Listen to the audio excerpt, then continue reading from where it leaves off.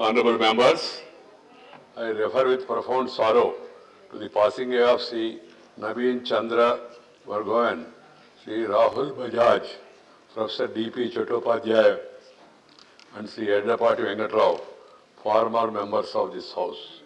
Sri Naveen Chandra Bargovan passed away on 28th of May 2021 at the age of 98 years.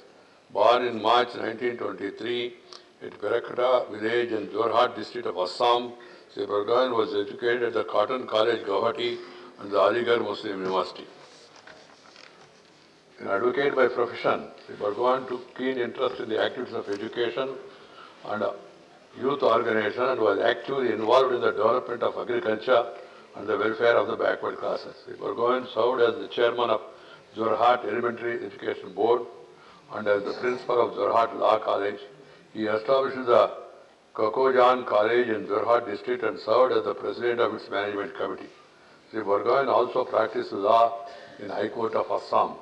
Sri Naveen Chandra Bargovan served as a member of this House, representing the state of Assam from April 1972 to April 1978.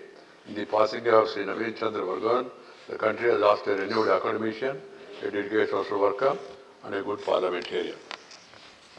Sri Rahul Bajaj ji passed away on the 12th of February 2022 at the age of 83 years. Born in June 1938 at Kolkata in West Bengal, Sri Rahul Bajaj was educated at the Delhi University, University of Mumbai, and the Harvard University, United States of America. An ardent proponent of development of domestic industries to achieve self-sufficiency, reliance, Sri Bajaj had deep commitment and sensitivity towards the people and the nation. Taking over the reins of Bajaj Group in pre-liberalization era, Sri Bajaj was with his unique entrepreneurial skills and able leadership not only diversified business into finance, insurance, lighting and steel sector, but also propelled the homegrown company to establish itself as a renewed multinational company. The iconic Hamara Bajaj slogan on Bajaj two-wheelers became a trademark etched in the minds of middle-class Indians. The visionary practice of Rahul Bajaj on the development of Indian industry led him have a unique distinction of serving as the president of Confederation of Indian Industries, CIA, twice. He also served as the chairman of Indian Airlines and the board of governors of the IIT Mumbai. He was awarded honorary doctorate by Rani Durgavati Vishwavidyalaya, Jabalpur, Madhya Pradesh, and the IIT Roorkee. Sri Bajaj was also the recipient of Padma Bhushan in the year 2001. Rahul Bajaj was served as a member of this House, representing the state of Maharashtra from June 2006 to July 2010. In the passing away of Sri Rahul Bajaj, the country has lost an able parliamentarian and a towering personality deeply committed to the development of Indian industry.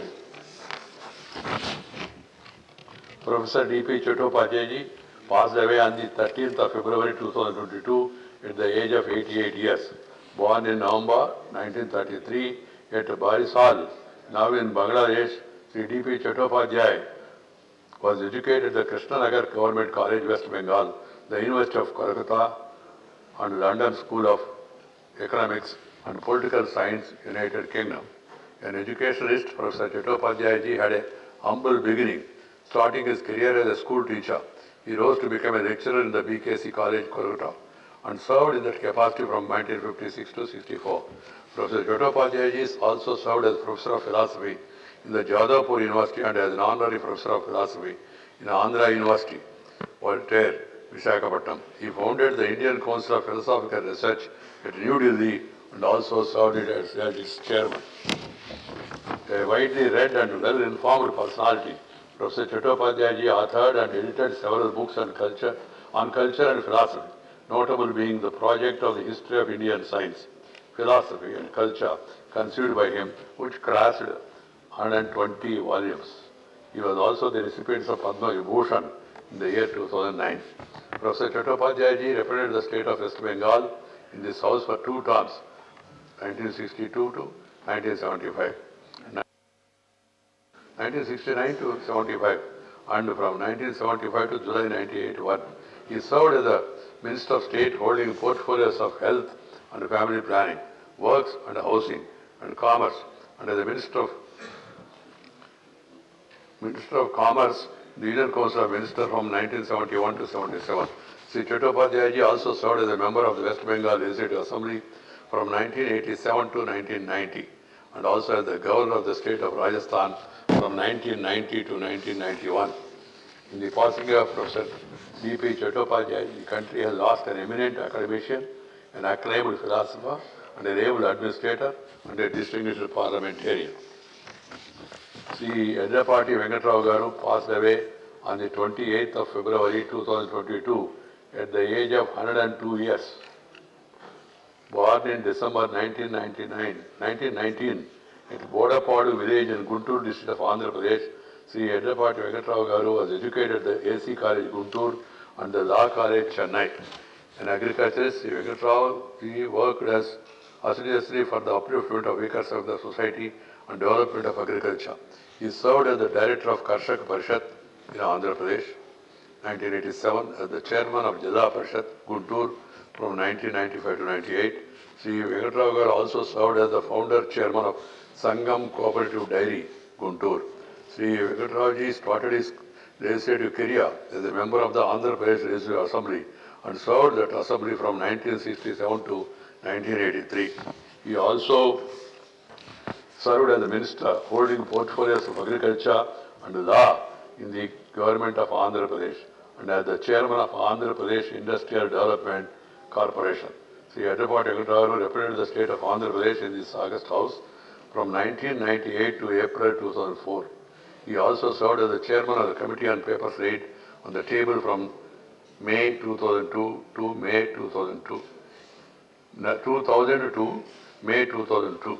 In the passing away of Sri Yadapati Venkatrao Garu, the country has lost a competent administrator, a champion of the rights of the farmers, and an able parliamentarian. He was hale and healthy up to 2 months before his departure, 102 years. We deeply mourn the passing away of Sri Naveen Chandra Bhagwan, Sri Rahul Bajaj, Professor D.P. Chattopadhyay ji, and Sri Yadapati Venkatrao. I request members to raise in their place and observe with silence as a mark of respect to the memory of the departed.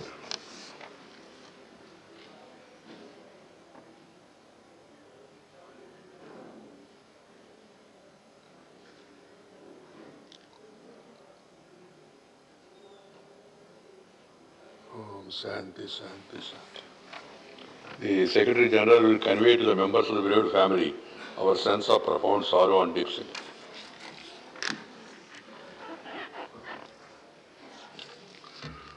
Honorable Deputy Chairman Sri Harivamsji, Minister for Parliament Affairs, Sri Prahad Joshi, Leader of the House, Sri Piyush Goyalji, Leader of the Opposition, Sri Mallikarjuna Khargeji, Ministers, Honorable Members, I warmly welcome you all to the second part of the budget session beginning today. We have witnessed some important events during the recess, including the situation in Ukraine and elections to the Legislative Assemblies of 5 states. This August House has taken a 30-day recess for the department-related parliamentary standing committees to examine the demands of grants of various ministries for the year 2022 to 2023. Given the importance of this exercise, honorable members may like to know the work done by 8 department-related standing committees of Rajyasabha during the recess. 8 department-related standing committees of Rajyasabha have held a total of 21 meetings for a total duration of 73 hours, 33 minutes, and examined the demands for grants of 18 ministries comprising 32 departments. I am happy to share with all of you that the average duration of these 21 meetings was 3 hours and 30 minutes per meeting, which is the best in this regard so far. This marked an increase of 1 hour 17 minutes per meeting, a rise of 56% over that of last year. I am glad to note that 3 committees met for an average duration of more than 4 hours for the meeting. The Committee on Education reported the highest average duration of 4 hours 48 minutes per meeting, followed by one on personal and public grievances with 4 hours 39 minutes, and the Committee on Commerce with 4 hours 8 minutes. However, there has been a decline in the average attendance of meetings this year from that of last year. I understand the recent assembly elections was a major factor that pulled down the attendance. I propose to soon hold another meeting with the chairman of all these 8 committees on their functioning over the last 5 years. You may recall the first part of this session that had 10 sittings marked a refreshing break from the turbulences of some previous sessions. There were no forced adjournments of the House during this first part. As a result, the productivity of the House was 101.40%. The last 8 full sittings of the first part of the session were free of disruptions and forced adjournments for the first time in the last 3 years. I appeal to the members to sustain this positive spirit during the 19 sittings of this part of session so that the House clerk's productivity higher than 94% of the budget session of last year. Honorable members, you are all aware of the situation in Ukraine. A large number of Indian students were required to be evacuated in the context of this situation there. This was a very challenging task. The government of India rose to and also the state governments rose to the occasion in evacuating Indian students as well as some students of other nationalities. These efforts are praiseworthy. I have been informed by the Minister of External Affairs that he will be making a statement on the Ukraine situation and also developments with regard to Indian students. Honourable members, with the waning of the third wave of COVID-19, both the House of Parliament have returned to sitting from 11 a.m. during this part as against in 2 shifts during the first part of this session. We will need to be careful, and hence some of the honourable members are being seated in the galleries of the House, though I don't see anybody today in the galleries. I urge upon all of you to follow COVID protocol, appropriate behavior both within and outside the House. I am happy to inform you that the Secretariat has recently installed another safety measure in the chambers of this August House to contain the spread of coronavirus. Equipment has been installed to contain the spread of virus through ultraviolet C-band radiation, which is very effective in killing the virus. CSIR and CSIO has come out with this technology. I wish all of you to have a happy, meaningful session. Honourable members, during the first leg of the budget session of our House, I had accepted the request of Parliament Affairs Minister for permitting the Ministers of State in the Minister of Parliament Affairs to lay all the papers listed under the heading "Papers to be laid on the table" in the list of business for the day in the name of other ministers on their behalf due to limited functional time available and the special seating arrangements. However, now the situation has improved and the members will be sitting in Rajyasabha chamber at its galleries only, and the House will also function as per its normal sitting from 11 a.m. to 6 p.m. during this remaining part of the current session. Therefore, all the papers listed under the heading "Papers to be laid on the table" will now be laid by the individual ministers concerned. This has to be noted by all the ministers, and Parliamentary Affairs Minister, I hope, will guide them.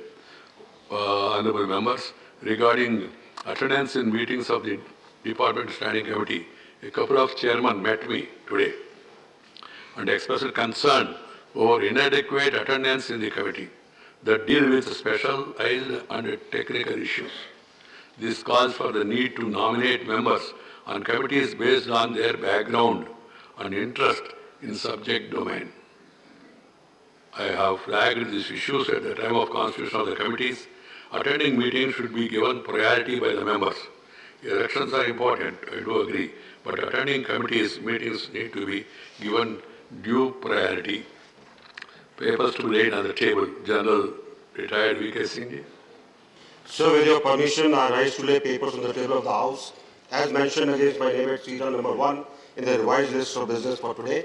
These pertain to the GSRs on drone rules, the annual report and audit of Rohini Heliport Limited, and the Airport Authority of India. Sri Danve Rao Sahab Dada Rao. सभापति महोदय, मैं आपके अनुमति से आज की कार्यसूची में क्रम संख्या 2 पर मेरे नाम के समक्ष उल्लेखित कामकाज सदन के पटल पर रख रहा हूँ। Sri Kaushal Kishore, मैं महोदय जी आपकी अनुमति से मैं आज की कार्य सूची में क्रम संख्या 3 पर मेरे नाम के समक्ष सूचीबद्ध कागजातों की एक प्रति हिंदी व अंग्रेजी में सभा पटल पर रखता हूँ। Sri Ajay Bhatt, Honorable Speaker, sir, Chairman. with your permission, Hello. I rise to lay the Honorable papers. Member, Honorable Chairman. Sorry, sir. Sorry, sir. You are in Lok Sabha here. Yes, sorry, sir. Sorry, Assembly. sir. Sorry. So sorry, sir. Ma, please.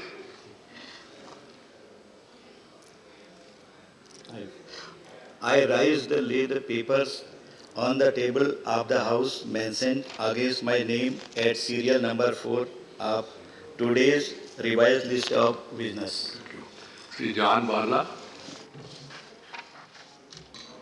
माननीय सभापति महोदय, मैं आपके अनुमति से आज की कार्यसूची में मेरे नाम के सामने क्रम संख्या 5 में उल्लेखित कागजात सदन के पटल पर रखता हूँ। reports of the Department Related Parliamentary Standing Committee on Home Affairs. Sri Anand Sharma. Sir, with your kind permission, I rise to present the following two reports in English and Hindi of the Department-related Parliamentary Standing Committee on Home Affairs. First, 238th report on demand for grants for the year 2022-23 of the Ministry of Home Affairs. Second, 239th report on demand for grants the years 2022-23 of the Ministry of Donor. Reports of the Department Related Parliamentary Standing Committee on Transport, Tourism and Culture. Sri T.G. Venkatesh. Respected Chairman, sir, I rise to present the following reports in English and Hindi of the Department-related Parliamentary Standing Committee on Transport, Tourism and Culture. 314th report on demands for grants 2022-23 of Ministry of Civil Aviation.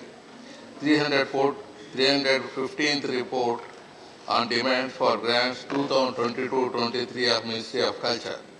316th report on demand for grants 22-23 of Ministry of Ports, Shipping and Waterways. 317th report on demand for grants 22-23 of Ministry of Road Transport and Highways. 318th report on demand for grants 22-23 of Ministry of Tourism. Thank you, sir. Sri T.G. Venkatesh will be setting a record of submitting number of reports. Each session, the report of the Department Related Parliamentary Standing Committee on Railways, Professor Manoj Kumar Jha. Honorable Chairman, sir, with your kind permission, I rise to lay on the table a copy of the 11th report in English and Hindi of the Department-related Parliamentary Standing Committee on Railways on demand for grants 2022-23 of the Ministry of Railways. Thank you, sir. Report of the Department-related Parliamentary Standing Committee on Social Justice and Empowerment. Srimati Janna Das Vaidya. Thank you, Honorable Chairman, sir. With your kind permission, I rise to lay on the table a copy of the 30th report in English and Hindi of the Department-related Parliamentary Standing Committee on Social Justice and Empowerment on demand for grants 2022-23 pertaining to the Ministry of Tribal Affairs. Thank you. Thank you. Motion for election to the Committee on Public Accounts. Sri V. Muralidharan to move a motion for election of 7 members to the Committee on Public Accounts. Respected Chairman, sir, with your permission, I rise to move the following motion that this House concurs in the recommendation of the Lok Sabha that the Rajyasabha do agree to nominate 7 members from Rajyasabha to associate with the Committee on Public Accounts of the Lok Sabha for the term beginning on the 1st May 2022 and ending on the 30th April 2023, and do proceed to elect in such manner as the Chairman may direct 7 members from amongst the members of the House to serve on the said committee. Motion moved. Those in favor will please say aye. Those against will please say no. I think the ayes have it, the ayes have it, the ayes have it. The motion is adopted. Motion for election to the Committee on Public Undertakings. Sri V. Muralidharan to move a motion for election of 7 members to the Committee on Public Undertakings. Respected Chairman, sir, with your permission, I rise to move the following motion that this House concurs in the recommendation of the Lok Sabha that the Rajya Sabha do agree to nominate 7 members from Rajya Sabha to associate with the Committee on Public Undertakings of the Lok Sabha for the term beginning on the 1st May 2022 and ending on the 30th April 2023 and do proceed to elect in such manner as the Chairman may direct 7 members from amongst the members of the House to serve on the said committee. Motion moved. Those in favor, please say aye. Those against, will please say no. I think the ayes have it, the ayes have it, the ayes have it. The motion is adopted. Motion for election to the Committee on the Welfare of Scheduled Castes and Scheduled Tribes. Sri V. Muralidharan to move a motion for election of 10 members to the Committee on Welfare of Scheduled Castes and Scheduled Tribes. Respected Chairman, sir, with your permission, I rise to move the following motion that this House resolves that the Rajya Sabha do join the committee of both the Houses on the welfare of scheduled castes and scheduled tribes for the term beginning on the 1st May 2022 and ending on the 30th April 2023 and do proceed to elect in accordance with the system of proportional representation by means of the single transferable vote 10 members from amongst the members of the House to serve on the said committee. Motion moved. Those in favor, please say aye. Those against, will please say no. I think the ayes have it, the ayes have it, the ayes have it. The motion is adopted. Members, I have received notice from Mr. Venugopal K.C. Venugopal and Dr. Sadaswan with regard to the situation about Ukraine-Russian war. Tomorrow, we are going to have a statement from the minister. Then you can seek clarification, but not now. I have already informed now that I have taken note.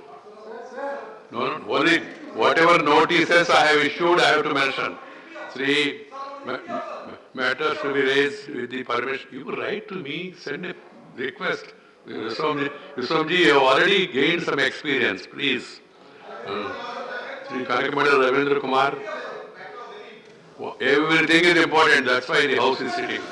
Please, this will not go on record. Don't get wrong precedents. And please write to me.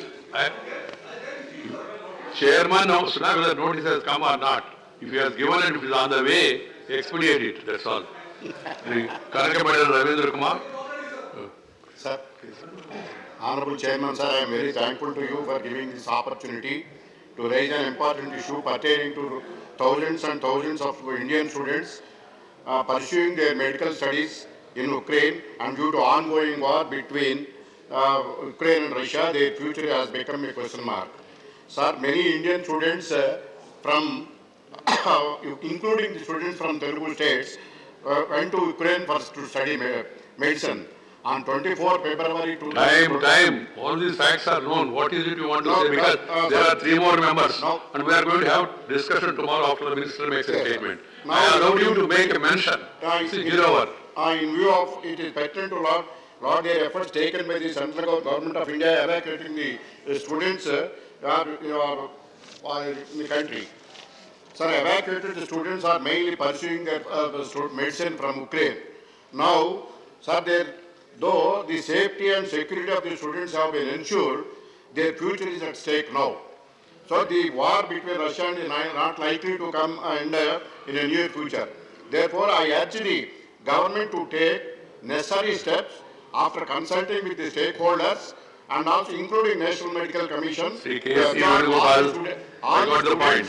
All the students. Please. K.C. Venugopal. It's not going on record what you are saying. Thank you, Chairman, sir. Please, Ravindra Kumar. Thank you, Chairman, sir. The students who have returned from the Ukraine due to the war are in a very, very difficult situation. Their entire family is also having most concern about their future, sir. Therefore, what is going to be done to the students is a great concern in the country now. Right. The education of that student has been now standstill. What is going to be done by the government? Government has to clarify it because they have to give a relief on that matter. Right. Dr. Amar Patnaik, associate, and if you want to add any point, whoever want to associate, send a slip. So while associating myself with the issue and with the concern raised about the students who have returned, may I make a few suggestions in line with Quick. the suggestions made by Honorable Chief Minister that you increase the seats by 2 to 5% in all the private and government medical colleges, and also take care of the 5th year, which has the clinical component, in some ingenious method so that their Right. entire education is not. Dr. Sadr Hussain.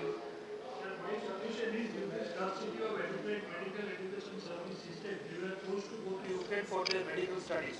They were brought back and they were forced to leave Ukraine. Our government has taken the responsibility to complete their internship after they pass the eligibility test. Right. But my humble submission before the government, please take care of those students who were forced to leave their studies in between. Many of them are in first year, second year and third year. Right. Some special steps should be taken to accommodate them here in India. Right. Sadr Hussain ji, you are a doctor, you know the regulations of the Medical Council of India and also the other procedures. This has to be attended, I do agree, but it's a complicated matter. Dr. Sri Prabhakar Reddy, Vemireddy, please. Sir, budgetary grant for the rare disease in India.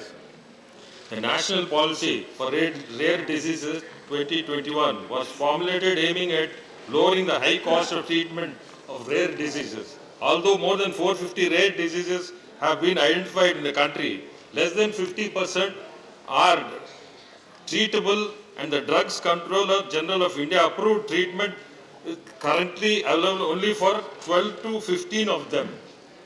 The health expenditure incurred in these diseases runs very high and eventually affects the patient's families. The policy a policy also has been created, voluntary crowdfunding digital platform, seeking contributions from individuals and corporate donors. So far, only 1,15,000 has been raised, and 237 patients, treatable conditions are awaiting support of crowdfunding, sir. And I request the government to issue necessary guidelines for provision of sustainable treatment support by the Center for Treating Disorders with an increased budgetary amount, sir, by the central government. Right. Sri Dr. Ami Agnik. Thank you, sir, for giving me this opportunity to raise a very important issue. So this issue concerns the waste management and the waste that is littered on the streets of our country. So in November 2019, the then Honorable Minister for Environment and Climate Change and Forest had made a statement on the Lok Sabha floor that 40% of waste, plastic waste that is collected, is lying there and not getting collected by the agencies. Sir, this littering of waste on the roads, on the streets gives rise to pollution, health hazards to citizens and our young children. Sir, those who are traveling by car do not face this problem. Those who are traveling or staying in big houses do not have this problem. But the children, the senior citizens get respiratory infections. So there should be some kind of a method, sir. And I urge the Honorable Environment Minister, also the Minister of Education, that there should be a top-down and a bottom-up policy. Sir, just picking up the broom and collecting garbage somewhere, but what happens to those heaps of garbage is not known to us. So under this mission or under whatever laws, sir, there are ample laws, but implementation of these laws or whether the local agencies are held responsible, are penalized for not seeing that the roads are clean, the litter is not picked up, or it is incinerated or treated, I think we are putting our children, our senior citizens and our citizens, exposing them to health hazards. Sir, this pollution has to stop and this civic sense has to be inculcated. Sir, continuously talking about community awareness is not going to solve the problem. Sir, we need to bring civic rights into our curriculum, and I request the government to bring a top-down and a bottom-up approach to see that this pollution is stopped. Right. Thank you, sir. Thank you, Dr. Sonali Mansingh, whoever want to associate, please send the names on this.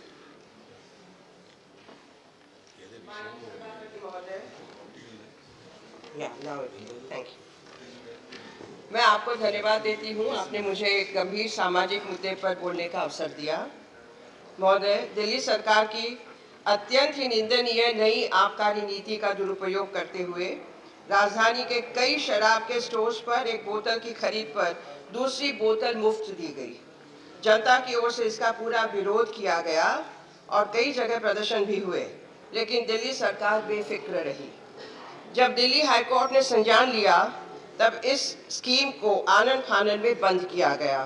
महोदय, वहीं जनता के विरोध पर निविदा के प्रावधान 3, 4, 8 के तहत लाइसेंस धारक दुकानदारों के सिर पर ठीकरा फोड़ दिया गया।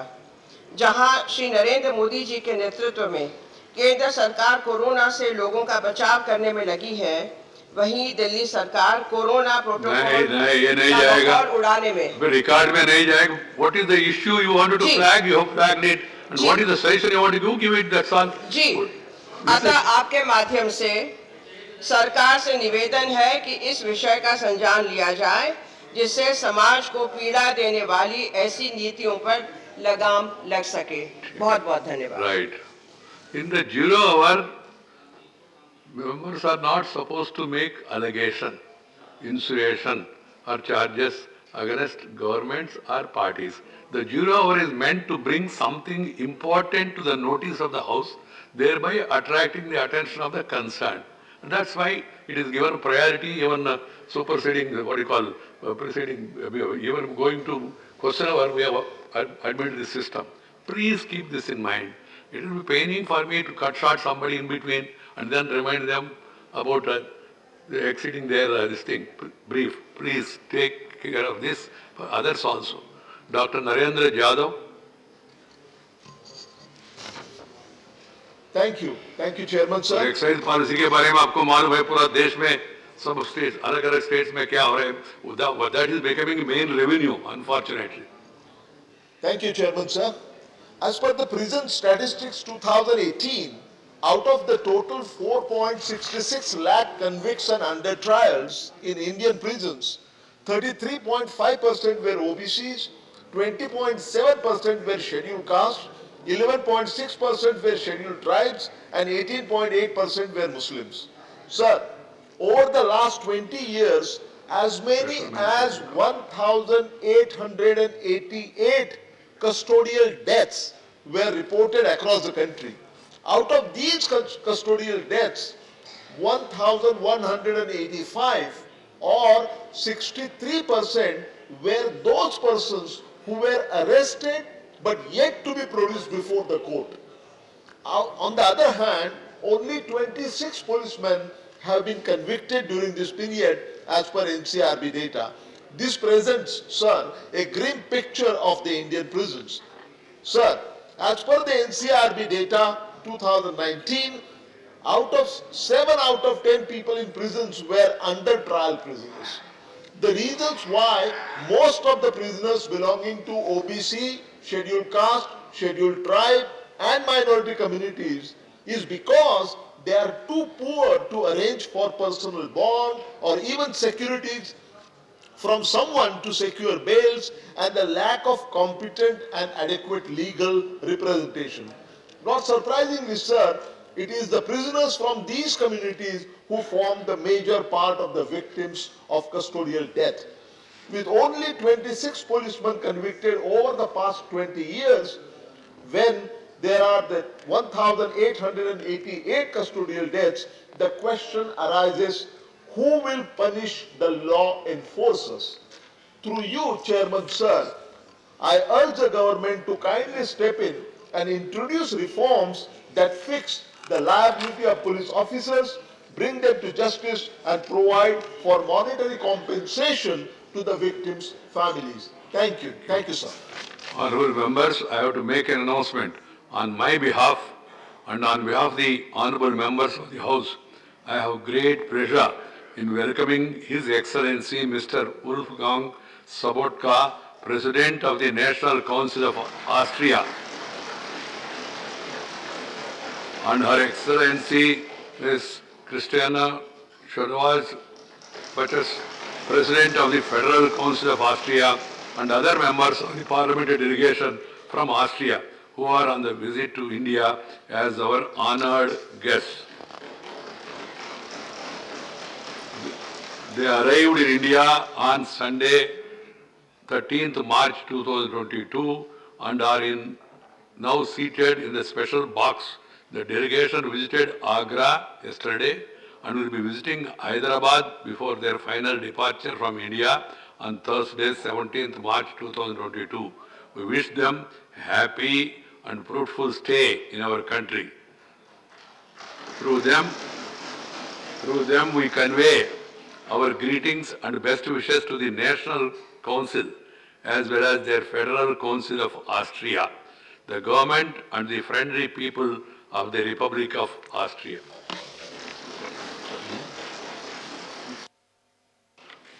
Honorable members, we had a Business Advisory Committee meeting today. It was agreed upon after discussion that development of Northeastern region, tribal affairs, railways, labor and employment are the four subjects or demands of grants of the respective ministries. They will be taken into consideration for discussion in this part of the session, and each of these demands have been allocated 4 hours. And if necessary, if the members so wish, they have to sit extra time in the evening so that they can also participate in the discussion. Whoever is asking to include their names, they will definitely get time, but after the scheduled time is over. I have already advised the Deputy Chairman also to be liberal and give opportunity to the honorable members in this regard. And not only the Deputy Chairman, whoever is panel chairman at that time. Consideration and return of appropriation bills relating to following demands after they are passed by Lok Sabha. Supplementary demands for grants 2021-22, excess demands for grants for the year 2018-19, 4 hours to be discussed together. General discussion on the budget of the Union Territory of Jammu and Kashmir for the year 2022-23, consideration and return of appropriation bills are the following demands after they are passed by Lok Sabha.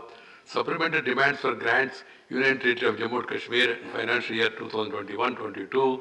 Demands for grants of Union Territory of Jammu and Kashmir for the financial year 2022-23. They will all be taken up together and 4 hours time has been allocated.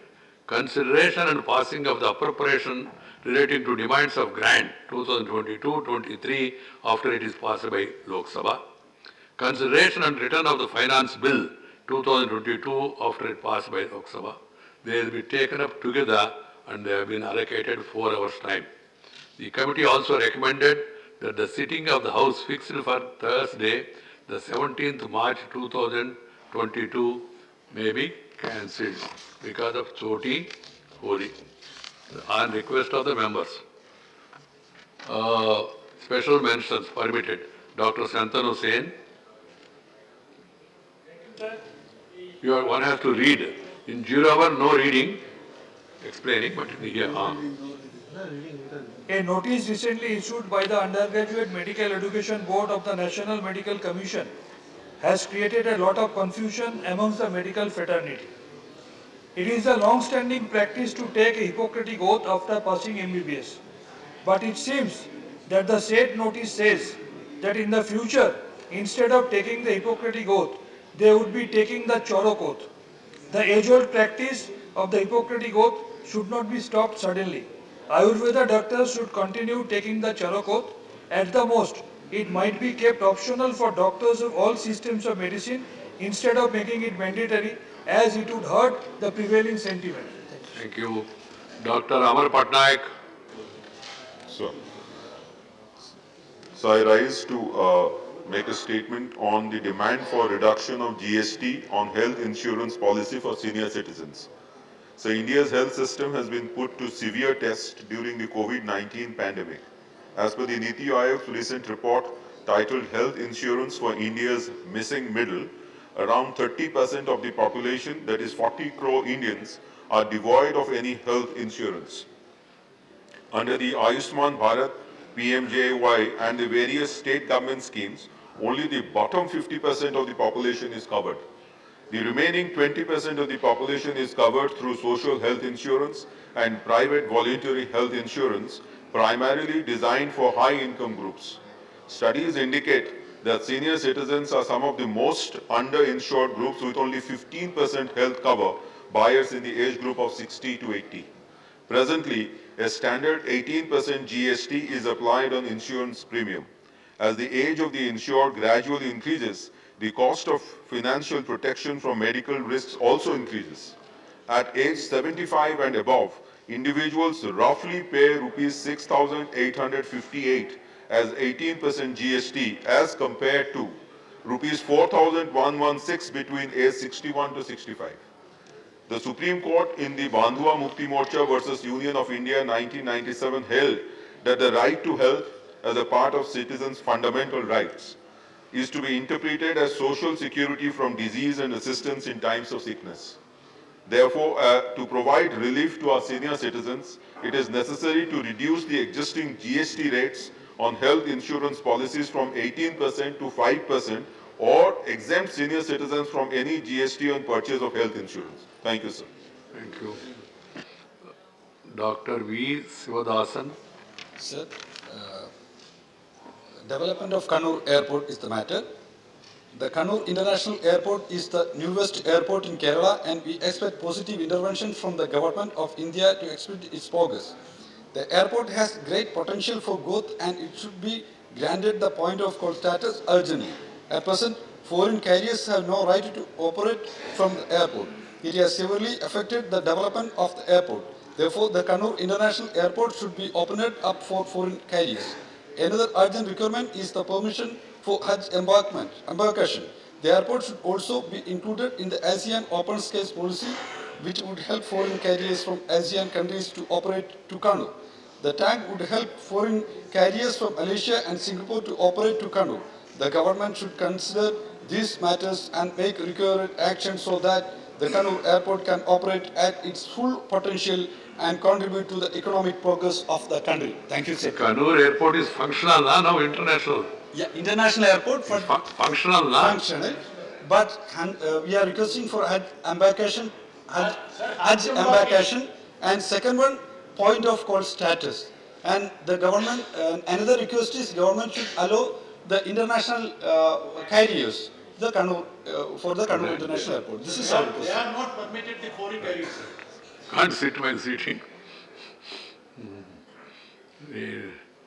Dr. Fauzia Khan. Thank you, Chairman, sir. Through this special mention, I would like to draw the attention of this august House towards the potential of the electric vehicle industry in India. Currently the 5th largest in the world, it is slated to become the 3rd largest by 2030. Since EV space is at a nascent stage, it offers the world's largest untapped market, especially in the two-wheeler segment. The report Mobilizing Electric Vehicle Financing in India has estimated that the transition to electric vehicles will require cumulative capital investment of rupees 19.7 lakh crore in EV charging infrastructure and batteries over the next decade. With a market size of rupees 3.7 lakh crore for the financing of EVs in 2030, barriers like insufficient charging infrastructure, the current high pricing of EVs, limited options and higher dependency on imports hinder our path towards becoming a green economy. Given that there have been positive developments to increase the uptake of electric vehicles in numerous states, it is high time that we fuel this zeal further by infusing the requisite capital in the production. Hence, sir, I urge the Ministry of Power to consider speeding up the reforms on the above-mentioned challenges to accelerate progress. I strongly feel that in India's aim to reduce carbon emissions by 33 to 35% till 2030, the contribution of the progress in boosting the sector can reap multiple spillover benefits, considering that the contribution to the automobile sector to the manufacturing GDP is close to 50%. Thank you. Thank you. Sri John Vitas. Sir, during the pandemic, we understood the relevance of continuing with the critical infrastructure in the health sector. Sir, HLL Life Care is one of the PSUs under Ministry of Health and Family Welfare and played a pivotal role in fighting the COVID-19 pandemic. as a nodal agency of the government. So the government of India has decided to sell off this profit-making PSU. And this PSU became a successful venture because the state of Kerala contributed 19 acres of land free of cost, sir. So the Kerala government had requested the government of India to stop the disinvestment and the sell-off. And if at all they are very particular about sell-off, they should hand over this PSU to the Kerala government. Sir, recently we also had taken over one of the center PSUs, that is Hindustan Newsprint. Now the government of India has come up with a strange reason that they will not hand over this center PSU to state governments.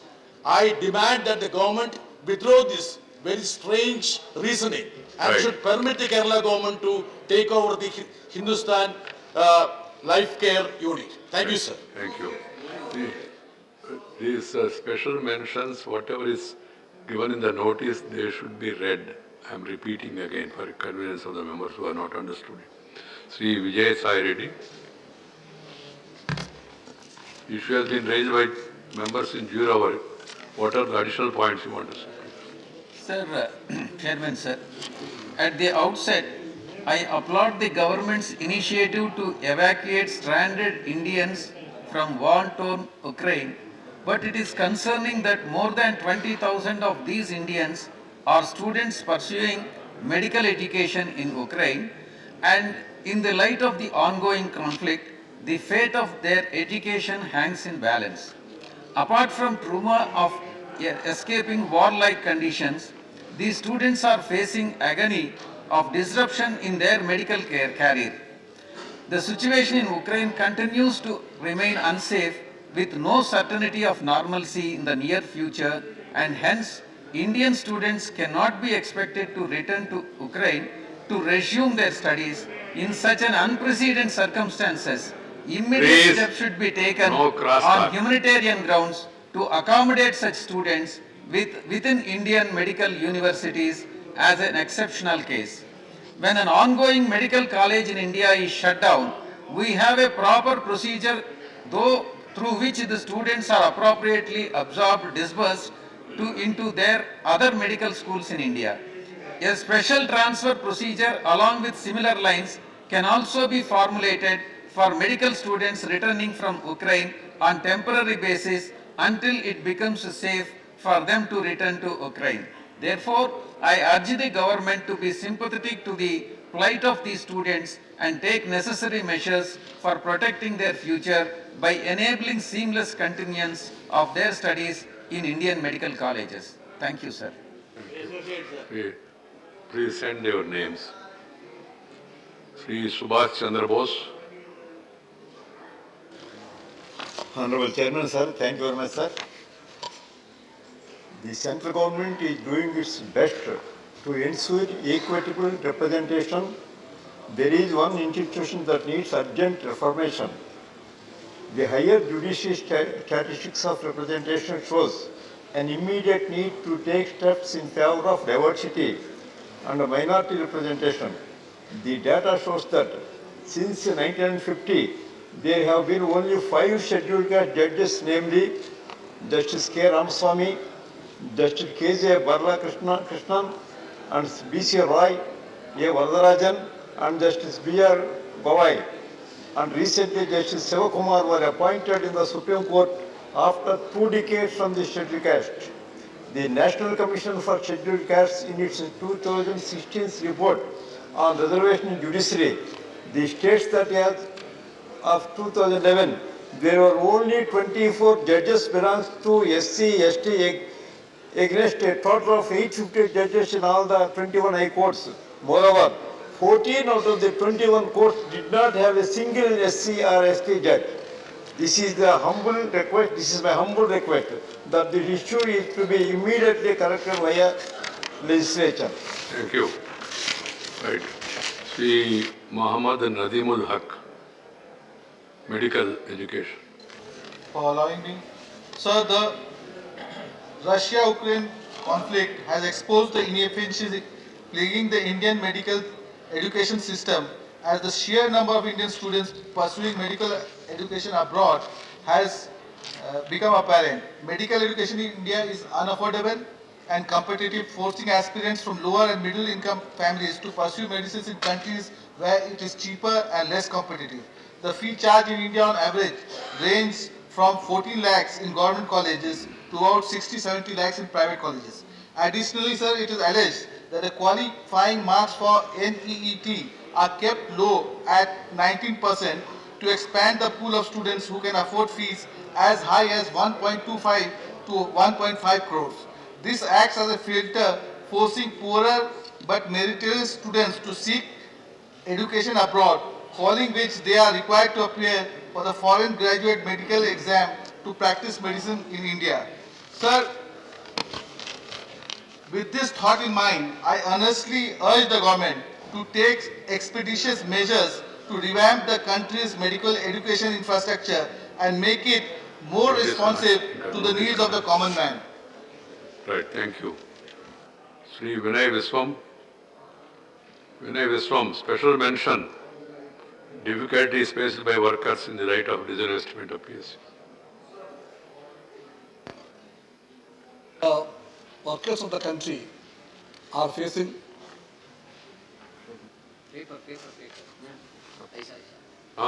Zero over, sorry. 0 over.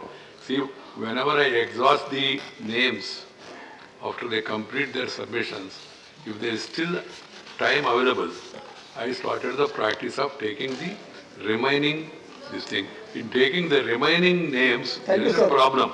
Certain people have given notice about issues, for example, which can be discussed now in the appropriation bill. So the same thing, you cannot take it up in 0 hour. Keeping that in mind, Thank you very much, sir. Please. It was a generous approach from you. We all appreciate it. I am grateful to you. Sir, the matter I raised was regarding the workers' issue of this country. No doubt they are the wealth creators. The government often talk about the wealth creators. We believe the wealth creators are not the super rich. The real creators of the wealth are the workers and the peasants. So the workers in India are faced with a lot of problems.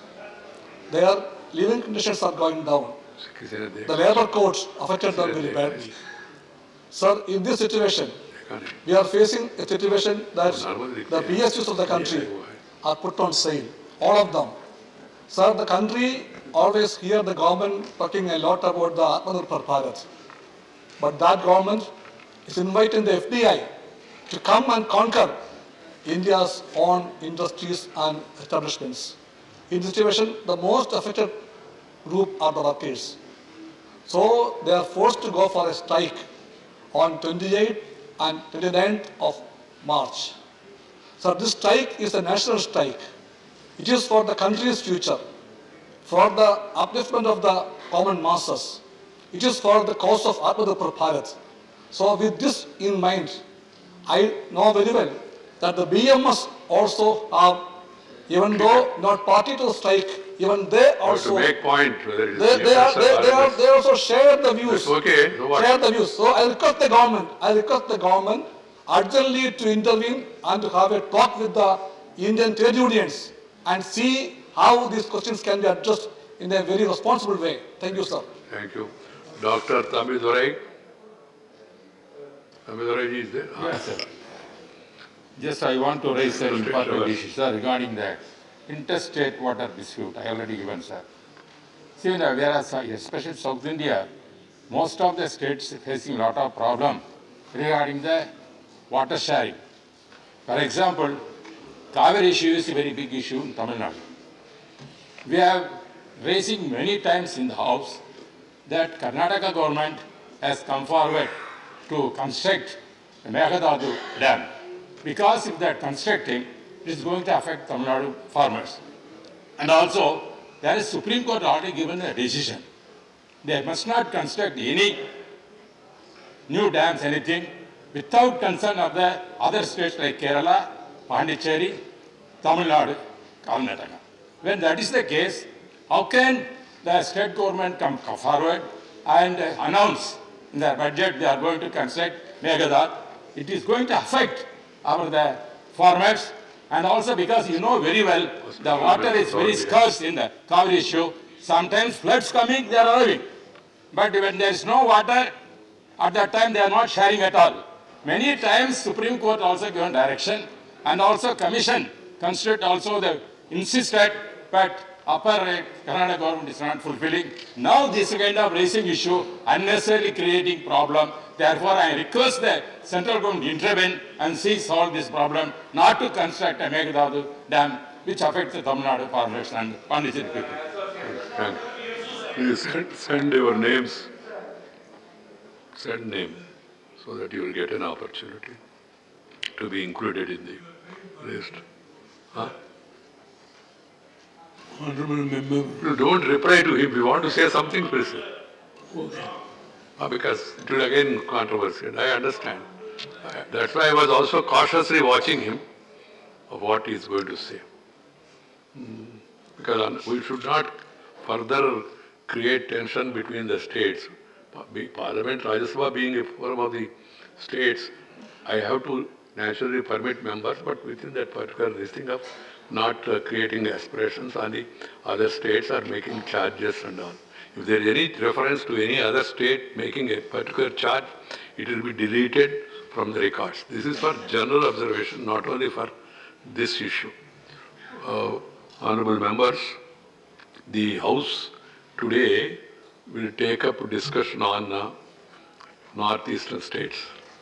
We will start the discussion on demands for grants today, initiating the debate on northeastern states. So people should take advantage of the same, because I have been to northeast, just reached yesterday, Mizoram and Sikkim. Earlier I have spent nearly 6 days, that means total 8 days in northeastern states. A lot of progress is being made, but there are a lot of issues concerning each state of the northeastern region. They are very important for us, even our security point of view, and also our strategic point of view.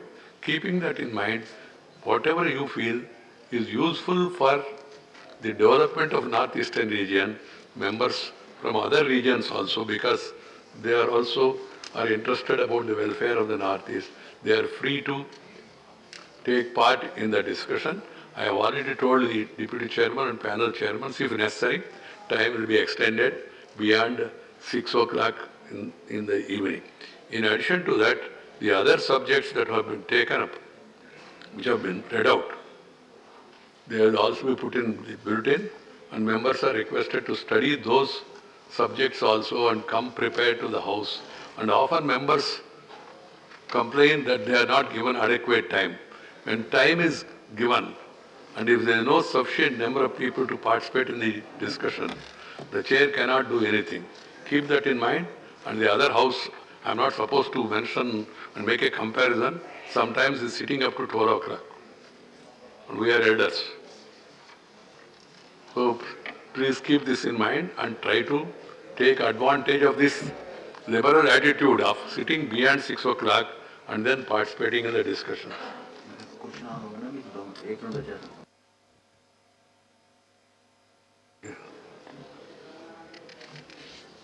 And also I have observed certain members, they are discussing among themselves. Some of them are wearing masks. I have seen people who are wearing masks and also other appliances, they are not able to understand the sound they are making to others. Really. So please see to it that if you have something very important, urgent, both of you can quietly go out, talk among yourselves in the lobbies and also the other places, and then come back together or separately. I have no problem either way. But within the House, members or ministers or anybody, they should not talk among themselves, because it will add to the noise in the House, and it will detract the attention from the honorable member who is making his own submission in the House. Keep that in mind. And question hour. Sri 121, question 121, Sri Anil Desai. Vandana Chavani, please.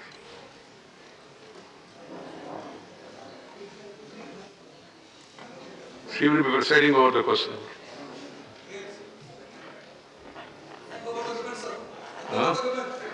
Women's Day?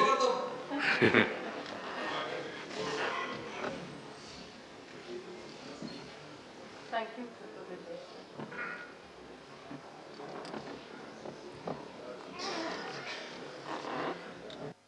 Desai ji. Thank you, Minister to lead Chairperson. the reply. Yes, supplementary. Yeah. Thank you, You're writing Vice Chairman. name slip.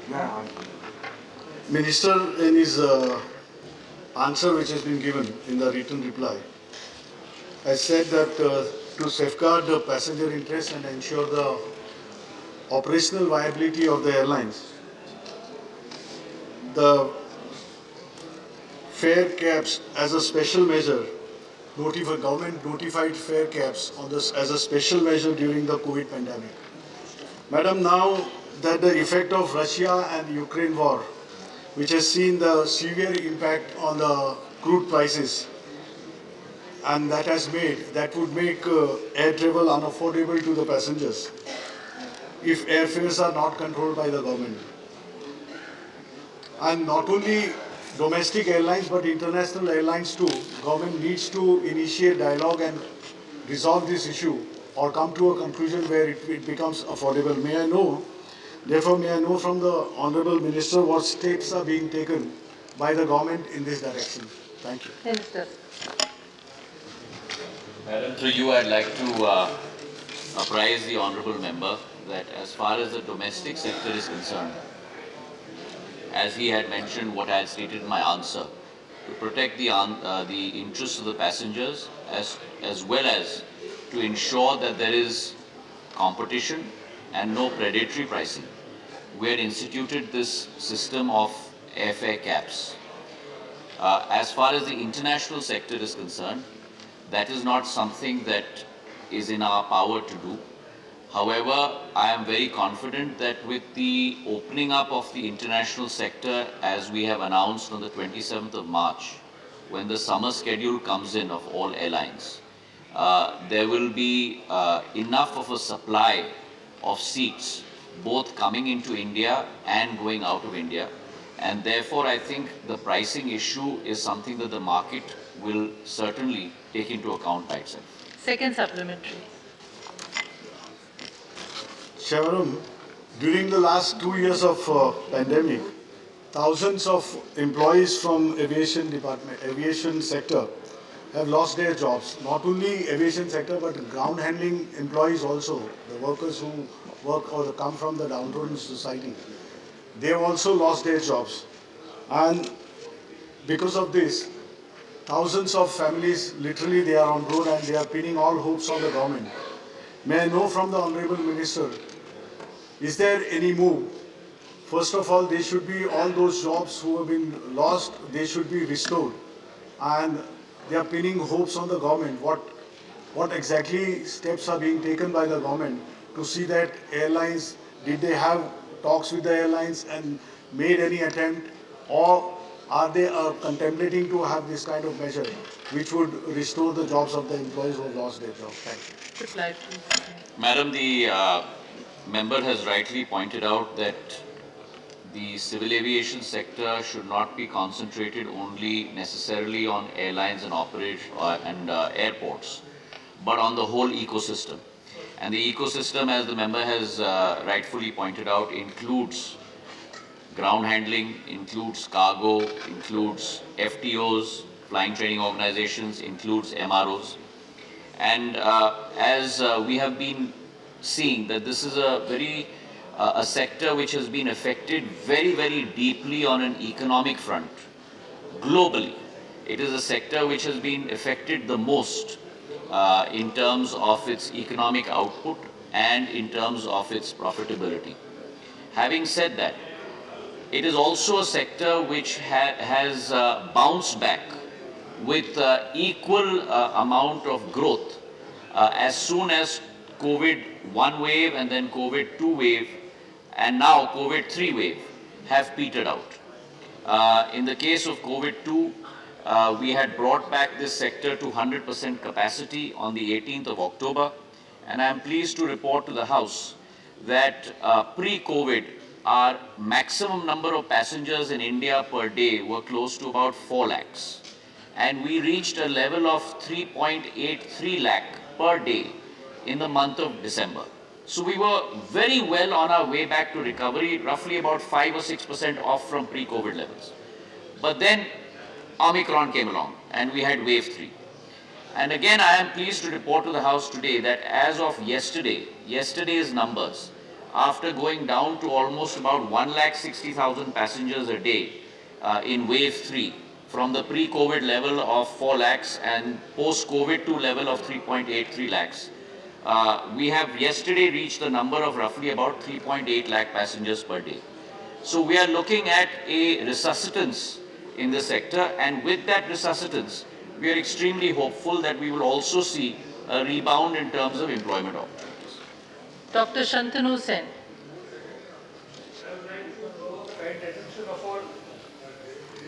Louder. Mike. I would like to draw the kind attention of our learned minister to a ground reality that so far maintenance of COVID protocol at different airports is concerned. Passengers are being asked to show their COVID vaccination certificate at some airports. At some airports, they are being asked to show their COVID report of last 24 or 72 hours. And at some airports, they are being asked nothing. So there is a confusion amongst the general passengers. My request and my question before our learned minister is, why don't we bring an uniformity at all the airports of our country? Thank you very much. Madam, through you, I'd like to apprise our learned member. It's a very important point that he has raised. As you're aware that these are decisions that are taken by two centers. One is the Health Ministry at the center, and secondly, the states.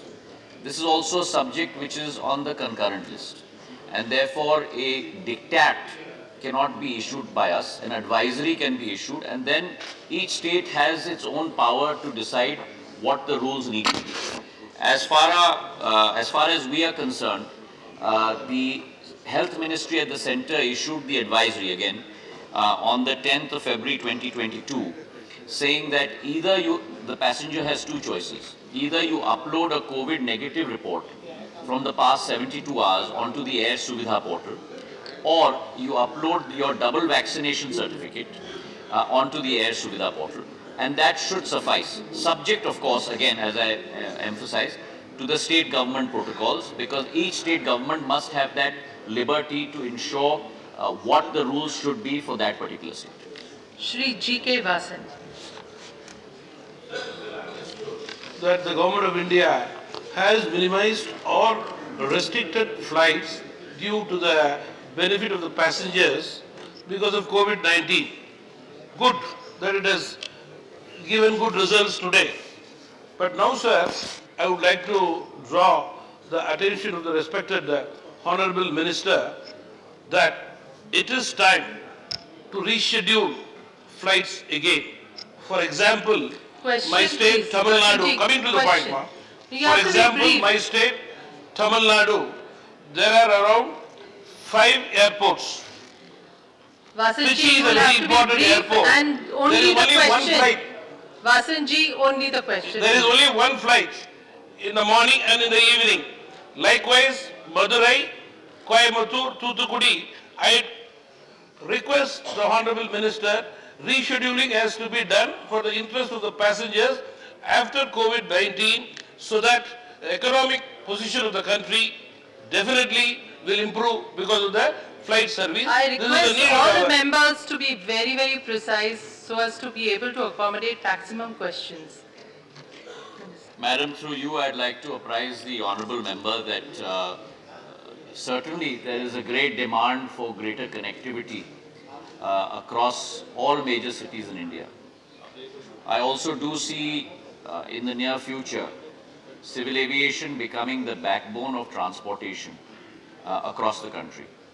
And therefore, we also are looking at a high level of growth in this sector.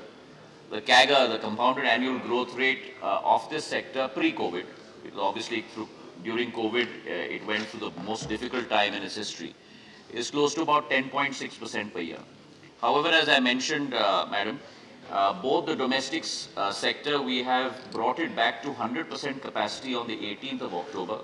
Even through the third wave of COVID, we did not restrict capacity.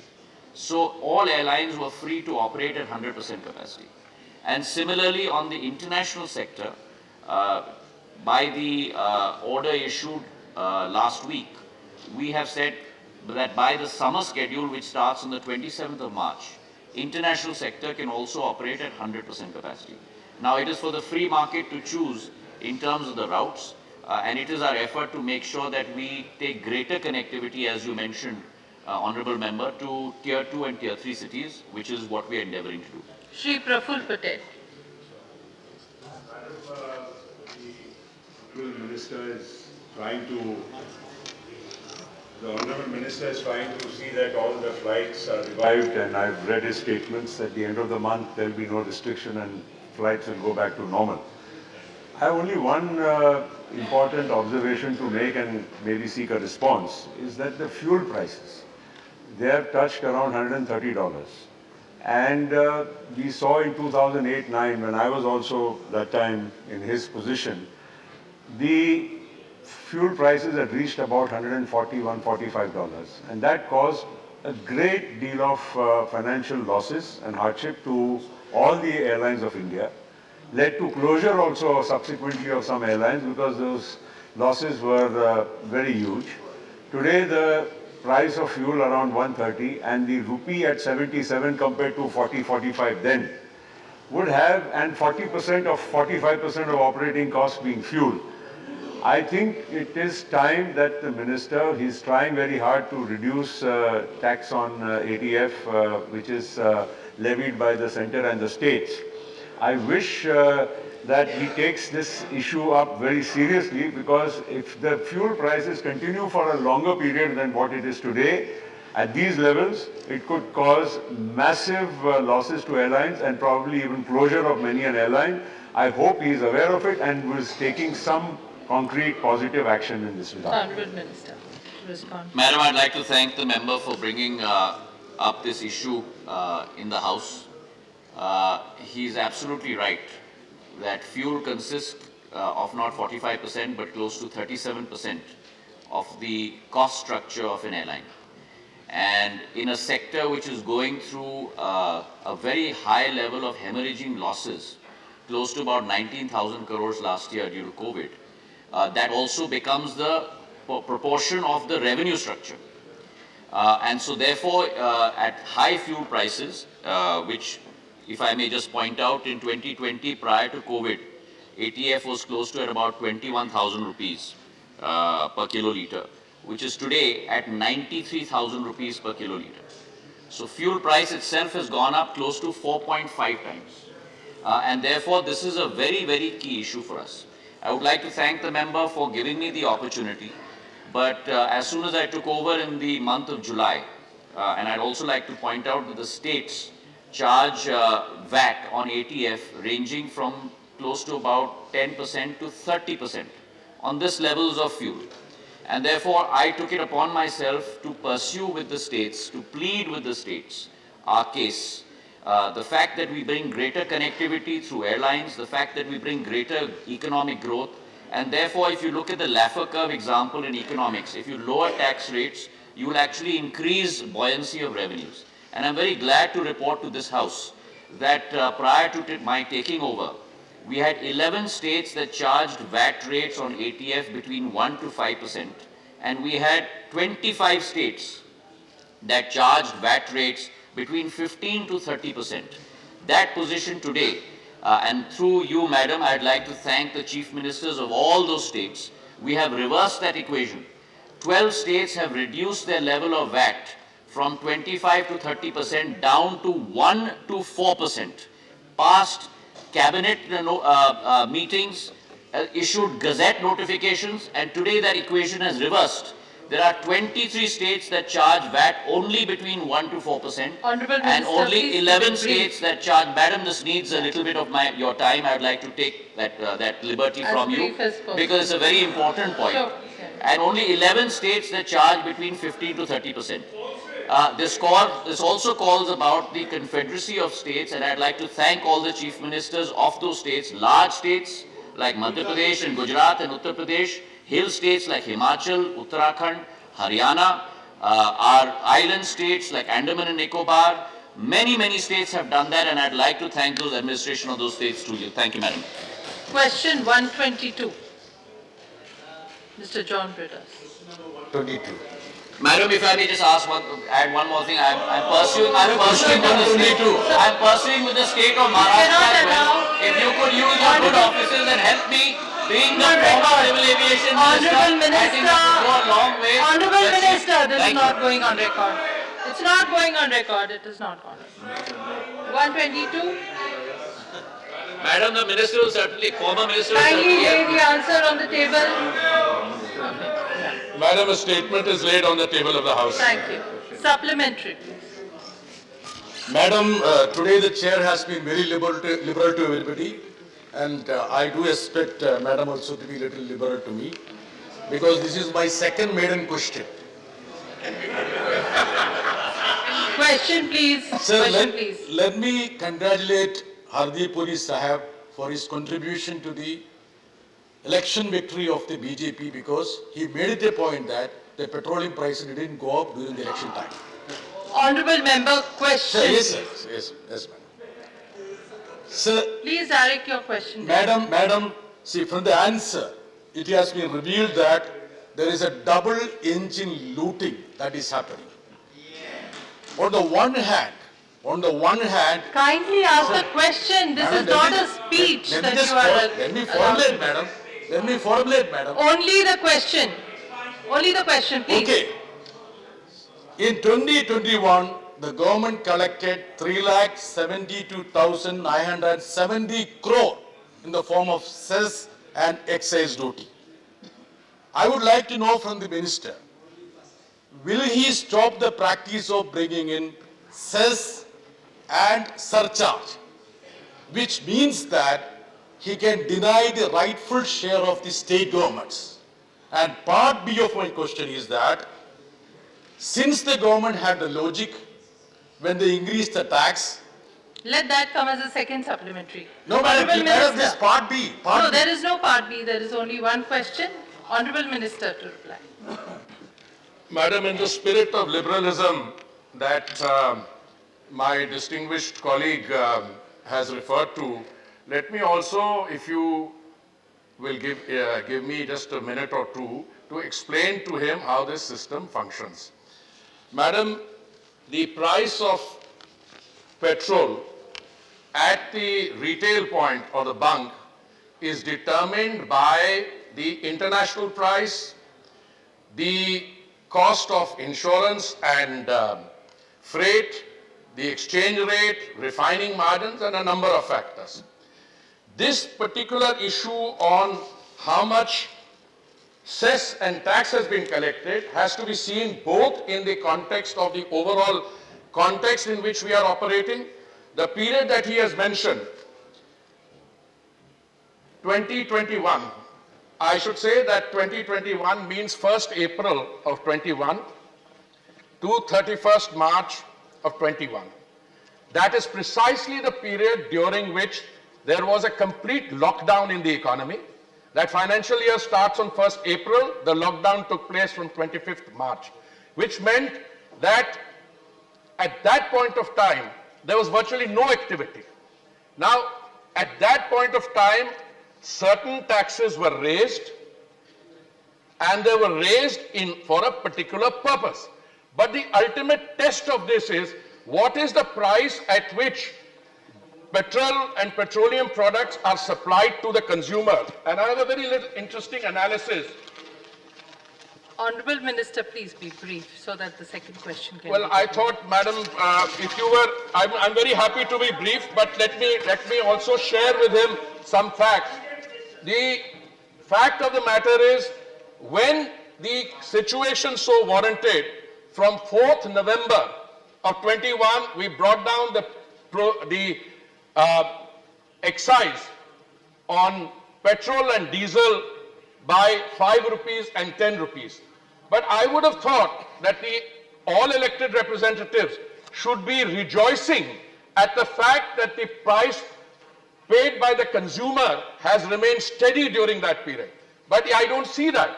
In fact, one prominent youth leader made a statement on 5th March. Honourable Minister, kindly reply to his answer. This is not a debate. Well, just a direct reply to his answer. Please. I am answering. Please reply the question. I am very happy to answer the Please question, reply madam. the question directly. The question is, raising of taxes, levying of taxes are done depending on the situation at that point of time. Okay, today we have brought down the taxes. Supplementary number 2. There is teacher, if you are not satisfied with the answer, please follow that. Second supplementary. Give me time. I will try with my limited ability to satisfy. This is a question now. You have to be precise in your question and precise in the answer. Second Honourable member asked. Second supplementary, please. Madam, he is standing. He is standing. How can I ask question? Issue when the state collects. We brought down the central excise. 9 states still have not brought down the excise. We are willing to take such steps as are necessary to control the price at the bunk. Honourable member, please ask your second supplementary. Out of the tax collected, 45% or so goes to the state government, 55 or 60%. I would. Honourable Minister, yes. Now second supplementary. Short question and Madam, as far as possible a short answer. Madam, the Honourable Chairman has been very liberal. I don't know why you seems to be so stiff about. Madam, my second supplementary, though he hasn't answered my first supplementary, which second supplementary. I really want the chair to protect the member, not the minister. Question. Here the other way is happening. Question, please. Sir, there have been a lot of reports about Russia offering discounts on the crude oil front. I would like to know whether there is any discussion that is happening between Government of India and Russia as to buy crude oil from Russia at a discounted rate. If so, what could be the facilities which you will be getting, and what could be the modus of payment? Will it be rupee, ruble, and what would be the reference point? Which currency would be the reference point? Honourable Minister. Madam, let me again reiterate that in a situation in which from the last 2 years characterized by the pandemic and in the last few weeks of a war or a military action taking place between Russia and the Ukraine, the government will explore all options which are available. There are reports and there are contacts. I myself have had a conversation with the appropriate levels of the Russian Federation. These are discussions currently underway. Several issues which will require both how much oil is available either in Russia or in new markets or in new suppliers which may be coming on the market, and issues relating to insurance, freight, and a host of other things, and the payment arrangements. I would be delighted, Madam, on the first opportunity, whenever these arrangements are worked out between our oil companies and their counterparts in the Russian Federation, or our oil companies in Iran or other countries where more oil is coming up. It's a dynamic, evolving situation characterized by military warfare, when I would be happy if some of that military quotient is less here and I could get a chance to explain to my distinguished colleague in greater detail. Shri Shakti Singh Goel.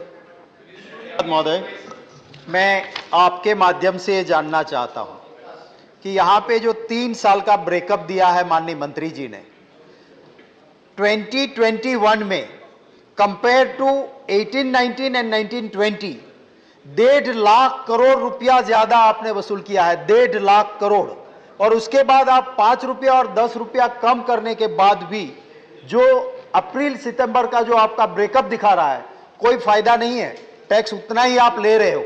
मेरे आपसे यही जानना चाहता हूं आपके जरिए मंत्री जी से कि आप पेट्रोल में 10 रुपया और डीजल में 5 रुपया कम करते हो। डीजल वो किसान और आम आदमी के लिए बहुत अहम है, तो डीजल को पेट्रोल के साथ आपने दाम कर दिए हैं। डीजल आज तक कम ही रहता था, जिससे किसान और आम आदमी को फायदा होता था, तो डीजल का शुल्क और कम करने के लिए सरकार तैयार है या नहीं? Honourable minister.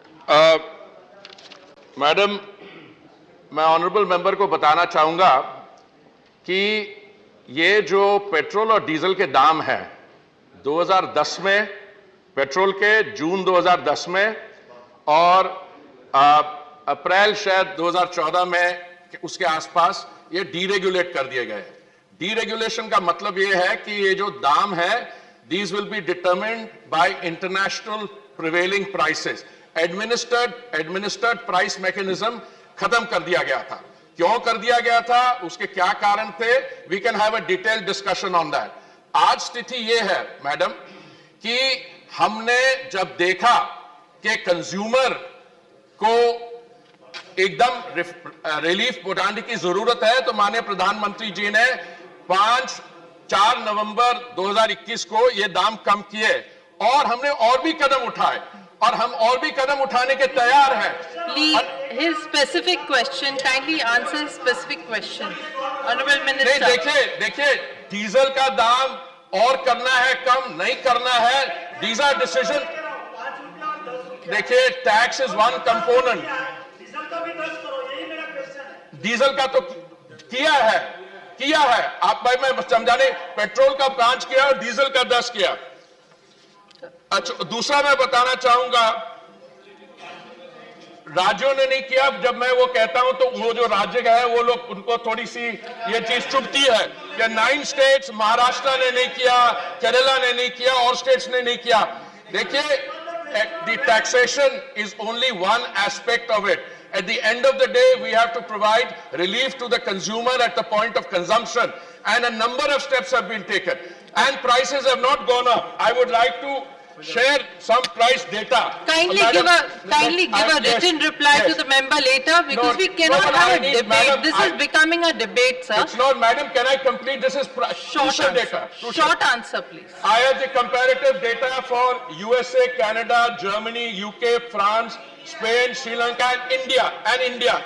All those countries, the price of petrol during this representative period has gone up by 50%, 55%, 58%, 55%. India, it has only gone up by 5%. We should be rejoicing that. Instead, what we are hearing from the distinguished member is, why has it not gone up? You have done it. Kindly, Honorable Minister, kindly give a detailed reply later to the member. I think that would suffice. Shri GVL Narasimha. I'd like to thank Honorable Prime Minister and Honorable Minister for reducing the excise duty by 5 and 10 on petrol and diesel. But many states have not reduced VAT. And the highest prices of petrol are today and diesel are in Andhra Pradesh, Maharashtra, Telangana and Kerala. These are the 4 states where the highest prices are there for petrol, diesel. And I hope they are equally. Question, please. I know this is a fact. And therefore, I would like to Honorable ask member, Honorable please Minister, sit down. Honorable member, please. When states. Question, please. Yeah, my question is,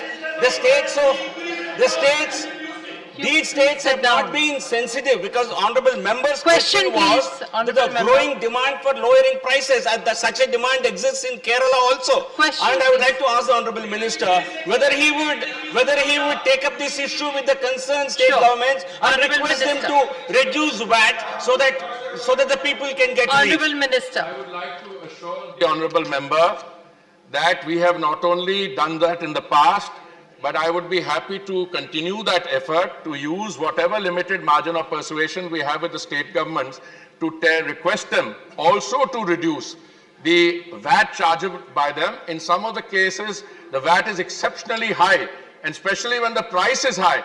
But I still see that one point which is being mixed, that the price at the bunk has not gone up. In India, it's gone up by 5%. Rest of the world, it has gone up by 50%. We should be celebrating that in the interest of our consumer, rather than doing nitpicking that you have done this and I have done that. Shri Anand Sharma. Shri Anand Sharma ji. Thank you, Madam Chair. I would like to ask the Honourable Minister, since the petroleum prices are a matter of national concern, and earlier in the previous question, the Minister of Civil Aviation was also referring to the high aviation fuel prices. It's a larger spiraling effect on the economy. When the GST was introduced, in principle it was agreed when the government and the opposition talked, and the then Finance Minister, late Shri Arun Jaitley ji, that the petrol products eventually would be brought under the GST. Has any progress been made by the government in the GST Council, and what is the response of the states? Will the Honourable Minister speak to the Finance Minister and try to have this matter resolved? Honourable Minister to reply. I can quote the specific article under which this has to be done. I think there have been several discussions. My own memory serves me right that I believe also that the Kerala High Court at one stage specifically suggested that this be brought on the agenda of the GST Council. And since this requires the unanimity of the GST Council, the issue was, I think, taken up during a meeting of the GST Council, if I remember correctly, in Lucknow. And the proposal did not find favor. Sir, Madam, the honest God's truth is that states which are acquiring high revenue from the sale of petrol and petroleum products, and if I may also add liquor, they are normally reluctant to reduce their revenue from these two sources. And I'm particularly pained in one particular state, which I don't want to name here. They did not reduce the VAT on petrol, but they reduced all their revenue on liquor. So, well, these are priorities which state governments have to set for themselves, and these are also part of the philosophy on what you wish to encourage. But I am, with a sense of responsibility, I tell this House, the government has ensured, and the government will in the coming months also take whatever measures we have to make sure that our consumer gets relief to the extent we can. Now the price of oil has gone up from $19.56 a barrel to 130 at one stage. Today it's down to 109 or so. Those are situations emanating from a warlike situation. But within that, whatever space we have, wiggle space and margin of persuasion, we should continue to exercise that in the interest of the Indian citizen and the consumer.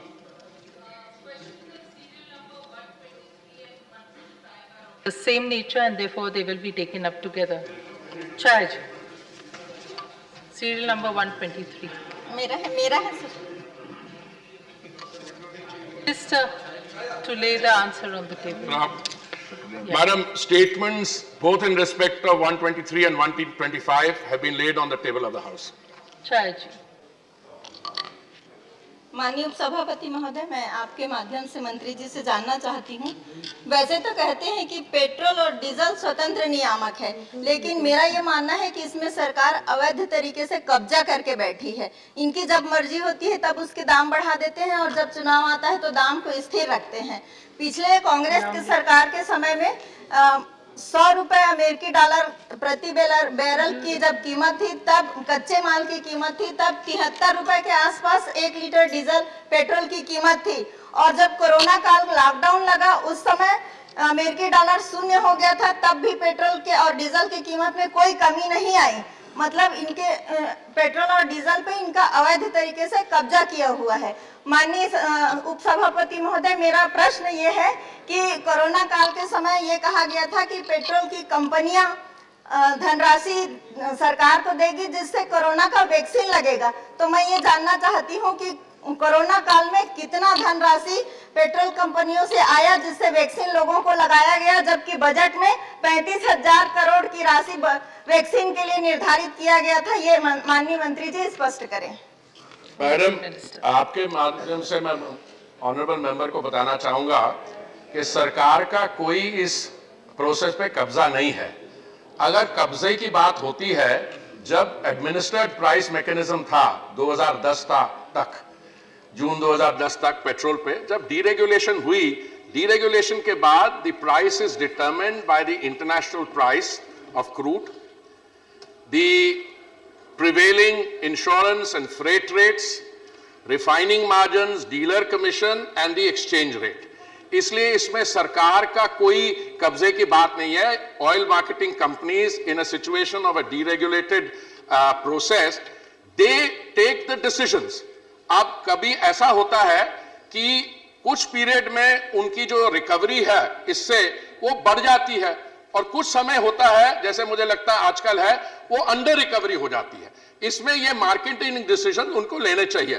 जहां तक चुनाव के साथ ताल्लुकात है, मैं आपको बड़े स्पष्ट तरीके से बताना चाहूंगा और आपको तो इसके बारे में ज्यादा जानकारी होती है. हमारे यहाँ तो 5 साल चुनाव तो होते रहते हैं.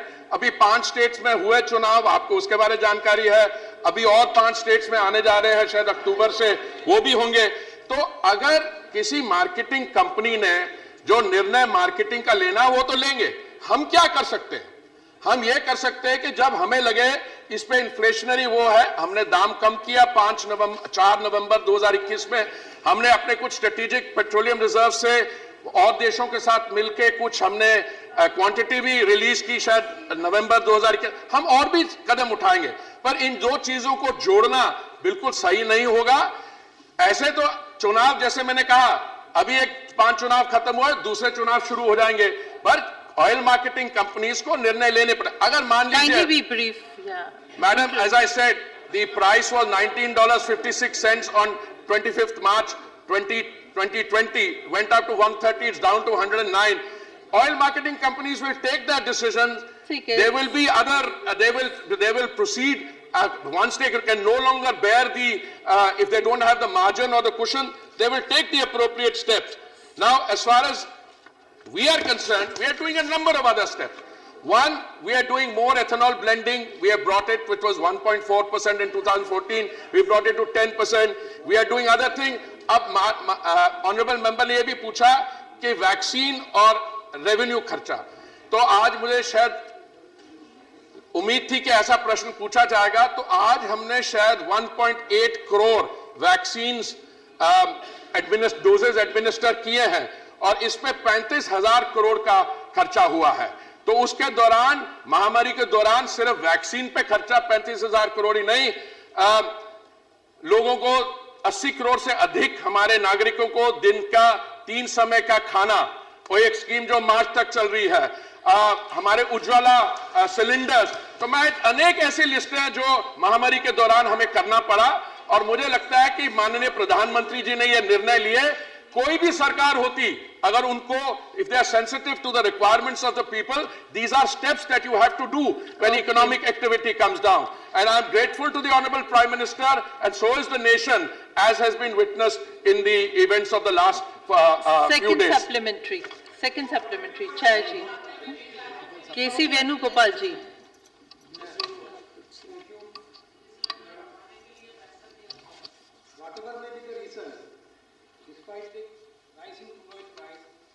The price of petrol and diesel has not been increased since November.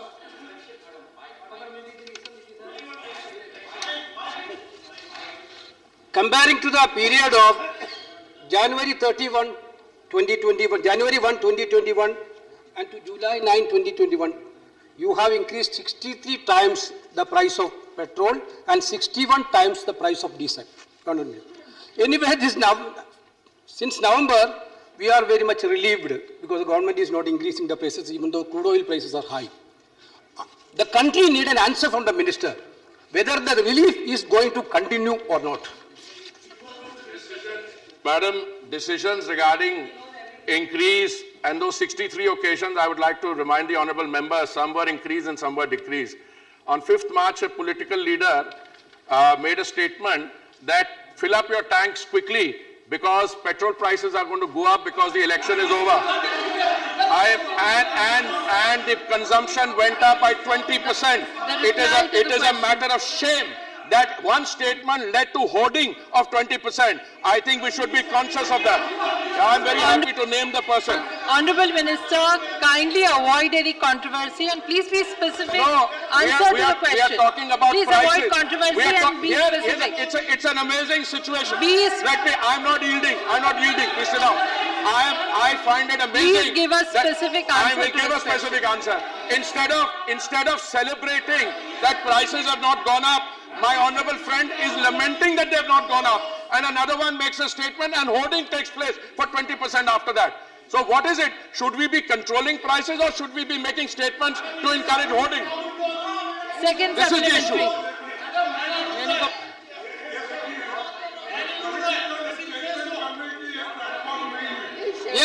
उसका रिप्लाई आप देना चाहिए वो छोड़ के किसी ने ये कहा आपका बैरल कर लो किसी ने वो ये रिप्लाई नहीं है स्टेट पूछ रहे हैं कि ये प्राइसेस अब है ये कंटिन्यू रहेगा क्या नहीं ये क्वेश्चन मैंने किसी नौजवान ने ये किया वो किया Next supplementary question, K.C. Venugopal ji. Madam, Please sit down and maintain order. We will have the honourable member ask the second supplementary. Madam, I am happy. Madam, I am happy the honourable minister is trying to asking the question. appease his bosses using this platform of question hour. I am happy to do that. But the question is, the government is looting the country by imposing taxes on petrol and diesel. Whenever the question of the common people is coming, you are diverting the issue. Whether the government is going to stop this loot. Let me answer this. Who is looting the country? 97% of their candidates lost their deposits. That is what the country's answer to this is. 97% of their candidates lost their deposits. That is the answer. I'm calling out. And now also, this is their answer.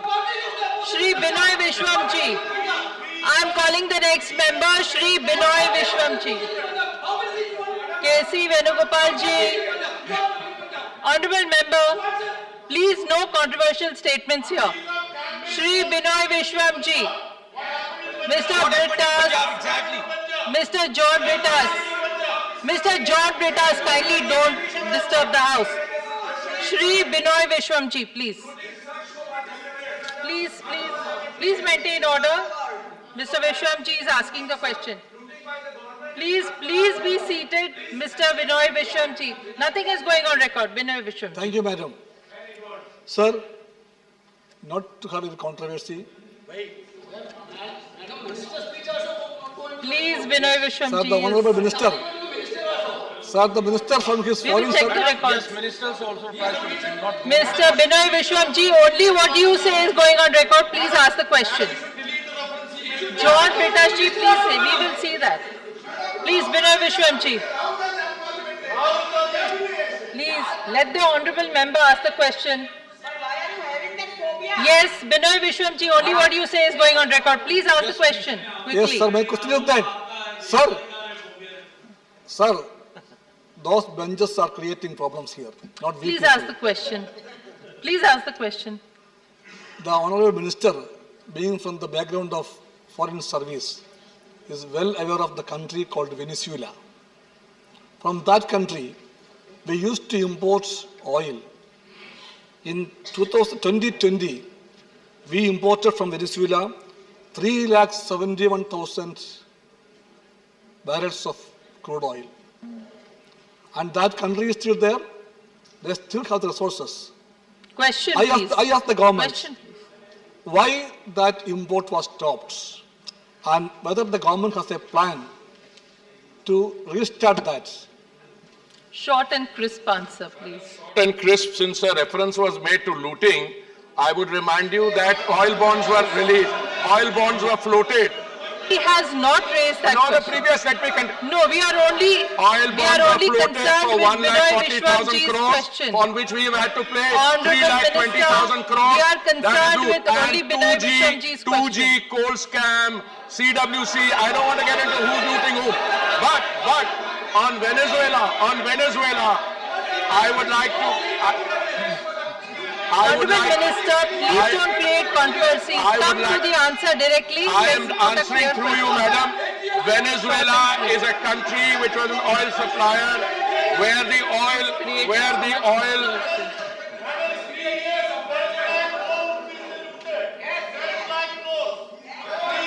All other members, please sit down. All other members, please sit down. Madam, Venezuela is a country which was subjected to sanctions by another country. It is our hope and expectation that the oil, not only from Venezuela but other countries under sanction, will become available, and that apart from the oil which will become available by countries who are not supplying on account of sanction, existing OPEC Plus will also increase their production, and I am hopeful that we will all use collectively our margin of persuasion, including the honourable members, to request the international community to make more oil available, including from the country that the honourable member has named, Venezuela. As soon as that oil comes into the market, oil companies will enter into agreements. Equally, Iran is another country which, on account of a particular deal with the United States, I think it's a nuclear issue. There are reports in the public domain that that issue is also likely to be resolved. That will also bring more oil into the market. As far as the government of India and the oil companies are concerned, we are not floating any oil bonds, madam, and passing the generation up. We will take all the other steps. We are not indulging in any of those other things which are culture of impunity, which I mentioned, 2G, CWC, etc. We will take all legitimate steps to try and maintain the price of oil at the bunk at a reasonable level. Thank you, madam. Shri Mohammad Abdullah ji. है क्या? Yeah. Number 124.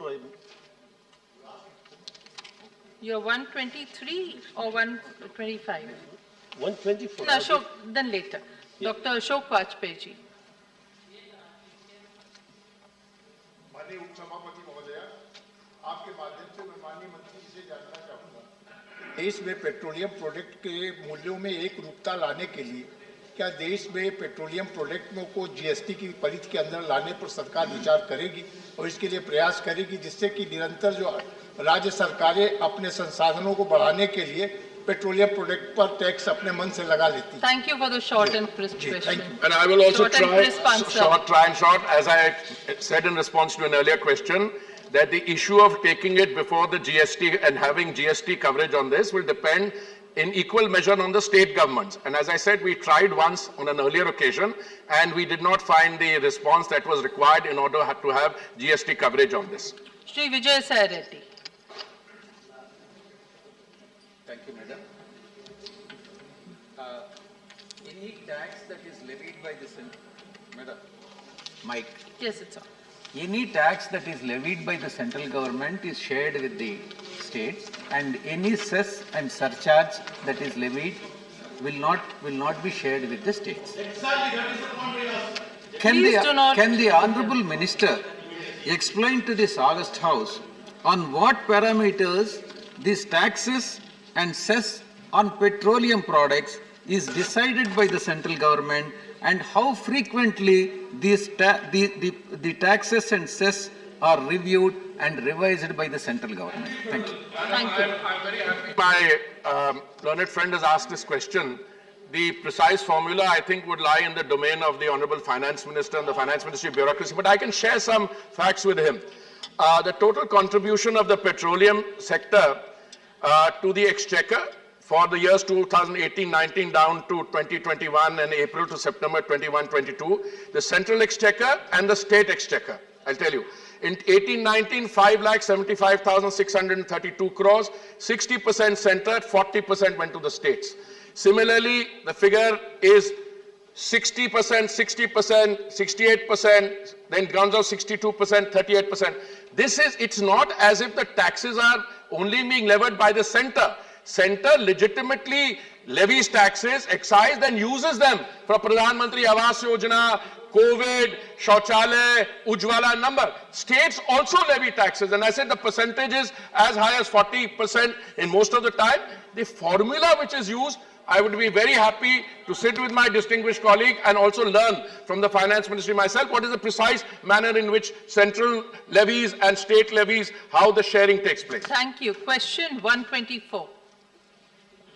Shri Narayan Das Gupta. 24.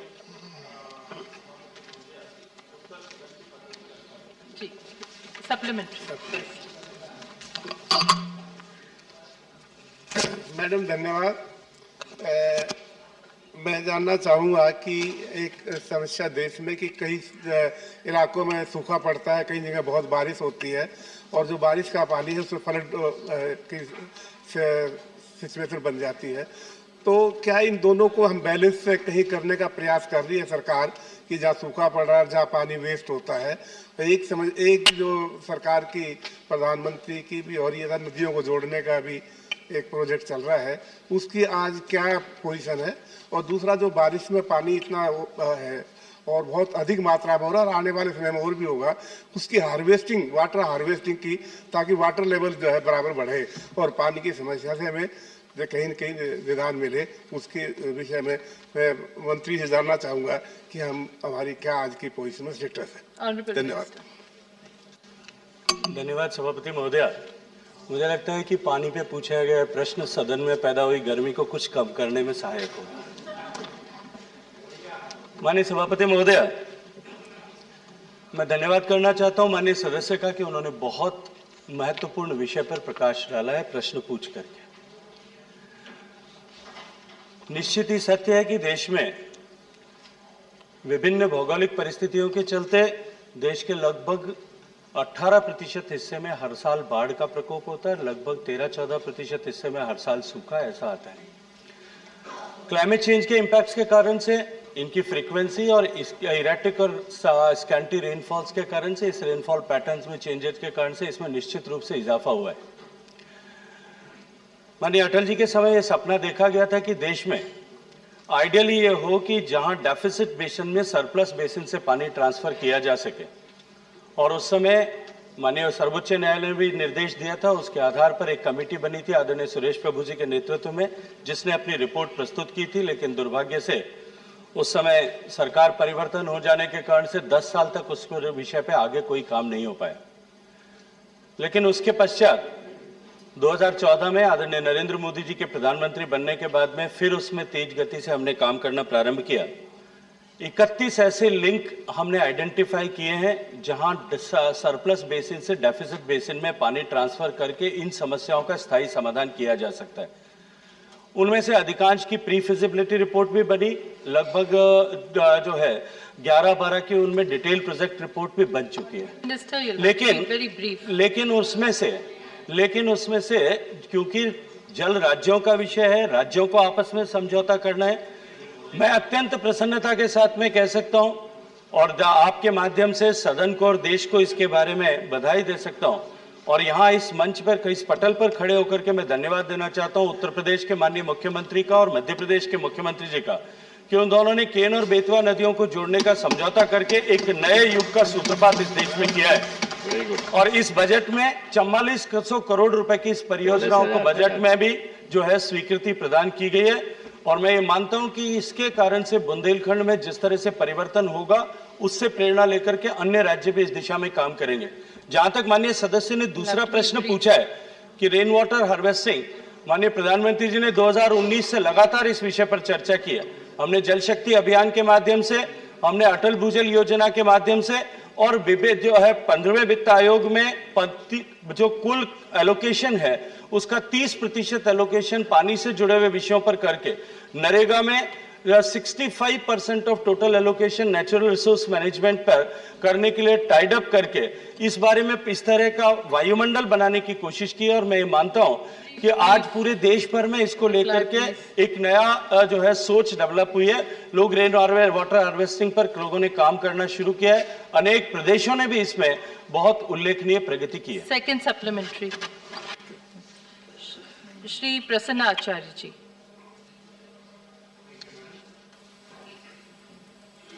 Madam, groundwater has been one of the important source of water for irrigation and drinking purpose also.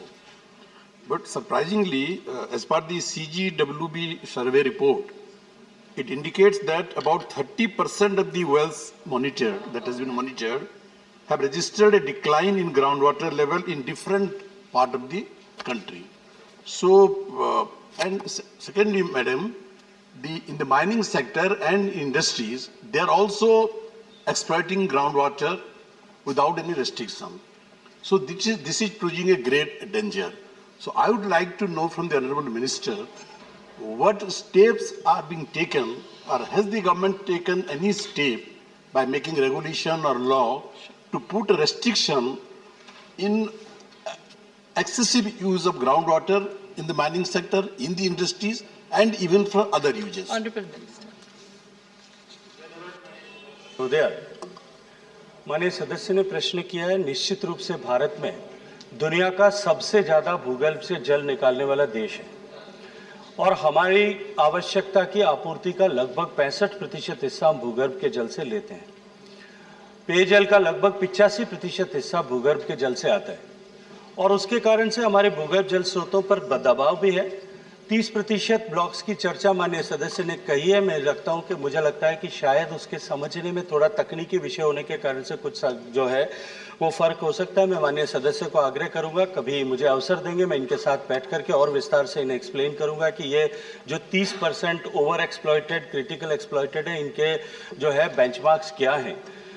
जहाँ तक जो है over exploitation से रोकने के लिए माइनिंग या इंडस्ट्री को या कॉमर्शियल यूसेस को जो है उसको रेगुलेट करने का विषय हमने ऑलरेडी उसका रेगुलराइजेशन के लिए जो है नॉर्म्स बनाए हैं और उसके ऊपर हम बहुत स्ट्रिक्टली जो है उसके ऊपर काम कर रहे हैं। हमने टेलीस्कोपिक प्राइसेस मैकेनिज्म उसमें दिया है। जितना ज़्यादा पानी जितने ज़्यादा क्रिटिकल जोन में जो ड्रॉ करेगा उसको उसी के अनुरूप जो है सेस अदा करना पड़ेगा और जो पैसा आएगा उसको उस क्षेत्र में वापस ग्राउंड वाटर रिचार्ज के लिए उपयोग हो सके, इसे सुनिश्चित। श्री कामाख्य प्रसाद ताशा। Good answer. मंत्री जी ने एक विस्तृत आंसर दिया है, उसके लिए मैं धन्यवाद देता हूं।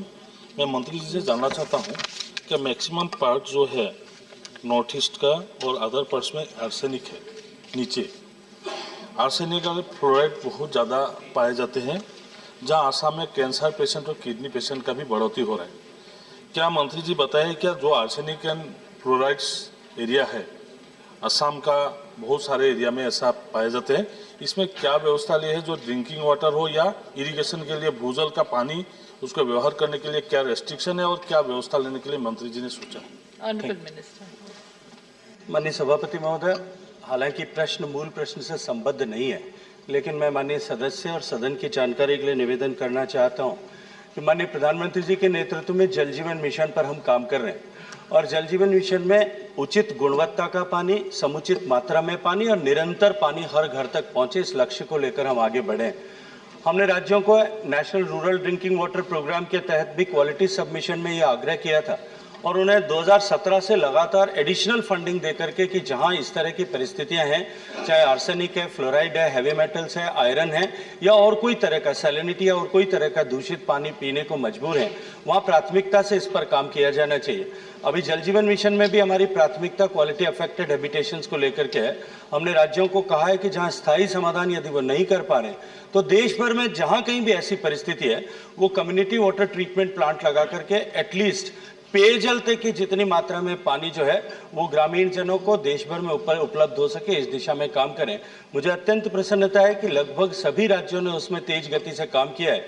एक आध राज्य को छोड़कर बाकी सब जगह पर बहुत इफेक्टिव काम भी हुआ है और आने वाले 2024 के अंत तक जो माननीय प्रधानमंत्री जी का संकल्प है कि देश में एक भी ग्रामीण आवास जो है वो नल के जल से विमुक्त न रहे, बाकी न रहे। और मैं ये मानता हूं कि इस दिशा में जिस गति से देश काम कर रहा है, आज 9 करोड़ घरों तक हम पीने का पानी पहुंचा चुके हैं। आने वाले समय में इसका स्थायी समाधान जो है वो देश को मिलने वाला है। Shri GC. Chandrashekhar ji.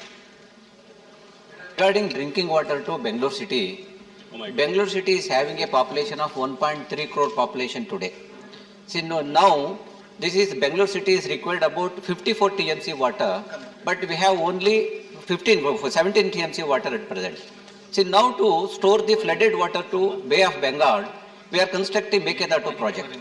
See now, because already Tamil Nadu, they have constructed 3 hydroelectric projects without any consultant of the neighboring state. Keep your question short. Now I wanted to know from Minister, see what is the government stand, central government stand, and what is the status of today? Because for this is a drinking water.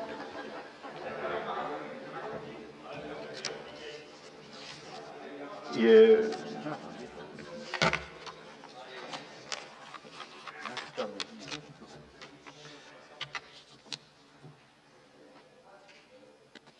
Supplementary demands for grants 2021-22, Sri Pankaj Chaudhary.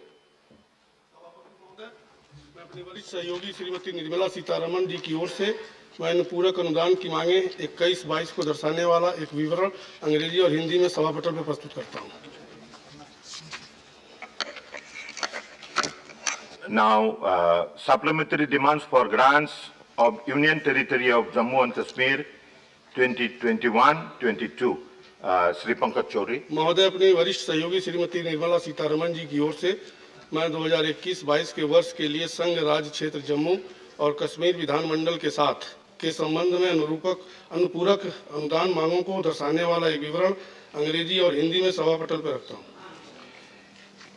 The budget of the Union Territory of Jammu and Kashmir 2022-23, Sri Pankaj Chaudhary. महोदय मैं अपनी वरिष्ठ सहयोगी श्रीमती निर्मला सीतारमण की ओर से मैं संघ राज्य क्षेत्र जम्मू और कश्मीर विधानमंडल दल के साथ के संबंध में अनुमानित प्राप्तियां और व्यय के विवरण 2022-23 अंग्रेजी और हिंदी में पटल पर प्रस्तुत करता हूं। Discussion on the working of the Ministry of Development of Northeastern Region,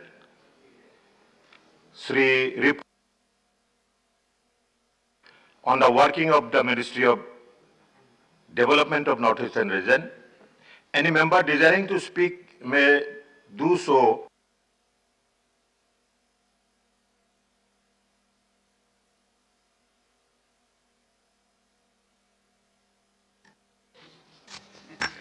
It is the prerogative of the opposition to initiate.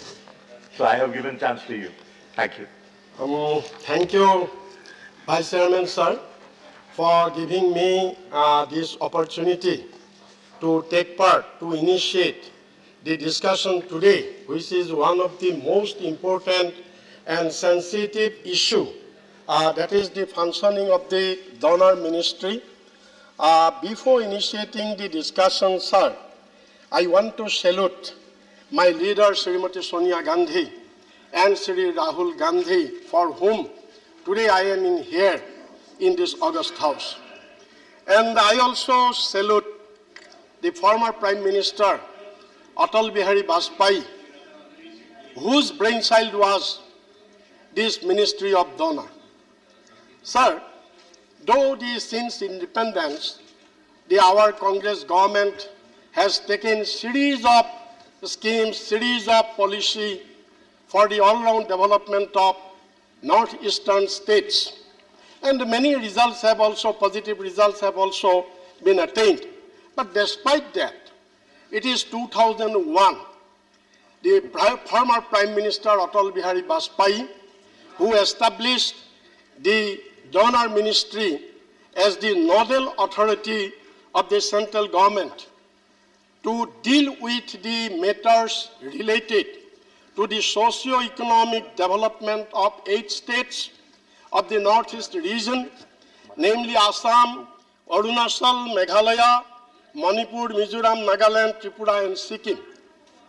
And another purpose was the planning and execution and monitoring of the development of entire development of the projects of the entire Northeast region. And the third object was, as a facilitator, the donor ministry will work as a facilitator between central ministries and the state government. And in addition to this, there are some other objectives, that is removal of infrastructural bottleneck, provision of basic minimum services, creating environment of private investment, and to remove impediments of lasting peace and security. So, sir, these were the salient features.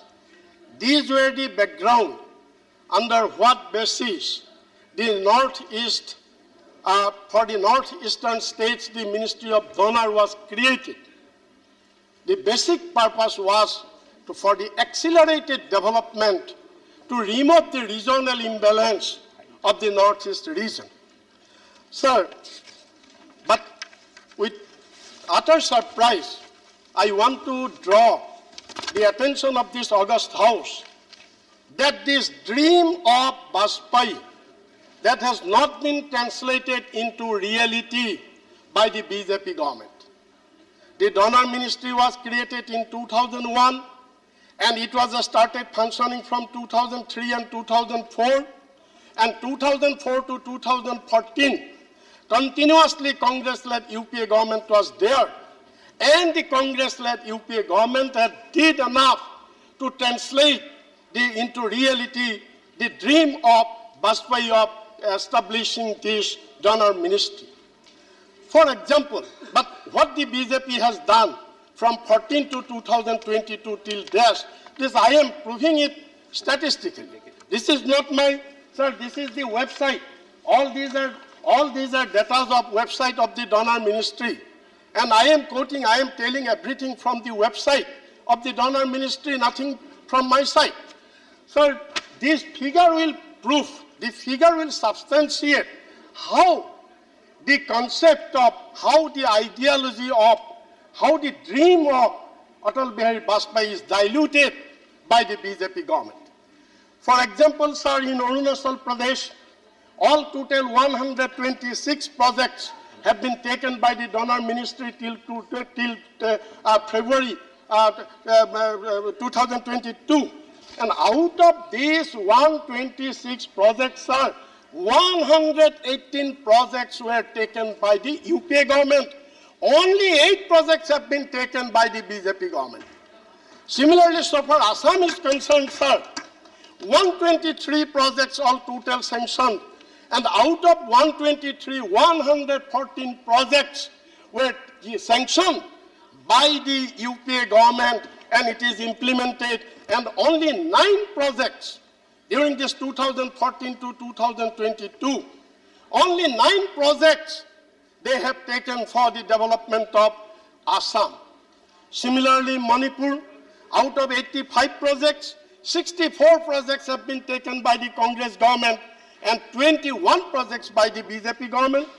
So for Meghalaya, 86 projects, out of that 72 projects have been taken by the Congress government and 14 projects have been taken by BJP government. Mizoram, 96 projects, 69 projects have been taken by Congress government and 27 projects by BJP government. Nagaland, 112 projects, 90 projects by Congress government and 22 projects by BJP government. Sikkim, 73 projects, Sikkim 78 projects, 73 projects by Congress government and only 5 projects by BJP government. And Tripura is a very small state. Tripura total 46 projects. Out of these 46 projects, 41 projects have been taken by the Congress government and only 5 projects have been taken by the BJP government. Not only that, sir, after that there was, that is other agency. Other agency, 77 number of total projects have been given to other agency, and out of that, it is a very surprising thing, significant thing, sir.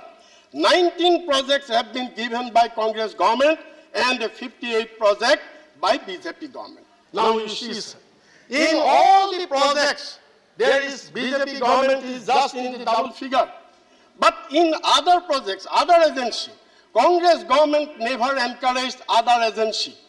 Congress government always give importance to priorities to the state government. But the BJP government during this time, they have encouraged the other agency.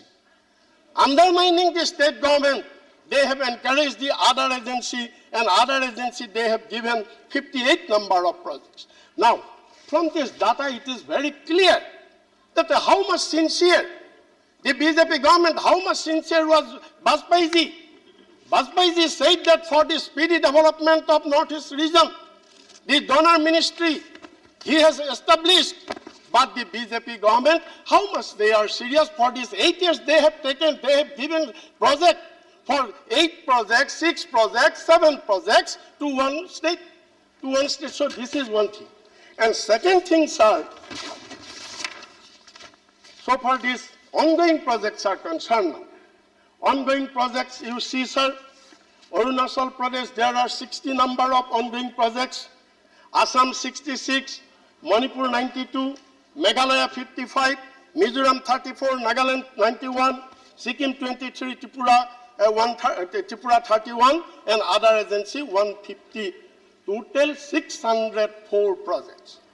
Now you see, what is the functioning of donor ministry? What functioning they are doing? All total, since inception of donor ministry, all total projects have been sanctioned 1,495. 1,495 number of projects have been sanctioned to these 8 states. And out of that, 604 projects, nearly slightly below than the half. 604 projects are still undergoing, and most of the projects are, it is from 2010, 2011 to till date. So now, this is the horrible condition, sir.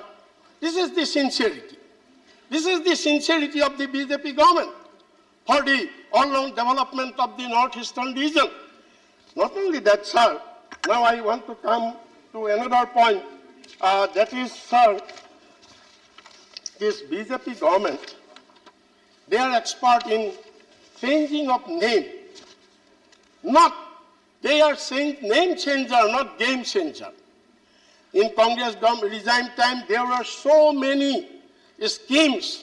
There's all these schemes. They have just only changed the name. They have changed the name, and same thing happened in Northeast region also. There was a very popular scheme concept during Dr. Manmohan Singh's time. That is a policy, the look to east policy. The entire government of India has taken a policy that look to east policy. East is the most sensitive, most important place of the country, and therefore it is a focus area. The entire central government focus was look to east. But the BJP government, they have changed the name. What is that? Name is very good. That is not look to east, but act to east. We are act to east. But this is your act. This is your act. Now, what is the act to east? What is your act to east policy? I want to highlight in this August House, sir.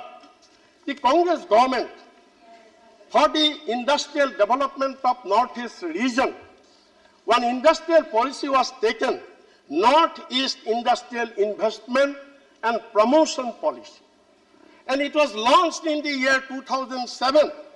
And for 10 years, it was 2017, its term was there.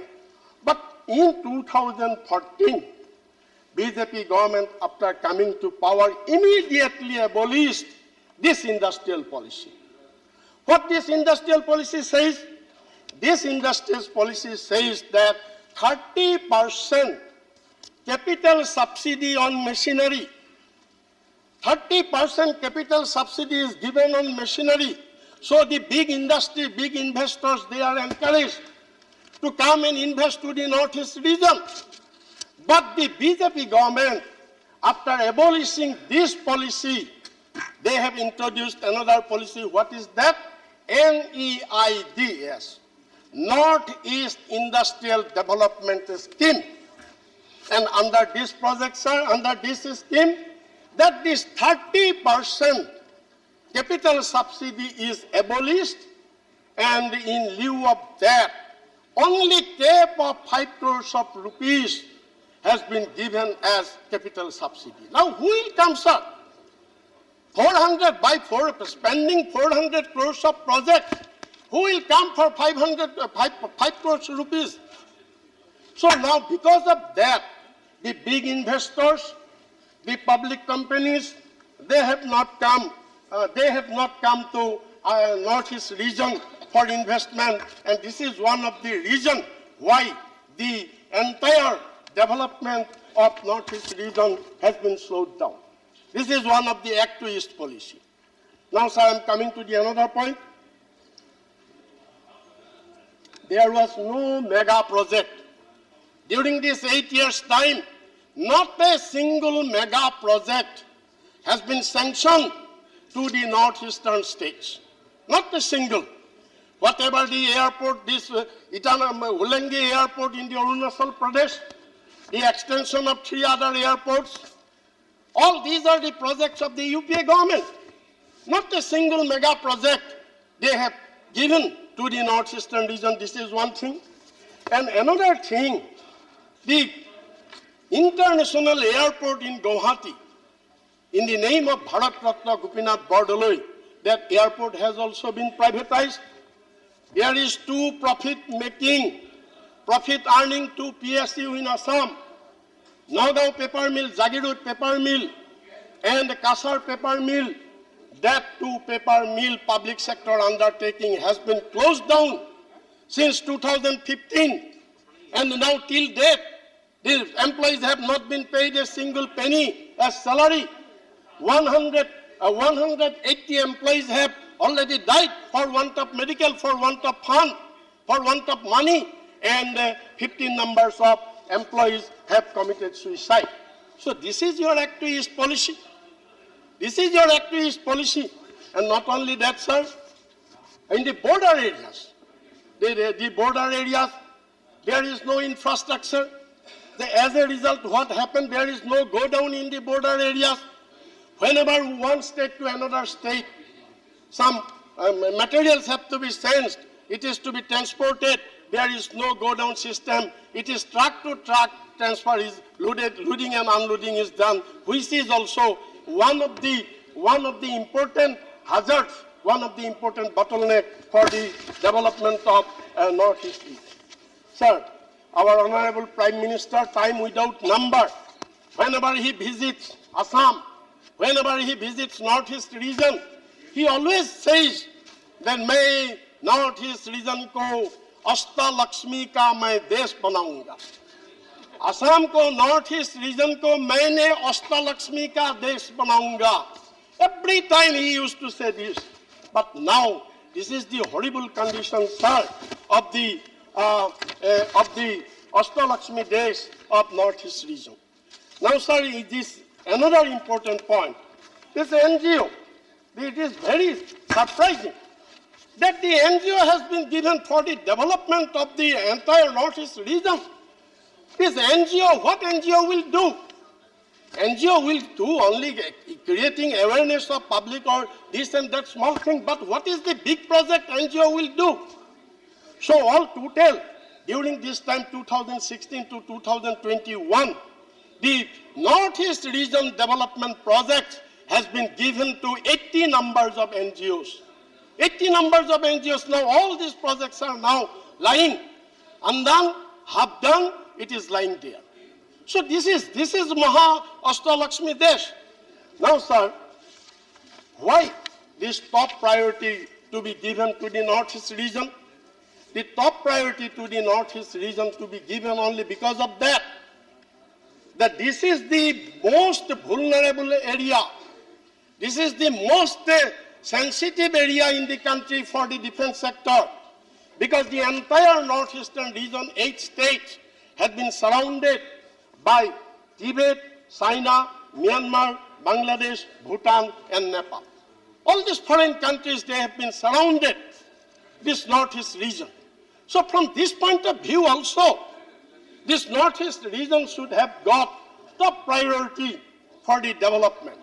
But it is very sorry, sir, our UPA government and the Congress government after independence had did tremendous development. There were jungles, there was no road, no connectivity, no communication, no education, no health, nothing. But the government, this Congress government, has taken lots of care for the upliftment of for the accelerated development of Northeast region. But the BJP government, after coming from 2014, they have completely damaged the whatever project, whatever development we have done in the Northeast region.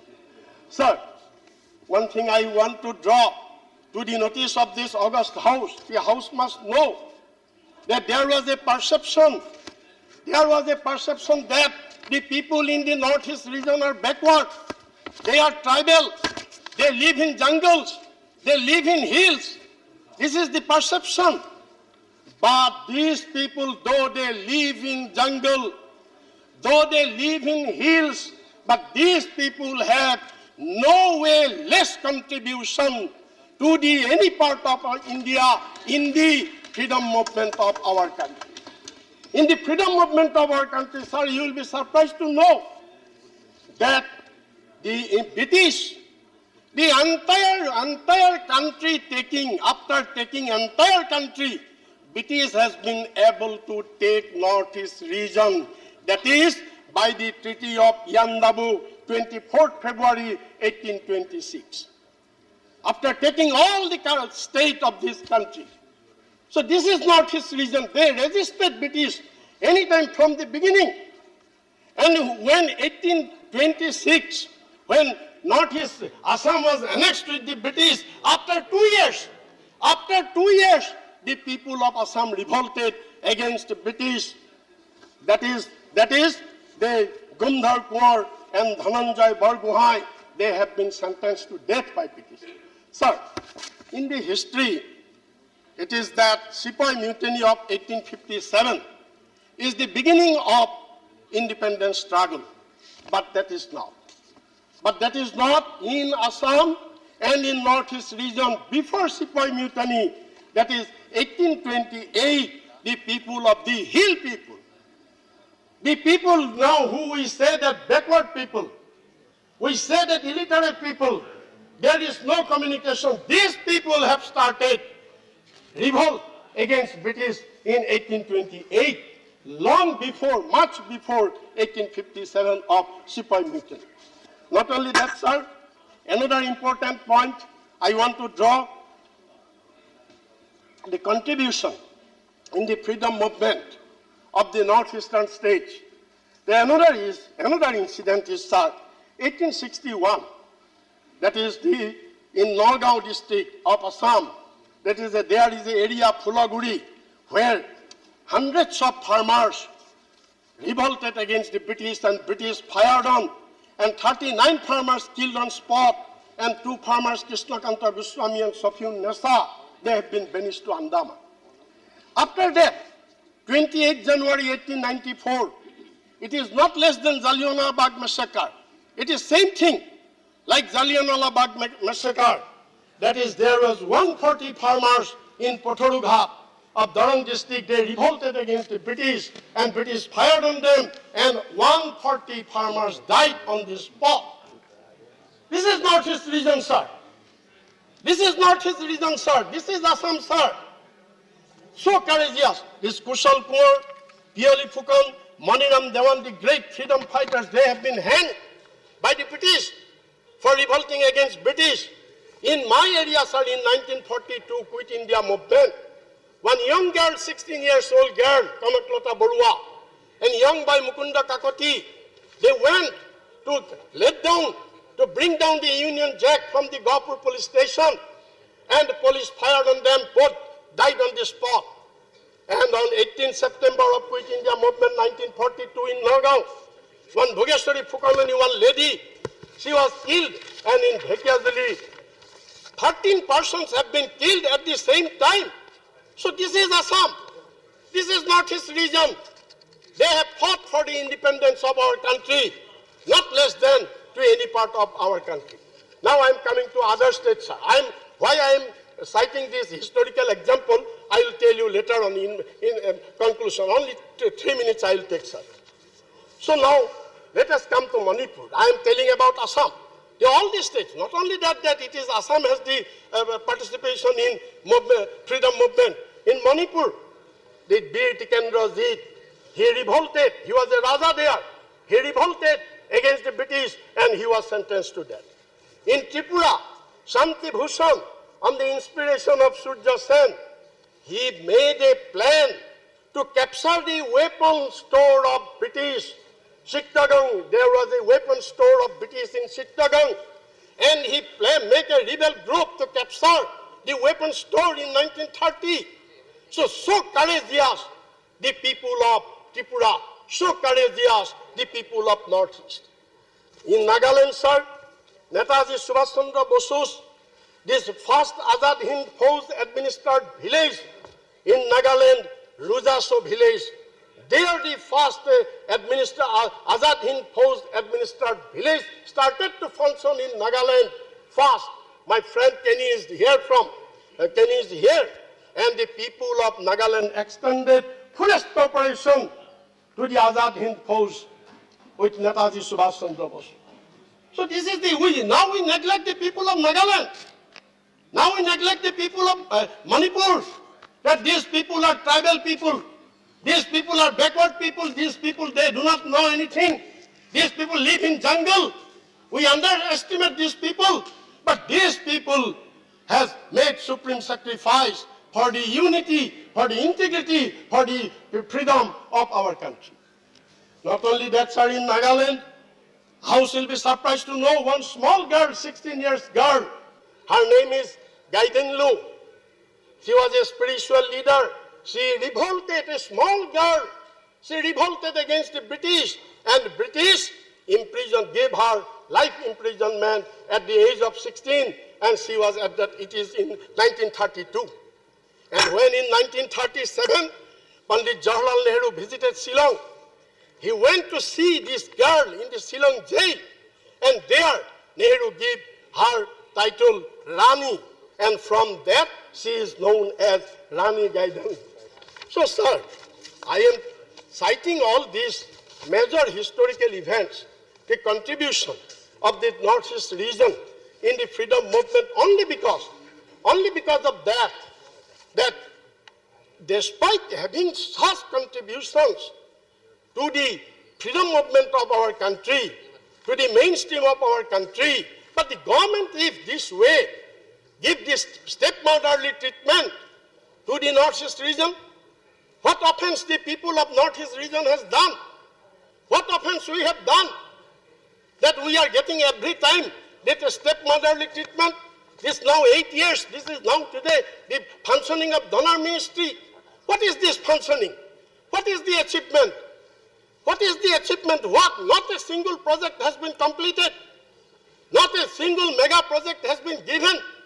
Whatever project given by UPA government, that has also been lying, half done.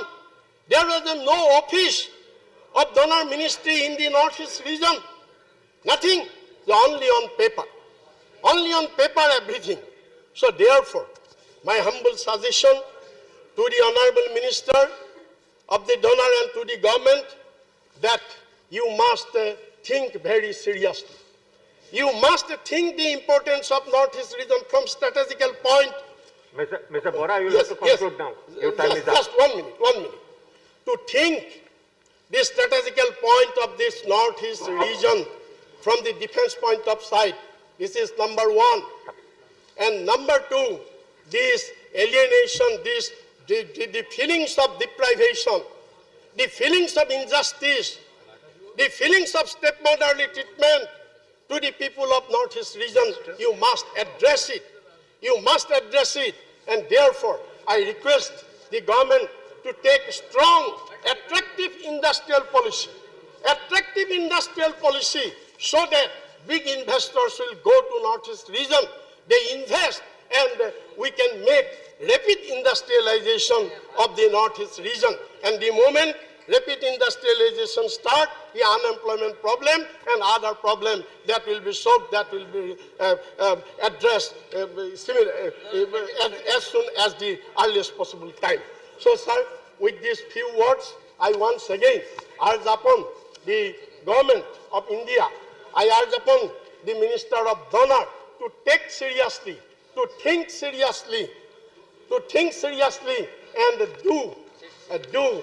implement, translate the dream of Bajpai into reality by giving accelerated development to the states of Northeast region. Thank you, sir. Thank you, Ripun Boraji.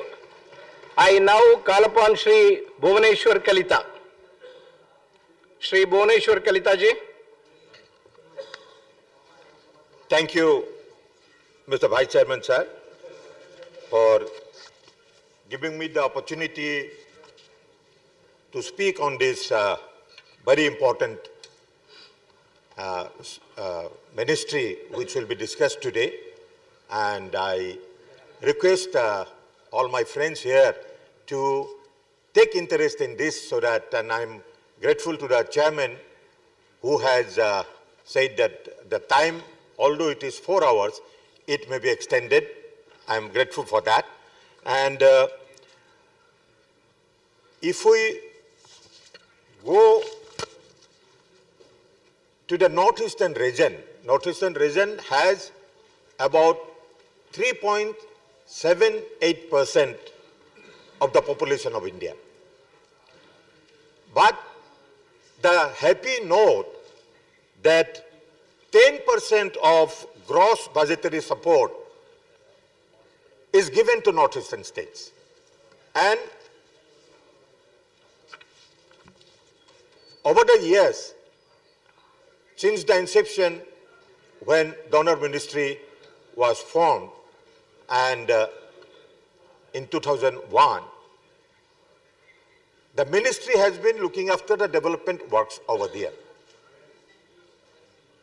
And a separate fund from the budget has been allocated for donor ministry and which is increased during last 8 years more and more. It is not only the donor ministry, even the allocation of other ministries has increased in last one decade, which is something exemplary. The interest of this ministry led by Adhanaya Narendra Modi ji shows that the Prime Minister visits Northeastern region every now and then. He has visited more than 40 times, which no other Prime Minister has visited. That is the interest. And symbolically, wherever he goes in public, he goes with a gamocha, which is a symbol of respect to Assam and Northeastern region. Why I am telling you this? Sir, this is something which was rare before. Sir, every ministry is sending the ministers. The ministers visit Northeastern region every 15 days. And it's not just a visit. Goes through and review all the projects, including the donor projects. I do not know why my honorable member from my state, from the Northeast, has some objection or complaint about making the look is policy to act is policy. The meaning is clear. Earlier it was look is, only look, not to act. So that is what happened earlier. Now it is act is policy. The policy according to which Northeastern region is connected to the Southeast Asia. And the roads that are built today, which connects up to Thailand, Myanmar, Thailand, which has got today connectivity. As you all know, connectivity is one thing which is most required. The development will be there where connectivity is there. And the connectivity has been the top priority of this government. And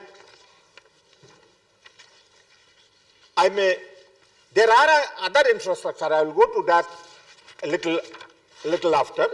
But what connectivity means is that in civil aviation, in road connectivity, in air connectivity, in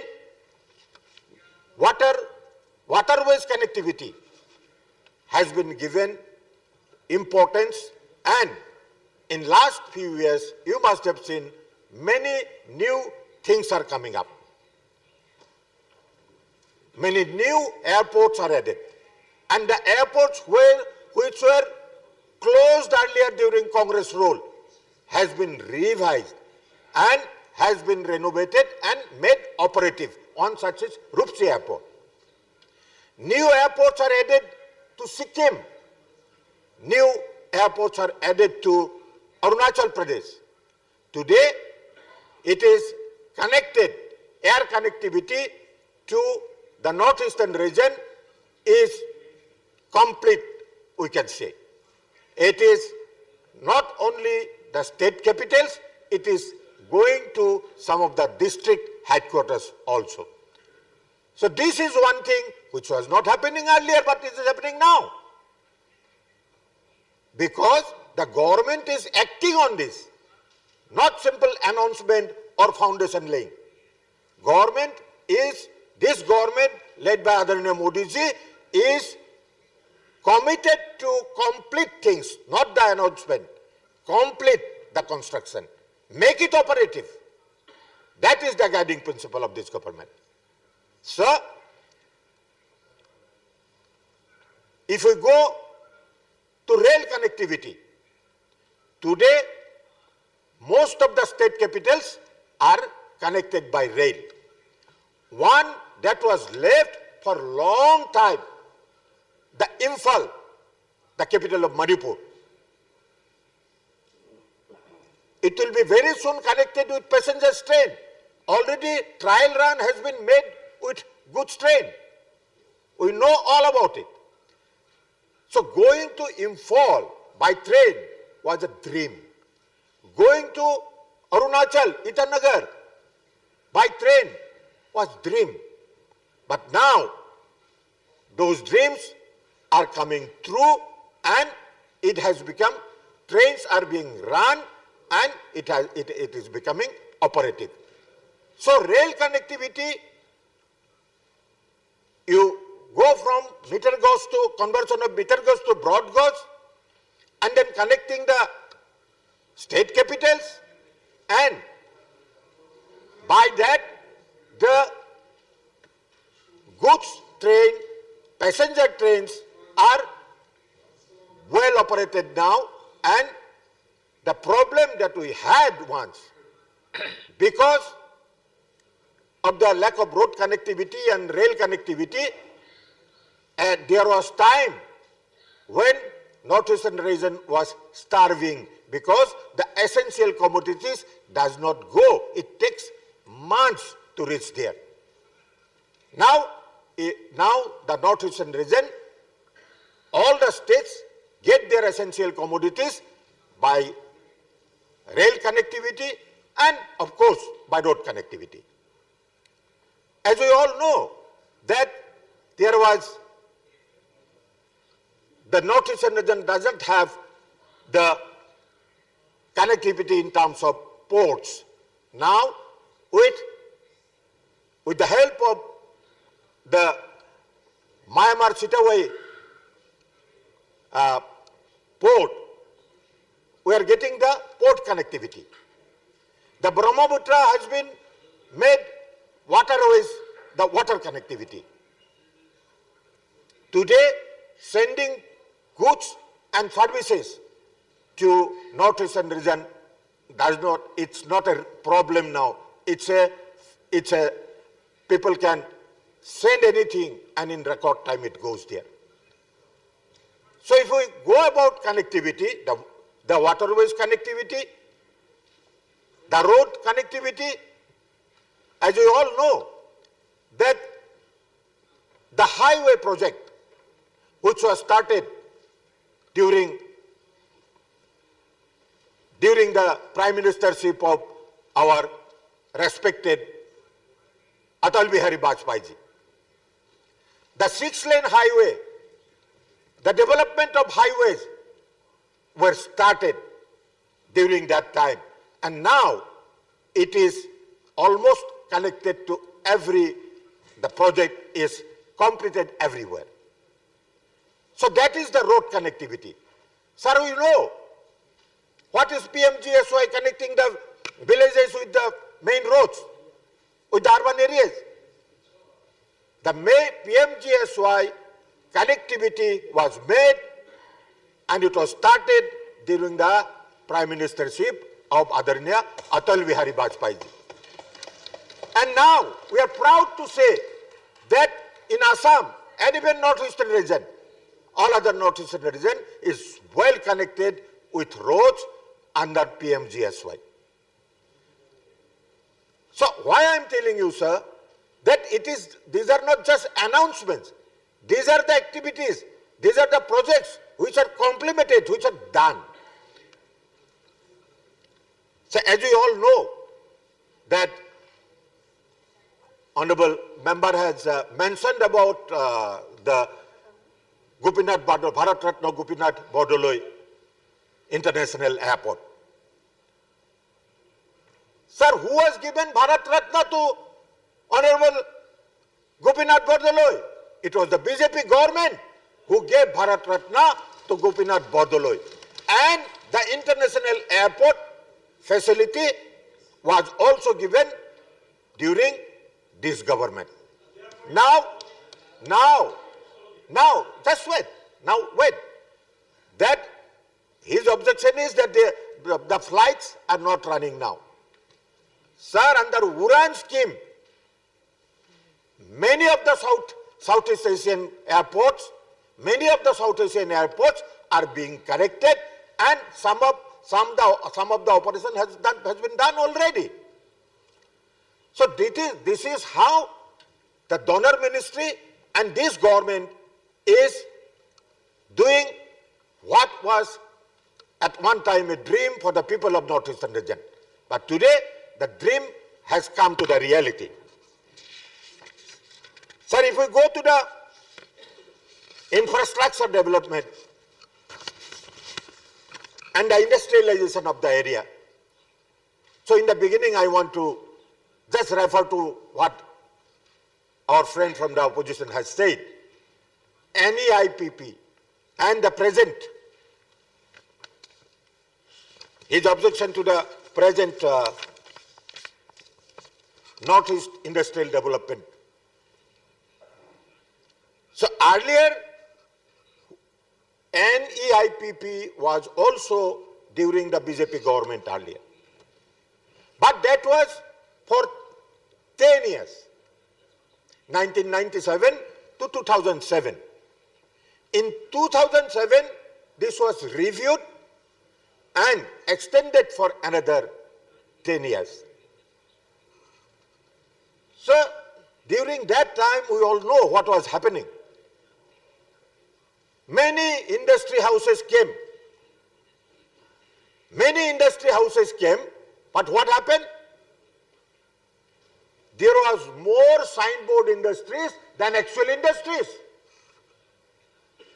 For the 30% subsidy, many signboard industries came to corner the subsidy amounts without making any contribution, industrial contribution, or setting up actual projects. So this was going on. We know even today some of those industries who are still running, they are being arrested. Why? Because they do not manufacture, they only give a label.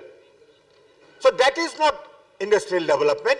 That is what was not expected of any IPP. It was expected rapid industrialization of the Northeastern region. Not one state or the two states. Entire Northeastern region was the aim. But it did not happen the way it was expected to happen. So the new NEIDS, new policy of Northeastern industrial development. And as you all know, whenever there is a policy, we work under the policy framework and utilize it for the benefit of the people, for the benefit of the state, and add infrastructure into it. But when the expected results come, the change is inevitable. So any IPP, every 10 years there are reviews. And when we find something wrong in the review, then that is corrected. So it is a continuous process. I do not know why my friend, honorable member, has objection on that. So if we go to shift from the connectivity, if we go to other sectors which are infrastructure sector, which are most necessary for infrastructure sector, is power. As you all know, the ongoing projects in the power sector are Subansiri Lower Hydroelectric Project in Arunachal Pradesh, Assam, Northeast Region Power System Improvement Project, comprehensive scheme for strengthening power transmission and distribution system in Arunachal Pradesh and Sikkim. So over these few years, the distribution sector and the generation sector has been segregated, and distribution sector has been made independent by forming independent companies for the benefit of the people. So today, because of this policy, the power is not a problem to set up any infrastructure industry or any other industry. So that has been made by change in the policy during these few years. Sir, if we compare what's going on now and what went during the Congress rule, there is a sea change. Every member who goes there see the change. I'm not telling you that that the present government has only done it, but present government has done it in a more speedier manner, implemented the projects more and more in a speedier manner, and completed the projects, the bridges, the flyovers, the overbridges, the rail projects, construction of the airports are more faster now. Why? Because this government does not believe in announcement. This government believes in completion of projects, and so that the benefit goes to the people. So this government, as you all know, there are other sectors, since we are discussing only the Honor Ministry today. So we will not go in detail what all has been done over the years and what is all being done now. So if we go to the health sector, you will see the minimum damage even during the pandemic period. Today we are happy to announce that so far COVID-19 is concerned, it has come to zero in the state of Assam. So we can, during the period, so many health infrastructure has been built in Assam, particularly in other states, of course, that we could take care of the people and we could take control of the situation. And today we are proud to say that we are fully prepared with any pandemic that comes with our health infrastructure. So what was the situation before? Earlier there were only 3 medical colleges. Now, 7 new medical colleges are coming up. 5 are operative, 5 are functioning.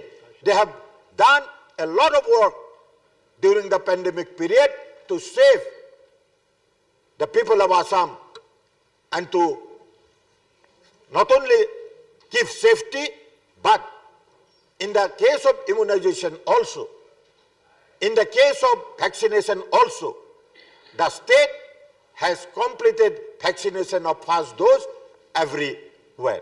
Not only that, it's not that donor ministry has done only on health sector and Assam being the main focus, and Assam has not only concentrated only its own people.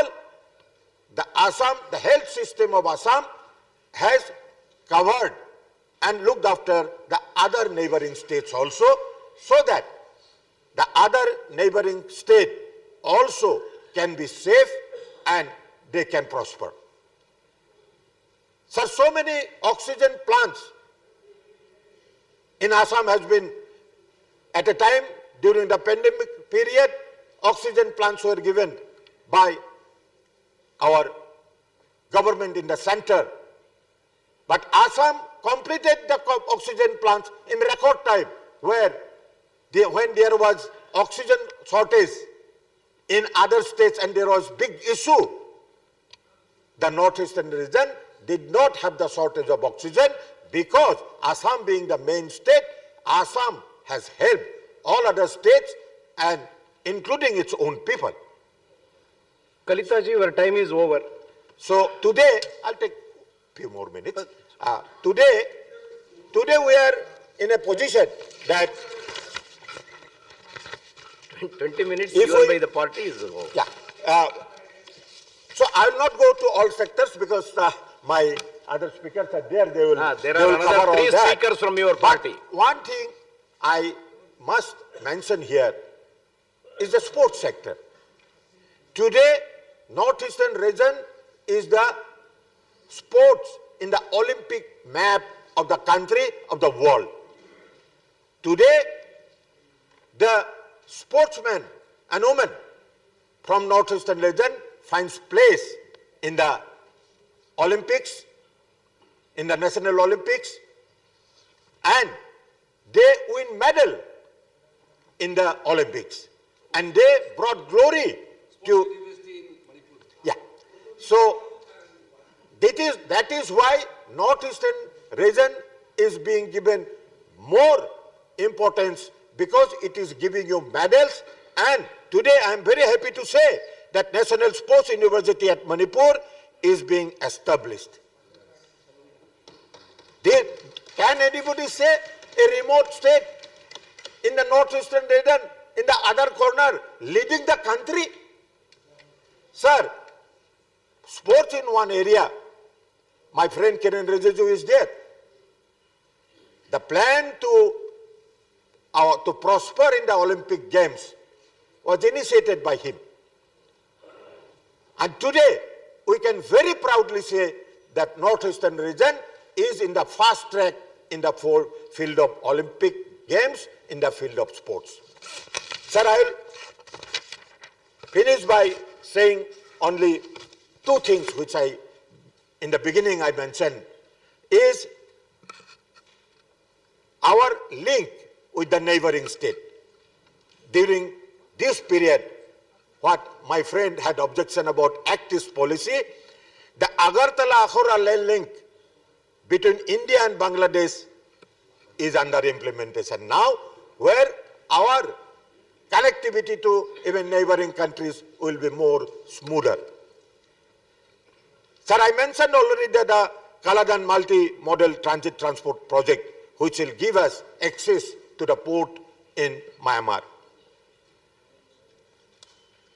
So I have already mentioned about our connectivity with the Southeast Asia, and with the completion of India-Myanmar trilateral highway project will connect the Northeast with Southeast Asia, and our connectivity with countries like Myanmar, Thailand and beyond will be smoother and the northeastern region will prosper, and it will prosper better than the other region which was neglected earlier.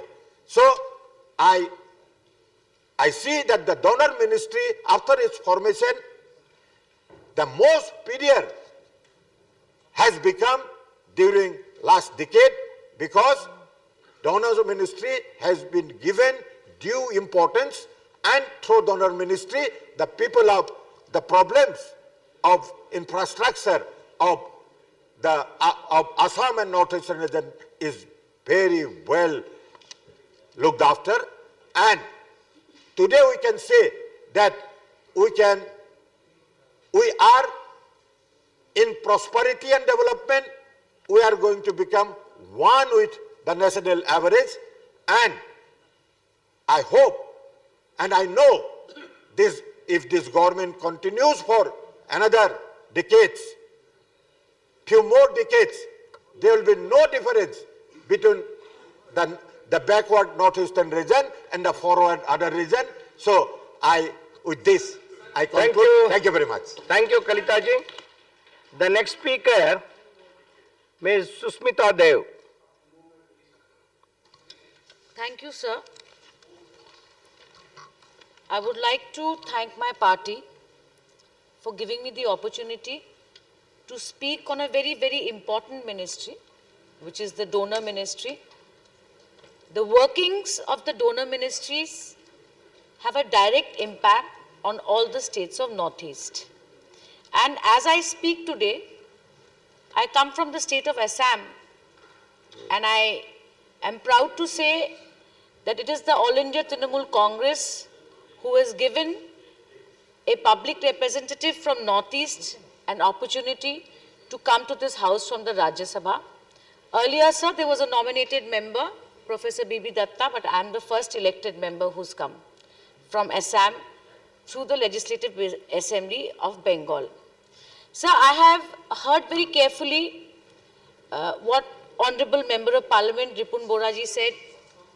I have heard very carefully what Kalita ji has said, and I think neither Ripun Boraji or nor any other member of any party can disagree that the vision to set up a ministry to look into the inclusivity and development of the northeastern states was a visionary idea. But in doing that, we must look at the history of Northeast, sir. Northeastern states, the development of those states, the connectivity of those states, the growth of those states took a drastic hit, sir, after the partition. The then East Pakistan and now what we know as Bangladesh, which is a friendly neighbor country of ours, was created, and thereafter the entire northeastern states, the only connectivity that they had with the mainland India was through the Siliguri corridor, which is a part of Bengal, which we commonly call as Chicken's Neck. It was increasingly felt that Northeast needed special attention, and it was in 1971 that the Northeast Council was first set up through the Act of Parliament. It acted like a regional planning commission, from what I have read, and it prepared specific development strategies for the northeastern states. After 1971, the next step that was taken for the development of the northeastern states is the ministry that we are discussing today. However, in 2001, sir, it was only a nodal department under the Home Ministry, and it is in 2004 that it got the status of a full-fledged ministry. So I ask myself a question, that where the northeastern states actually have 8% of the country's geographical area, where the northeastern state actually has 3.8% of its population, and if I may say so, is strategically the most important part of the country by sheer fact that 90% of its borders is shared with other countries, like China, Bangladesh, Bhutan, Myanmar, etc. Should we still continue to review the work of this ministry through the Prison of Security and the Home Ministry? Sir, I have to say that it is just today that the chairman of the Standing Committee on Home, Anand Sharma ji, has put on the table his report, which includes the report on the performance of the NAC and this ministry which we are discussing today. I have not been able to peruse it, sir, because within 1 hour the debate started and he put it on the table of the House. So if my data is little backdated, I hope that you will forgive me that minor error. But I am pained to say, sir, I am pained to say that these states of the Northeast, which have the highest number of indigenous people, which has the highest number of biodiversity spots and the highest number of national parks. It has the highest literacy rate, sir, and it is one of the richest areas in natural resources, whether it is oil, coal or gas. There cannot be denied that any part of the country we go to, we see young children from Northeast who are working in various industries, especially the hospitality management industry, sir. We cannot deny that despite this situation, that today the northeastern states lack basic health and education facilities, sir. Kalita sir said before me that Prime Minister of India has been to the Northeast 14 times or 16 times or how many ever times, but 40 times, and he forgot to say it's a big thing that he stays the night also in Northeast. You forgot to say that.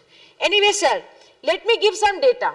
We all know that the donor ministry operates on 10% of the entire budget of 54 ministries of this country, which is to be called the NLCPR and has now been renamed. Sir, I would like to put some figure in front of you of 2022 and 2023, just some examples because my time is short. This is the allocation, sir, of the Ministry of Road and Transport is the lowest, 5%, sir. Of Health and Family Welfare, 8%, lowest, sir. Of Rural Development, 5% of the 10% that's supposed to, of the gross budget of the, and Telecom. While we talk about poor communication, in Northeast is merely 1%, sir. If I may say so, just to give a small data to my friends, and we all agree that Northeast needs more inputs and more money, I would like to say that since 2015-16, sir, the allocation of this ministry was some 2363 crores, 2,363 crores, and as of 22-23, it is 2,800 crores. So, sir, from 2015-16 to 2022, which is how many decades, you can calculate for yourself what has been the increase in the budget election of this ministry. It is a matter of record, sir. I would not like to criticize the government for the sake of criticizing. I would like to point out what my honorable colleague, Member of Parliament, said, that how many projects have been implemented in reality in donor. Sir, I speak in favor of strengthening donor. I don't speak in favor of weakening donor. So the biggest problem with the donor ministry is it does not have any line departments. Today, whatever money is sanctioned in the states of Northeast, they are dependent on the administrative strength of the Northeastern states. And sir, it is, you know better than me, you are so learned, that how many administrative reforms have the Northeastern states had till today. And in the state of Assam, पिछले 2 साल से 4 साल से पूरा का पूरा administration सिर्फ NRC का ही काम कर रहा है. तो डोनर का क्या वो काम करेंगे और किसी और डिपार्टमेंट का और क्या करेंगे. One important data. Sir, I don't want to repeat some of the things that the opposition leaders have already said, that this is the state of investment. Kalita sir said that the new 2017 industrial policy has injected impetus into the economy of the northeastern state. I am pained to say that the 2007 policy, at that time, the national share of investment in northeastern state was 8.3%. In the new policy, that share is at 0.02% in 2019. 2.30 in 2018 and 0.49 in 2020.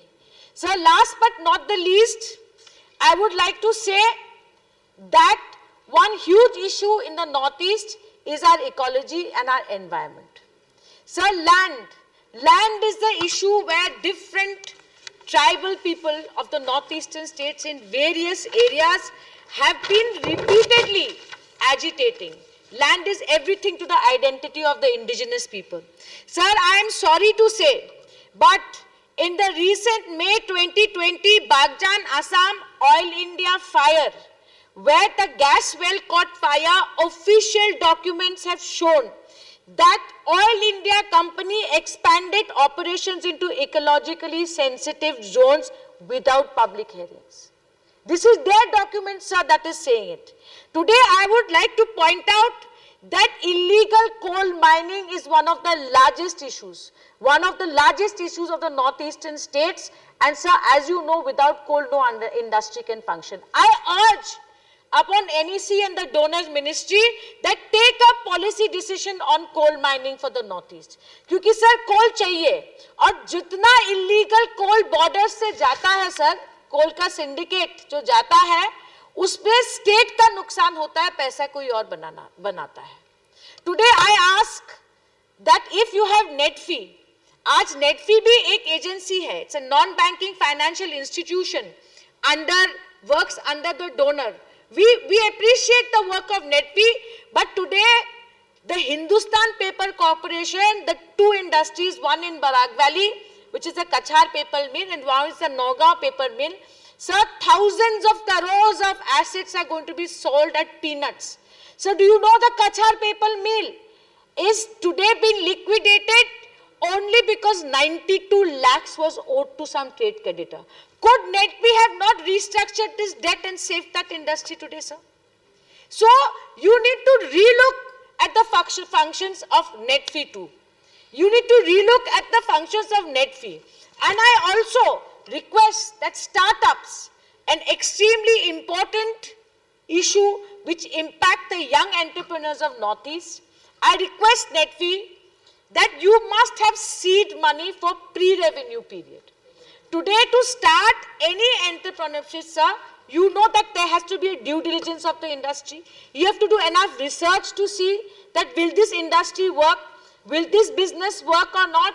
Please think of giving seed money to start up to young entrepreneurs. And I hope, sir, that whatever planning the NEC does, whatever planning the donor ministry does for the development of northeastern states, it should not be unplanned development. It should not be a policy of only extraction of our natural resources. And I hope that finally Northeast can get out of the rut. कुछ लोग बोलते हैं Northeast में development नहीं होता क्योंकि insurgency है. और कुछ लोग बोलते हैं कि क्योंकि insurgency है इसलिए Northeast में development नहीं होता. NEC has a role to play, sir. 2013 में एक अमेंडमेंट बिल आया था और NEC का पावर बढ़ाया गया था कि इंटर स्टेट, कि नॉर्थ ईस्टर्न के स्टेट्स के बीच में जो मुद्दे हैं उनका भी समाधान NEC कर सकती है. तो मैं ये पूछती हूं कि NEC ने ऐसा क्या कदम उठाया असम मिजोरम बॉर्डर डिस्प्यूट में. आज असम मेघालय के बॉर्डर के डिस्प्यूट है, आज नागालैंड और असम के बीच में बॉर्डर का डिस्प्यूट है. सो NEC should not be a mute spectator to these issues, sir. Development of an area can't just be about roads and bridges and building water treatment plants. You must solve the border disputes between the northeastern states, without which we are creating bad precedents. And what is that precedent, sir? आपने कभी सुना कि एक राज्य का police दूसरे राज्य के पुलिस को गोली करके कत्ल कर रहा है? ये मिजोरम और आसाम के बॉर्डर में इस नॉर्थ ईस्टर्न स्टेट्स के इतिहास में पहला हुआ. और आज तक सिवाय कॉम्पनसेशन के 50 लाख के कॉम्पनसेशन कोई और कार्रवाई नहीं हुई. सो NEC must look after the interest of the northeast as a whole. Today Assam should not take precedence over Mizoram, and Mizoram should not take precedence over Assam, and vice versa. That is the job of Northeast. I also appeal to the Government of India that, sir, donor ministry must have an office in the Northeast states. Sir, पहले NEC को जो chair करते थे वो राज्यपाल governor करते थे. That a governor of any of the Northeast states, by virtue of seniority, size, whatever, in rotation used to run the NEC. So they could look after the security issues, they could look after the regional issues, because as you realize, sir, Northeast is a very unique place when it comes to its regional politics and regional ethnicity. Now it is the Honorable Minister of Donor who chairs the NEC. So one should also consider whether we should go back to the old model of letting the governor of one of the Northeast states by rotation head the Northeast states. More importantly, sir, I request the donor ministry should be funded and given the sufficient human resources, sir, to have an office in one of the northeastern states, so that we can access the donor ministry locally rather than having to come to the mainland in Delhi. It will be convenient for all chief ministers. एक और चीज कहूंगी sir, मैं MLA भी थी आसाम में, मैं लोकसभा की MP भी थी, आज मैं राज्यसभा में हूं. एक ऑब्जेक्टिविटी लाने की जरूरत है सर. ऑब्जेक्टिविटी के माने में क्या कहना चाह रही हूं कि ये प्रोजेक्ट का सिलेक्शन कौन करता है. आज NEC के पास इतना पैसा होना चाहिए, डोनर के पास इतना पैसा होना चाहिए. They should do a district wise survey of what is the infrastructure deficit. क्यों मैं आपको कहती हूं sir, it is very simple. आप किसी को स्टेडियम दें, हम खुश हैं, जरूर स्पोर्ट्स के स्टेडियम बने, पर आसाम में ऐसे उदाहरण है कि ऐसे प्रोजेक्ट्स बन रहे हैं which could have been second or third priority. Aaj, what is the urgency? For instance, sir, erosion is a very big issue in Assam. If erosion is such a big issue, who is prioritizing? आज stadium बनना चाहिए कि erosion का काम करना चाहिए, ये कौन तय करता है? That's where the nepotism and corruption starts, sir, in donor at the state levels. मैं किसी specific मुख्यमंत्री या सरकार को नहीं कह रही हूँ, favoritism starts from there. NEC must and the donor ministry must have some mechanism to inject, to ensure objectivity in the selection of projects. इससे कि ये मेरा चाहिता है, चल को चलो इसका दे दो डोनर में प्रोजेक्ट, ऐसा नहीं होना चाहिए. आज कोई भी पार्टी का विधायक या सांसद उस कॉन्स्टिट्यूएंसी से हो, it must be need based and it must be scrutinized that what is the criteria of the schemes that are being sent from the state government to the Northeast, to the donor ministry. So with these few words, I thank you for your patience and I thank my party. Thank you, Susmita ji. Honorable Tiruchu Sivaji. Thank you, Deputy Chairman, sir. Sir, it's a good gesture that out of the 5 ministries we have chosen to discuss on its working, we have given priority to the donor ministry, which is a good sign to the people that we are giving importance to them. And moreover, sir, I am the first member to speak from the southern end of this country and not from the northeast region.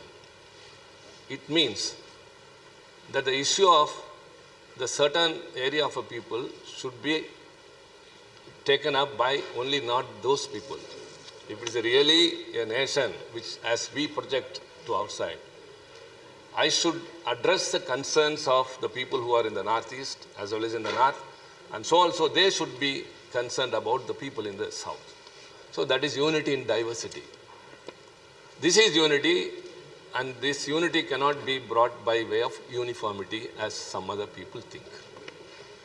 So the northeast region, which comprises of 8 states, the Assam, Arunachal Pradesh, Mizoram, Manipur, Meghalaya, and Nagaland, Sikkim, and Tripura. Sir, and this northeast region is connected to the rest of India by a narrow Siliguri corridor. Of course, as everyone pointed out, I think all the three members who have spoken are from the northeast. It is bestowed with rich natural resources like forests, biotechnology, and potential of hydroelectric power. And also the strategic situation of this country acts as a very good trade market for the countries of the East through the Act East policy. Sir, furthermore, it is, as well known, it is rich with culture and different ethnicities and captures the hearts of the people with its culture and traditions of the natural inhabitants there. They are all living in the hills. Many think, as Mr. Ripun Bora told, that since they are in the hill region, they are all backward. No, not that. They set an example to the other parts of the people in the other parts of the country. Sir, the region is rich in water resource with 33% of the country's total. And it also receives an annual average rainfall between 2,480 millimeters to 6,350 millimeters. Sir, which can be used for irrigation and enhancement of agriculture. Sir, the region is seeing such development under which the irrigation potential for 46,500 hectares has been created. Organic farming has been gaining pace under the region and is testament to the region's uniqueness and potential. So recently, the Chief Minister of Arunachal Pradesh sent to all the members of Parliament, I think so, a pack of kiwi fruits, all by way of organic farming. And he has given a detailed letter of how it is being produced and also sought encouragement from the other sections of the people. It's very tasty also. Yes. Of course. Normally, anything which is produced in the hills will be tasty, and this is organic, totally organic. And he has also cited that many other things they are venturing, and he needed support. Of course, also we appreciated in return that, yes, you should be supported in other means also. Sir, the economic and infrastructural development of the region is progressing at a faster pace with increasing fund allocation for construction of roads and highways connecting cities and districts. However, sir, the post-colonial development in this region has faced and is facing challenges which hampers the development. That we should not forget, sir. Sir, in what manner? Because it has led to the lower pace of growth, both economic and social. And also in the form, in terms of industrialization and development of contributes little to India's GDP.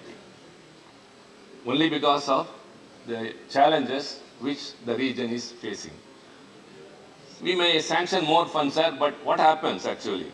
The region suffers a decreased connectivity in terms of railways and road networks and continue to face civil disturbances. I expected any one of these members from the Northeast would have focused on that, which I would like. Why a region is not able to come up to the extent it should have been? There are many reasons, out of which the main reason is the civil disturbance. So most of these states border our country. And we know pretty well who are our neighbors, how friendly they are. So they face a very big problem by means of this insurgency of terrorism and other things, and also the local issues which have not been addressed for long, which has led to the unrest of the people and the youth in that area. Sir, the area still witnesses military involvement and the unjust shootings and killings of civilians, just like the case that came to light 3 months ago when 15 civilians lost their lives in the voting area of Mon district in Nagaland due to a case of misidentity. That issue was raised in this house also. Misidentity led to the cause of death of unnecessarily 15 civilians who were supposed to be terrorists and faced an open fire from the security forces. The aftermath was equally disturbing, where the more lives were lost on both sides in the clash between the villagers and the armed force later. So the region has had a history of civil conflict, and this was not the first case of such kind. A month before, an army colonel along with his family and 4 other personnel from the paramilitary force were killed. Sir, main reason for that is parts of Northeast region, as identified by experts, experience a hostile environment because of the Act, AFSPA, the Armed Forces Special Powers Act. What is that AFSPA? I cannot go in detail because of the lack of time. But sir, when this act came into existence? The act, long history, dates back to the colonial times. To sabotage the Quit India movement in 1942, the British government brought this act. And later in 1947, 4 such ordinances were brought into place and to deal with the internal turmoil of the partition. That also one of the members who spoke here mentioned about. Because of the partition problem, again it was an ordinance was promulgated. In 1948, a single ordinance subsuming all the 4 was promulgated. It was finally repealed in 1957. But sir, in 1958, after seeing the growing disturbances owing to Naga rebellion, the act was brought back. Sir, what is the purpose of the act? The act came into force, sir, very, very important. I think the government should take it into consideration. The act comes into force when an area is declared as a disturbed area by the state government. The status which is maintained for a minimum period of 6 months. The act grants the armed forces to exercise increased force and grants a higher degree of considerable impunity for maintaining internal security. That apart. One of the sections in the act, section 4, how it empowers. In a democratic country, in a republic country, any commissioned officer, warrant officer, non-commissioned officer or any other person of equivalent rank in the armed forces may, in a disturbed area, fire upon or otherwise use force, even to the causing of death, against any person who is acting in contravention of any law, or order for the time being in force the disturbed area prohibiting the assembly of 5 or more persons. That's it. Destroy any arms, okay.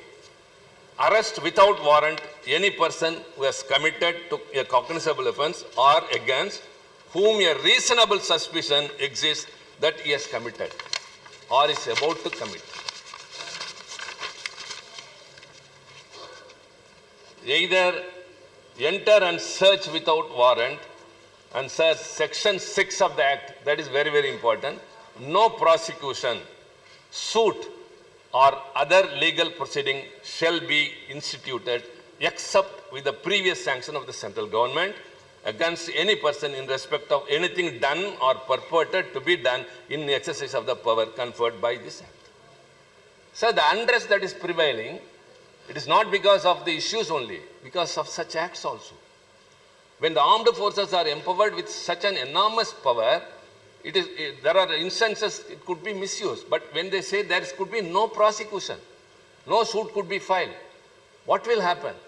So it's high time, not only the state which is concerned, Nagaland, the other states surrounding all the northeastern regions is suffering only because of that, sir. And high time the government has to reconsider whether this act should continue. License to kill. License to kill. High time it is to repeal, sir. So I am speaking on behalf of the northeast region. They spoke about the development. I am speaking about the safety of the people. Their psychological, mental condition. When such an act is there, and the armed forces are wandering with enormous powers, with no control upon them, the people will react in their own manner because the hilly people region. So, sir, it is an appeal. What is the necessity? Why the people should be killed unnecessarily? There may be issues anywhere. There will be, of course, people will rebel. In a democratic country, they have got right. But does it mean that they can be killed and they cannot be even questioned? It's a very big thing to be worried, sir. Sir, the Supreme Court has also observed, if an offense is committed even by an army personnel, there is no concept of absolute immunity from trial by the criminal court constituted under the criminal procedure. But there have been instances of even flouting the judgment of the Supreme Court. Sir, only one thing I would like to say, sir. The region with less insurgent activities continue to have heavy presence of armed forces which are protected under the AFSPA, which should be reconsidered immediately as I appealed. Sir, even after signing 6 years, after 6 years of signing the framework agreement between the National Socialist Council of Nagaland and the central government, there has been inordinate delay in the continuance of the Naga peace talks in finding a concrete solution. So the region is abundant with resources, including farmland and talent pool, and truly efforts can lead to it being able to join hands on the path of growth and contribute significantly in the overall growth than to rely upon the army. The government should find some other way to coordinate with the people and find the peaceful solution, and to wish, as all wish, the Northeast region should flourish as it should be. Thank you very much. Thank you, Tiruchuji. Manye V. Vijay Sai Reddy. Sir, thank you very much, Deputy Chairman, sir.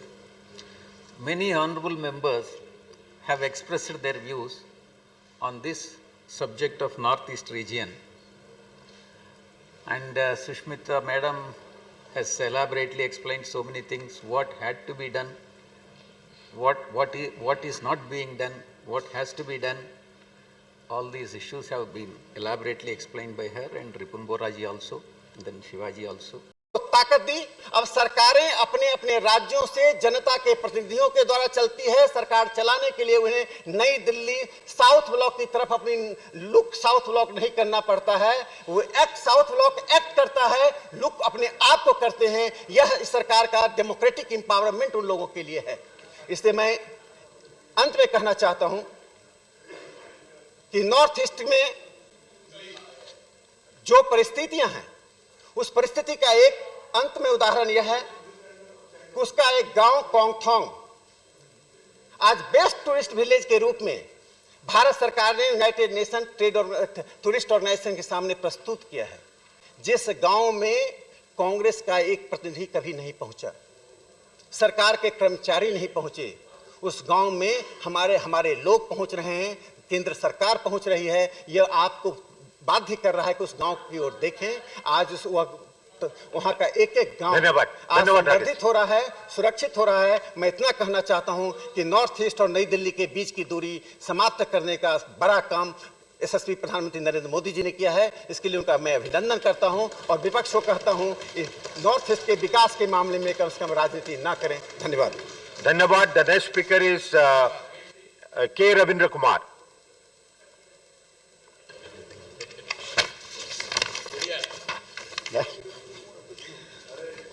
Sir, I am very thankful to you for giving me this opportunity to take part in the discussion on the working of the Ministry of Development of North Eastern region.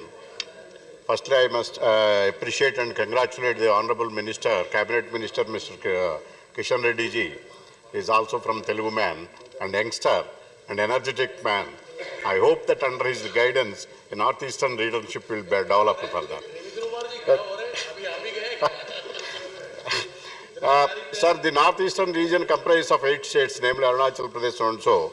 The entire region of Northeast was uniquely located with inadequate means to access the mainland. So the primary task is to provide connectivity to the mainland. Unless and otherwise it is not brought into contact with the mainstream, problems in urgency will remain to haunt us. So the need of the hour is overall development of that region.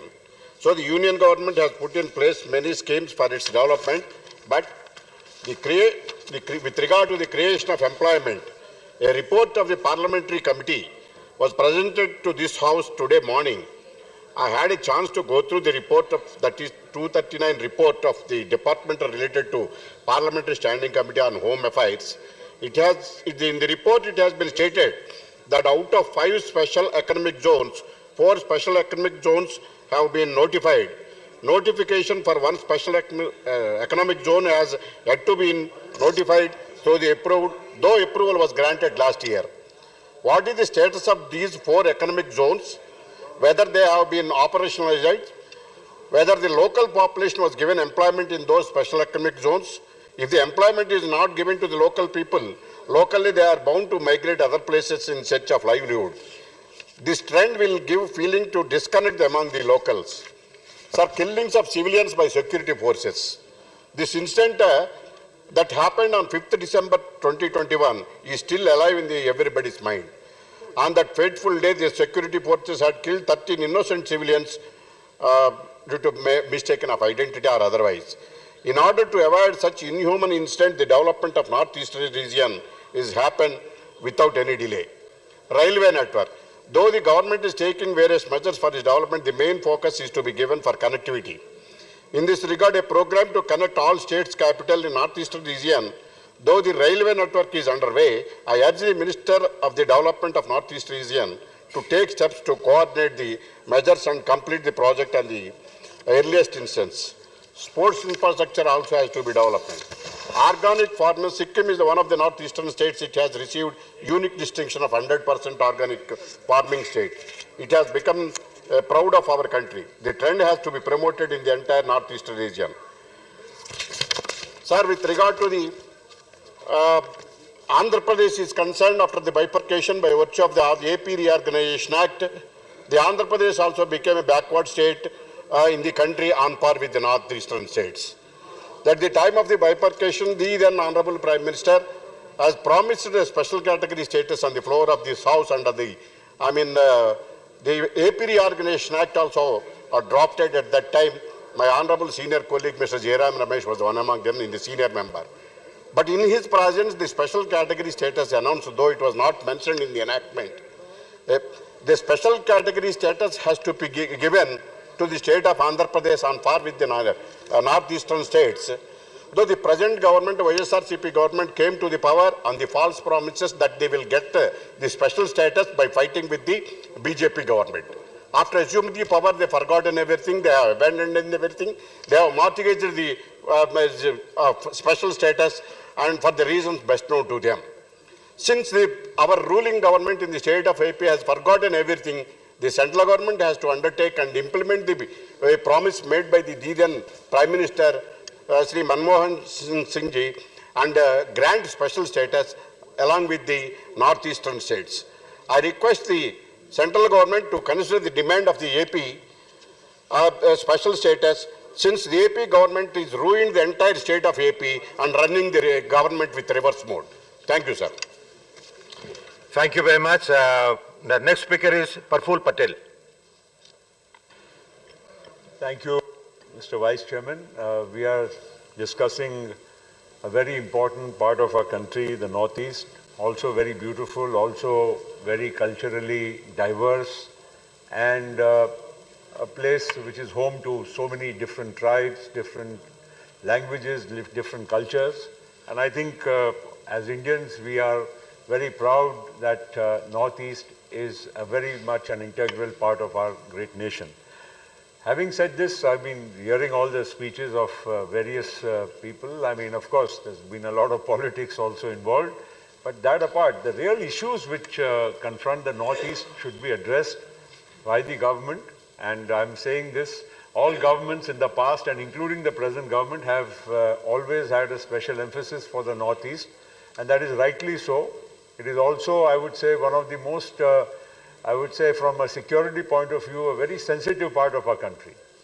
आज north east को एक chicken neck के माध्यम से 22 kilometre का ही एक रास्ता है जिसके माध्यम से इतने बड़े हमारे देश का इलाका उससे कंट्रोल हमको करना पड़ता है, वहीं से यातायात होती है। हवाई यातायात होने की वजह से ठीक है, थोड़ा बहुत हम बांग्लादेश के ऊपर से ओवरफ्लाइंग करके वहाँ पहुँच पा रहे हैं, लेकिन निश्चित नॉर्थ ईस्ट को हर तरह से नॉर्थ ईस्ट के डेवलपमेंट के लिए कहो या हमारे नॉर्थ ईस्ट के सहित हमारे पूरे देश के जिसको कहते हैं सुरक्षा के लिए नॉर्थ ईस्ट का डेवलपमेंट करना ये हमारे सबके लिए निहायत ही ज़रूरी है। और मैं निश्चित कहूँगा, बहुत सारे स्पीकरों ने इसके बारे में जिक्र भी किया कि आज चाइना के जो मंसूबे हैं, चाइना जिस तरह से नॉर्थ ईस्ट के ऊपर नज़र ताके हुए हैं, अरुणाचल को अपने ही एक राष्ट्र का, तिब्बत का हिस्सा मानकर कब्जा करने की उनकी मंसूबाएं हैं, इनको हमको नाकाम करना है। मैं इस मामले में सरकार को, आज की आपकी सरकार है, मैं बधाई दूंगा कि आप लोग भी इस बारे में ध्यान दे रहे हैं और लगातार पिछली सरकारों ने भी इस बारे में हमेशा ध्यान दिया है। आज नॉर्थ ईस्ट में इंफ्रास्ट्रक्चर अगर हम इसको ठीक तरह से डेवलप करेंगे तो निश्चित उसका फायदा आगे आने वाले वर्षों में हमको हमारे राष्ट्र की सुरक्षा के लिए महसूस होगा। साथ साथ में नॉर्थ ईस्ट का भी डेवलपमेंट होगा। अरुणाचल प्रदेश है, मेघालय है, त्रिपुरा है, सारे जो मिजोरम है, सभी बॉर्डर स्टेट्स है, मणिपुर हो। हम लुक ईस्ट की पॉलिसी की बात करते हैं, लेकिन लुक ईस्ट बोलना आसान है। लुक ईस्ट में हमारी उस मणिपुर के वो बगल में हमको म्यांमार का वहाँ पर जाना पड़ेगा, और म्यांमार आज किसके कब्जे में है ये भी आप और हम अच्छे तरह से जानते हैं। इसलिए हमको पहले सबसे ज़्यादा ध्यान ये देना है कि North East becomes as integral a part of India economically, socially, culturally and in every single way. और इसके लिए हमको नॉर्थ ईस्ट का डेवलपमेंट पे ध्यान देना है। इंफ्रास्ट्रक्चर, रोड, रास्ते, हवाई अड्डे, ये सारी चीज़ें तो ज़रूरी है ही, लेकिन साथ साथ में नॉर्थ ईस्ट में इंडस्ट्रियल डेवलपमेंट पे हम लोगों ने आज तक इतना ध्यान नहीं दिया है। मैं भी उस हैवी इंडस्ट्रीज विभाग में कुछ साल तक मंत्री रहा, मुझे भी मालूम है। अशोका पेपर मिल की किसी ने बात की, नाम नहीं लिया, लेकिन हिंदुस्तान पेपर कॉरपोरेशन हो, बाकी की जो भी कुछ थोड़ी बहुत इंडस्ट्रीज वहाँ पर थी, रिफाइनरीज छोड़कर, ये सारी धीरे धीरे लगातार बंद होते गई। और उसका परिणाम ये हुआ है कि नॉर्थ ईस्ट इंडस्ट्रियलाइजेशन में पिछड़ते गया है, और उसी वजह से आज नॉर्थ ईस्ट का कोई भी युवा है, युवती है, वहाँ पर लिटरेसी रेट इतनी हाई है। इंग्लिश स्पीकिंग, मतलब मैं समझता हूँ कि हमारे देश में इतना अच्छा इंग्लिश स्पीकिंग इलाका पूरे देश में नहीं है जितना नॉर्थ ईस्ट है, क्योंकि वहाँ पर पहले से मिशनरीज गए, कॉन्वेंट स्कूल्स वहाँ पर शुरू किए। Today North East is one of the most highly educated and best English speaking regions of our country. उसके बाद भी वहाँ पर इंडस्ट्री नहीं होने की वजह से, जैसे हमारे संजय जी ने जिक्र किया, ऑल ओवर इंडिया आज हॉस्पिटैलिटी, टूरिज्म, ट्रैवल, ये रिलेटेड जो भी जितने काम है, इंडस्ट्रीज है, इसमें नॉर्थ ईस्ट के बच्चे, युवा युवती वहाँ पर बहुत बड़े पैमाने पर पूरे देश में काम करने के लिए जा रहे हैं। खुशी की बात है, उनको मौका मिलता है, वो काम अच्छा करते हैं, बहुत ही मैं समझता हूँ कि हर तरह से ईमानदार और वफादार, और काम करने में बहुत मतलब दे आर वेरी एफिशिएंट। ये हमारे लिए खुशी की बात है, और उनको मौके मिल रहे हैं, ये भी अच्छी बात है। लेकिन उनको कितनों को नौकरी मिलेगी वहाँ पर जहाँ तक हम नॉर्थ ईस्ट के इंडस्ट्रियल डेवलपमेंट की बात करें, ज़्यादा से ज़्यादा ध्यान देना चाहिए। और चाहे उस मामले में हमको आज इतनी बड़ी बड़ी इंडस्ट्रीज है, एक कहना चाहिए, बुलाना चाहिए कि भाई आप 1000 करोड़, 500 करोड़, किसी के लाखों लाखों करोड़ों के आज निवेश वाली इंडस्ट्रीज लोगों ने लगाई है। कोई 1000 करोड़, 500 करोड़ की इंडस्ट्री वहां पर कंपलसरीली गवर्नमेंट ने बुलाकर रिक्वेस्ट करना चाहिए। हम डेमोक्रेसी में फोर्स तो नहीं कर सकते हैं, लेकिन इसके लिए हम लोगों ने कोशिश करनी चाहिए। दूसरी बात इंपॉर्टेंट है डिप्टी चेयरमैन साहब, कि इंग्लिश स्पीकिंग होने की वजह से, और आज जो आईटी इंडस्ट्री हमारे देश में इतनी बड़ी आज विकसित हुई है, आज बेंगलोर में, पुणे में, आज कई हमारे इस देश के अलग अलग सूबे में अब आईटी इंडस्ट्री की ग्रोथ हो रही है। What does IT industry need? First, good English education, good English speaking boys and girls, and second is internet connectivity. Internet connectivity now is not a problem anywhere in the country including the north east. अगर internet connectivity है, good English speaking वहां पर बच्चे मिल रहे हैं, तो वहां पर you should tell the Infosys and the Wipros and the TCSs of our country that go and set up one BPO there. We'll give the boys and girls of Northeast a chance to work there. That, I think, will be the true development and integration of the Northeast with the rest of the country. These are the issues which I think we should be really concentrating on. मैं football का भी अध्यक्ष हूँ, all India football federation का अध्यक्ष हूँ. आज पूरे देश में अगर आप देखेंगे, मेंस टीम हो, विमेंस टीम हो, यंग गर्ल्स टीम हो, बॉयज टीम हो, maximum players will come from north east of India, all the states of north east of India. And therefore the government, I would say, request the donor also, look at football in a different light. India is a cricket loving country, no issues about it, but the Northeast is specially loving football. We should have Sonowal ji is sitting here. Listen to me, Sonowal ji. I am talking about football. You have taken some interest, and that's why I'm saying that we must have football academies, football grounds, football stadiums across, there are only 7 required. One football stadium doesn't cost more than 50 crores. Why can't every state of Northeast have a world-class FIFA-approved football stadium? That will give a fillip to the boys and girls to play football, to be getting professionally engaged in football. I am telling them to make careers out of football. And they will do service to the nation. After all, we will do better in football, our country will do better in football, and these girls and boys will get a good opportunity. Therefore, I am concluding, sir, I am only saying that the development of Northeast lies not just in, mudslinging this side to the other. The development of Northeast depends on the industrial development, on the overall development, including tourism, which our friends were referring to. Tourism of the Northeast. Today, people are traveling so much within the country, after COVID especially, that desire to travel within the country has improved. And therefore, we must take advantage of the diversity.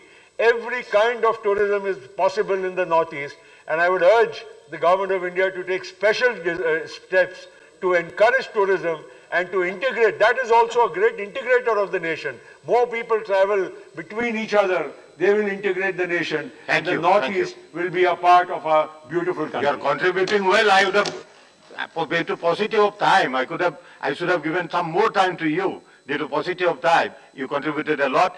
Now, Mr. Sarvananda Sonowal.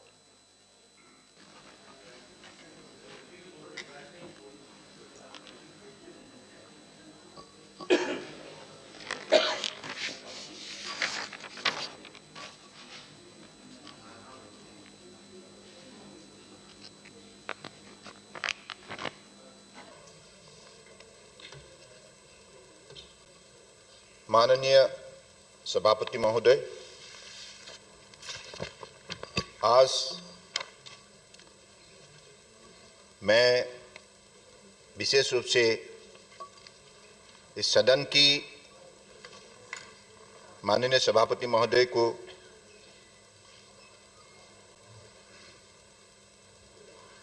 धन्यवाद देता हूं, क्योंकि उन्होंने इस सदन में north eastern region की development के सिलसिले में चर्चा करने के लिए हमें समय दी है। और आज इस डिस्कशन में कई माननीय सांसद ने भाग लिया और उन लोगों ने अपनी बात रखी, और नॉर्थ ईस्ट के बारे में उन लोगों ने अपने चिंता व्यक्त की। मैं सबको धन्यवाद देता हूं। आप सबको मालूम है, मैं कोई एग्जैजरेशन करने के लिए नहीं उठा हूं, जो हकीकत मैं बताने जा रहा हूं। आप सबको मालूम है, देश की जनता की आशीर्वाद से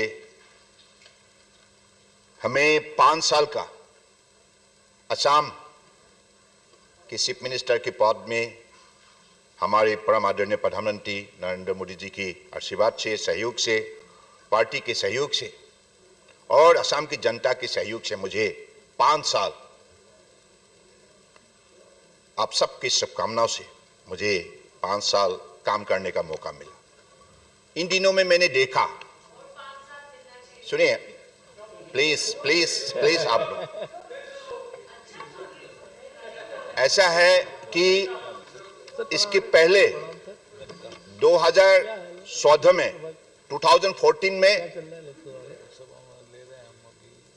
माननीय प्रधानमंत्री जी ने मुझे एक केंद्रीय मंत्री के रूप में दायित्व निभाने के लिए एक मौका दिया। उसी समय पे आप लोगों को मालूम है, जो स्किल डेवलपमेंट विभाग की मुझे दायित्व सौंपे गए थे, स्पोर्ट्स एंड यूथ अफेयर्स के, तो उसी समय से मैंने देखा कि माननीय प्रधानमंत्री जी ने नॉर्थ ईस्ट को बढ़ावा देने के लिए उन्होंने गहरा चिंता ही व्यक्त किया, ऐसा नहीं है। उन्होंने कैसे उसको मजबूत कदम उठाया जाए, इसके बारे में उन्होंने चिंता किया और निर्णय लिया। आप सबको मालूम है, हमारे परम आदरणीय प्रधानमंत्री नरेंद्र मोदी जी देश का पहला प्रधानमंत्री है जिन्होंने नॉर्थ ईस्ट के सिलसिले में आपने केंद्रीय मंत्रिमंडल की हर मंत्री को नॉर्थ ईस्ट दौरा करने के लिए निर्देश जारी किया। सिर्फ दौरा करने के लिए नहीं, एक दिन रिव्यू ले रहे थे माननीय प्रधानमंत्री जी ने, और उसी काल पे उन्होंने ये जानने के लिए कोशिश किया आप लोग नॉर्थ ईस्ट गए, क्या किया। तो जब माननीय प्रधानमंत्री जी को पता चला कि हम लोग केंद्रीय मंत्रीगण गए और वहां चर्चा करके वापस आए, तो अपने चिंता व्यक्त की, ऐसे नहीं चलेगा। आप लोगों को ही रहना होगा और उसी हर प्रदेश के जनता का साथ बात करना होगा और अपने विभाग की अलग अलग कार्यक्रम कैसे रुका हुआ है, कितना कार्यक्रम को लागू करने के लिए कितना काम बाकी है, इन विषय पर आप लोगों को मजबूत कदम उठाना होगा।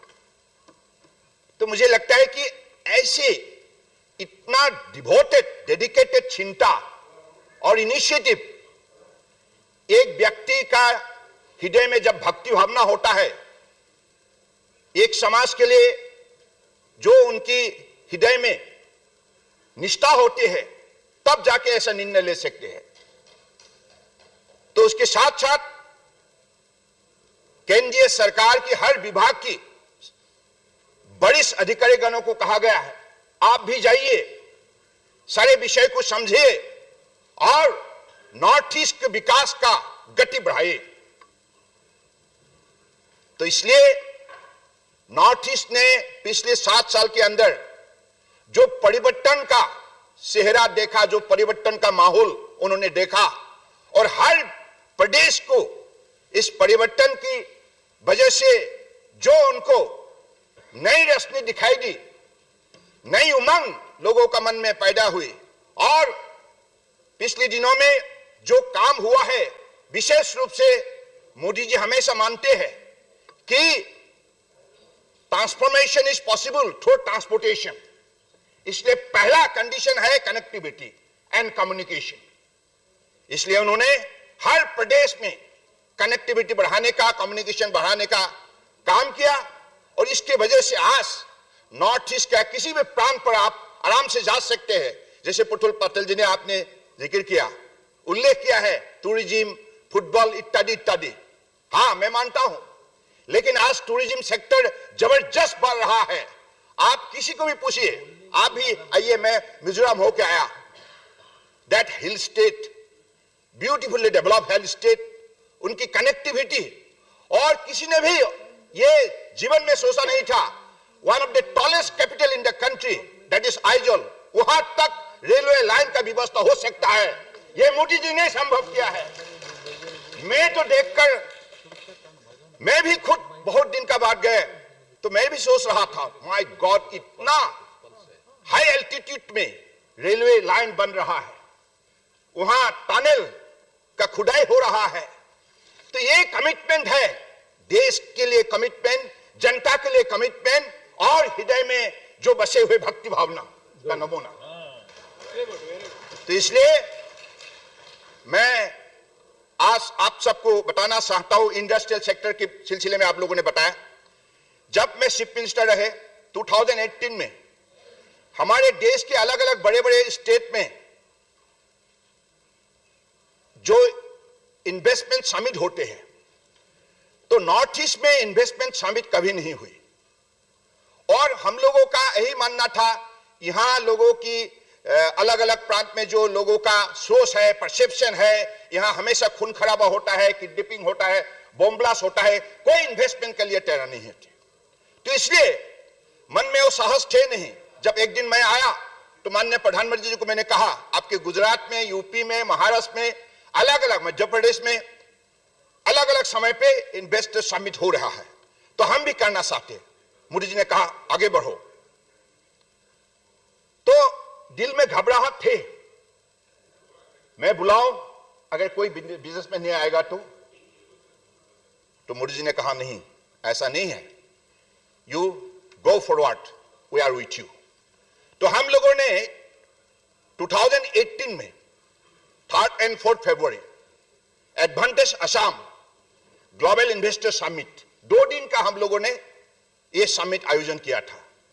तो उसी समय पे देश का बड़े बड़े हस्ती उद्योग जगत के और अलग अलग देश के 22 देशों का प्रतिनिधि ने भाग लिया। स्वयं मोदी जी रहे और हमारे केंद्रीय मंत्रिमंडल के बड़े नेतागणों को उन्होंने निर्देश जारी किया, सबको रहना चाहिए। तो आप उसी काल में कुल मिला के 269 MOU प्राइवेट और पब्लिक प्लेयर्स का साथ हम लोगों को समझौता हुआ। उसका वैल्यू था 79,000 करोड़ इन्वेस्टमेंट का प्रॉमिस। तो हमारे काल में ही 60,000 crore have been landed on the ground.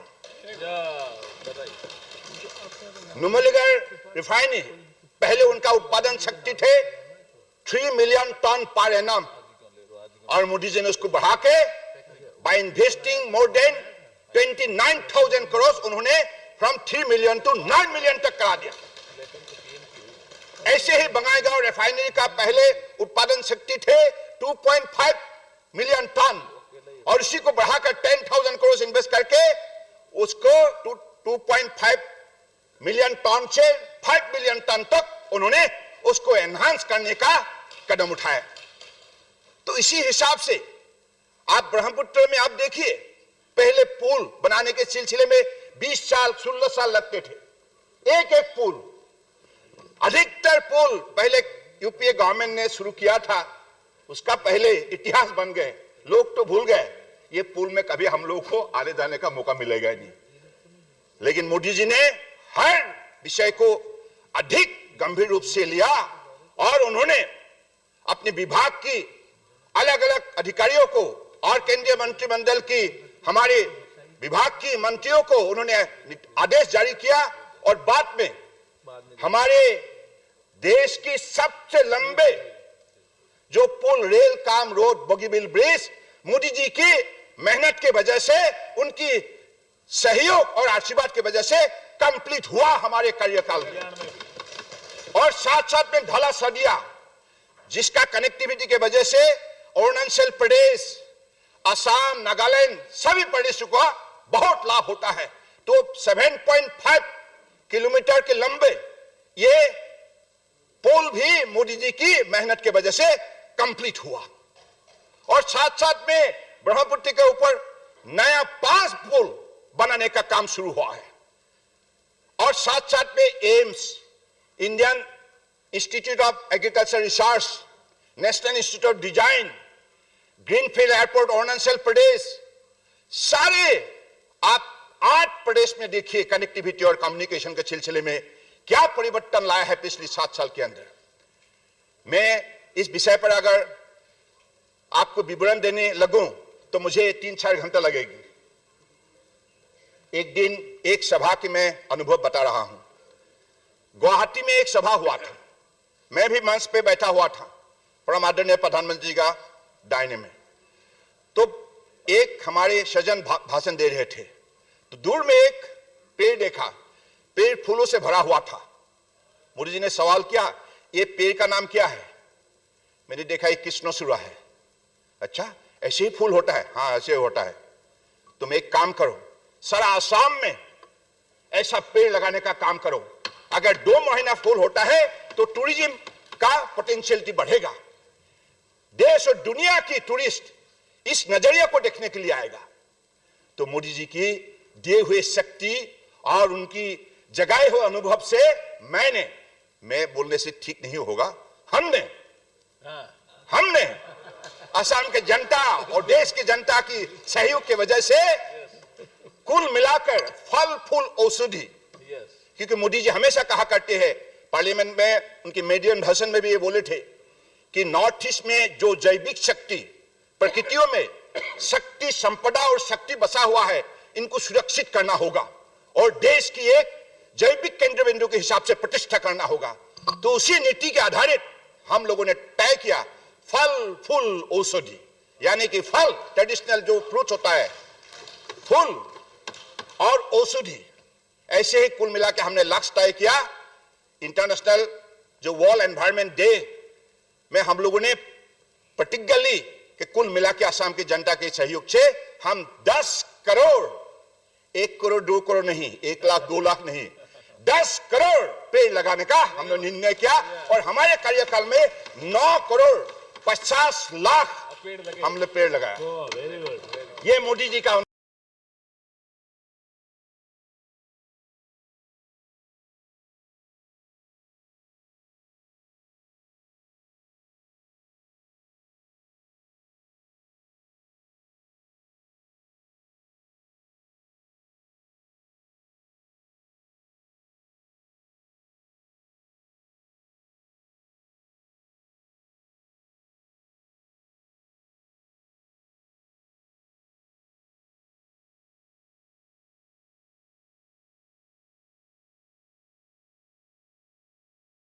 प्रेरणा है, उनकी दिए हुए शक्ति है।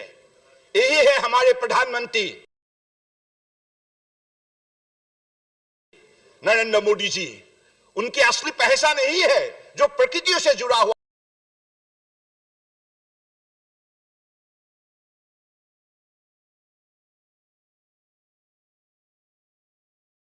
है, जो भगवान का आशीर्वाद का फल है और हमारी जनता का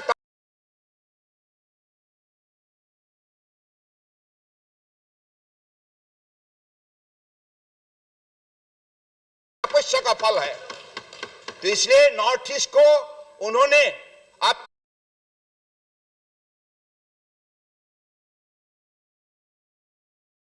7 साल के अंदर जितना तक सहयोग किया है, इसके वजह से आज नॉर्थ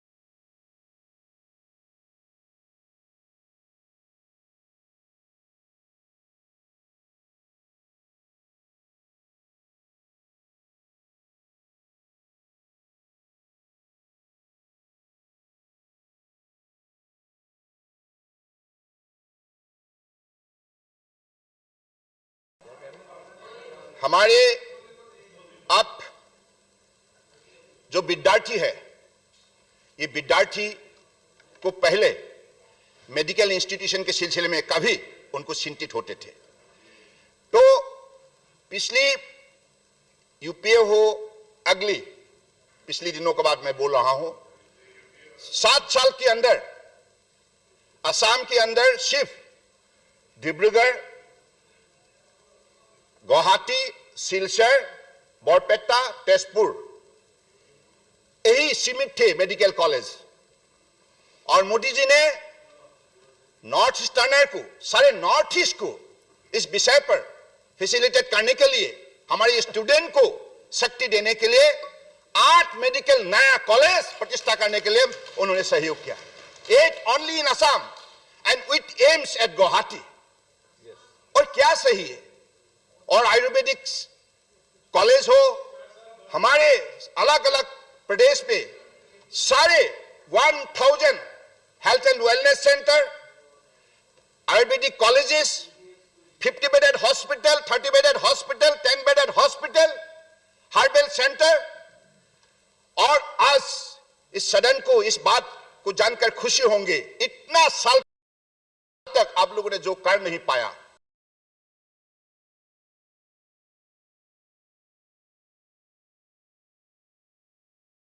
बांग्लादेश प्रोटोकॉल रोड आपने खुल नहीं पाया, लेकिन मोदी जी ने जलमार्ग विकास प्रोजेक्ट के सिलसिले में उन्होंने बांग्लादेश सरकार का साथ समझौता किया। Let me please. बांग्लादेश सरकार का साथ समझौता किया और पिछले 5 फरवरी को पटना से हम लोगों ने हमारे परम आदरणीय पीयूष गोयल जी अभी नहीं है, पीयूष गोयल जी का सहयोग से बांग्लादेश सरकार के सहयोग से, माननीय प्रधानमंत्री जी के उनके विजन से, उनके सहयोग से पटना से हम लोगों ने 2350 किलोमीटर पांडु तक 180 मेट्रिक टन का फूड ग्रेन हम लोगों ने कार्गो वेसल में भेजा। बहुत बढ़िया। और national waterways 1 Ganga, national waterways 2 Brahmaputra through Bangladesh होके आप गुवाहाटी में 6 तारीख को पहुंच गए। और साथ साथ में हल्दिया पोर्ट से टाटा स्टील पहली बार के लिए 2000 मेट्रिक टन की स्टील हल्दिया पोर्ट से बांग्लादेश होके गुवाहाटी पहुंच गए हैं। वापस आने में वो 2000 मेट्रिक टन का कोयला लाने का काम किया है। तो इसलिए ये पहली बार के लिए जलमार्ग विकास दिखाई दिया है। नेशनल वाटरवेज 1 मां गंगा, नेशनल वाटरवेज 2 पिता ब्रह्मपुत्र का अब जैसे सहयोग हुआ, संयोग हुआ, इससे अगले दिनों में हमारा अर्थव्यवस्था मजबूत होगा, यह निश्चित है। यह मोदी जी के लिए संभव हुआ है। सब लोगों ने इतना दिन तक हमेशा सड़क के बारे में, रेलवे के बारे में वो सीमित थे।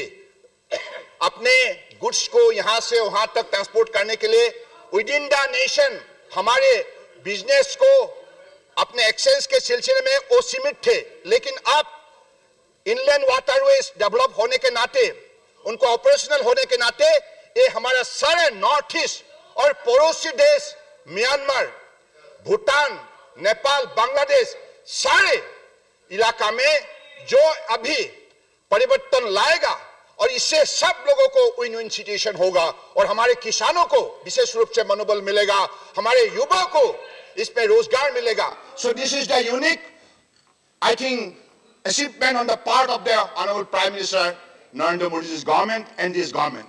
No doubt about it. इसलिए मैं सिर्फ इस विषय का, इस विभाग का मंत्री हूं ऐसे नहीं बोल रहा हूं, जो हकीकत बोल रहा हूं। उस दिन जब पटना से हमने शुरू किया, हमारे बिहार सरकार, बिहार के 2 डेप्यूटी चीफ मिनिस्टर्स, हमारे भूतपूर्व 2 केंद्रीय मंत्री और हमारे बिहार सरकार की हमारे कैबिनेट मंत्री और 2-3 हमारे परम आदरणीय विधायकगण सबके उपस्थिति में और पटना की मेयर सबके उपस्थिति में हम लोगों ने इसको फ्लैग ऑफ किया था। तो हमने रिसीव जब किया गुवाहाटी में, हमारे असम प्रदेश के चीफ मिनिस्टर हिमंत बिश्व शर्मा और बाकी हमारे सारे अधिकारी के उपस्थिति, संसद के उपस्थिति में हमने उसको स्वागत किया। इसका मतलब साफ है, नॉर्थ ईस्ट में ब्रिटिश के जमाने में आप लोगों को मालूम है, हमारे उसी समय में सड़क व्यवस्था थे नहीं, रेलवे व्यवस्था थे नहीं, इसलिए जलमार्ग ही केवल हमारे मोड ऑफ ट्रांसपोर्टेशन हुआ करते थे। तो आज उसी को फिर इतिहास को हमने फिर से रिपीट किया, परम आदरणीय प्रधानमंत्री जी के आशीर्वाद और उनके सहयोग की वजह से। तो इसलिए इतना तक परिवर्तन हुआ है। इंडस्ट्री में देखिए आप, अभी एमएसएमई सेक्टर में भी हमारे छोटे छोटे और स्टार्टअप में भी हमारे यूथ जैसे आगे आया है और स्टार्टअप के जरिए उन्होंने अपने उत्पादित जो अलग अलग सामग्री जो है, कम्युनिटी है, उसको वैल्यू एडेड करके देश और विदेश में मार्केट बनाने में सफलता प्राप्त किया है। तो नॉर्थ ईस्ट अभी पीछे नहीं रहा। नॉर्थ ईस्ट ने नहीं रहा, मोदी जी ने बहुत बहुत ज्यादा उसको ध्यान दिया, आदर किया, स्नेह किया, प्रमोट किया। और एक बात कहना होगा, 1 साल में 16 विशिष्ट व्यक्ति को पद्म अवार्ड देके मोदी जी ने सारे नॉर्थ ईस्ट को कोटि कोटि प्रणाम दिया। और हमारे दिल के धड़कन, देश की आवाज सुधाकंठ डॉक्टर भूपेन हजारिका जी को देश की highest civilian award Bharat Ratna उन्होंने दिया है, पोस्टमसली। तो इतना तक नॉर्थ ईस्ट को इज्जत देने वाला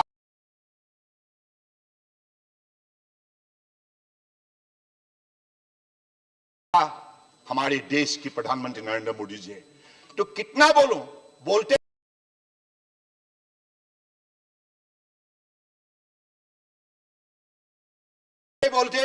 शायद आप लोगों को कान में कभी दर्द होगा सुनते सुनते।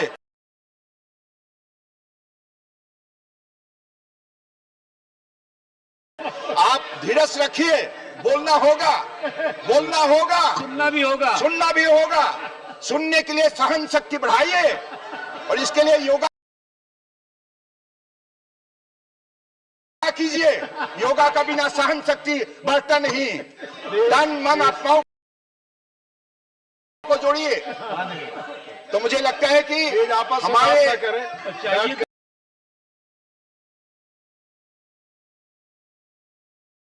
योगा टीचर भेज देंगे। हाँ, हम भेज देंगे। मान्य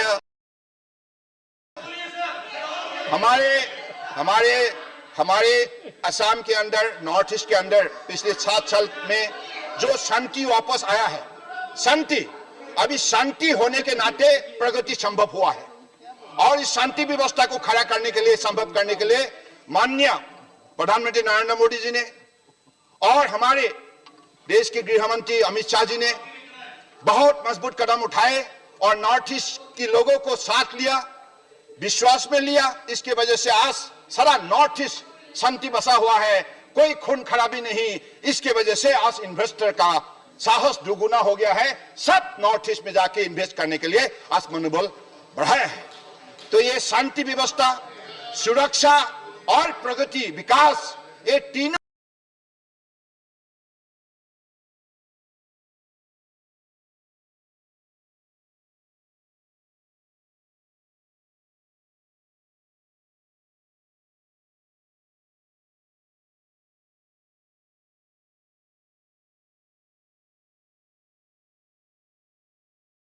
को जोड़ने का काम परम आदरणीय प्रधानमंत्री ने किया है। इसके लिए मैं इस सदन से माननीय प्रधानमंत्री जी को कोटि कोटि मेरा प्रणाम और दिल के गहराई से मैं आभार व्यक्त करना चाहता हूं कि जो हकीकत है इसी को बोल रहा हूं, मैं कोई एग्जेजरेशन नहीं कर रहा हूं।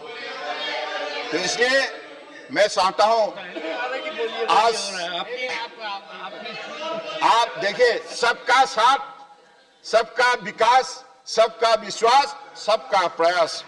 इसलिए देश को आत्मनिर्भर बनाने के लिए आपको भी मेहनत करना होगा, हमको भी मेहनत करना होगा, दोनों पक्ष को साथ मिलकर मेहनत करना होगा।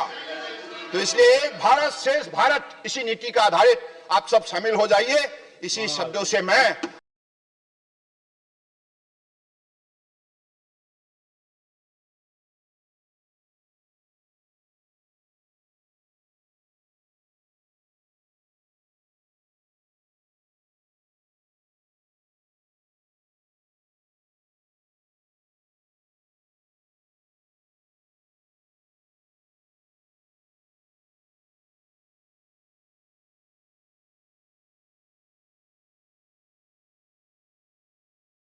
फिर से सभापति महोदय का धन्यवाद देते हुए भाषण को विराम देते हैं।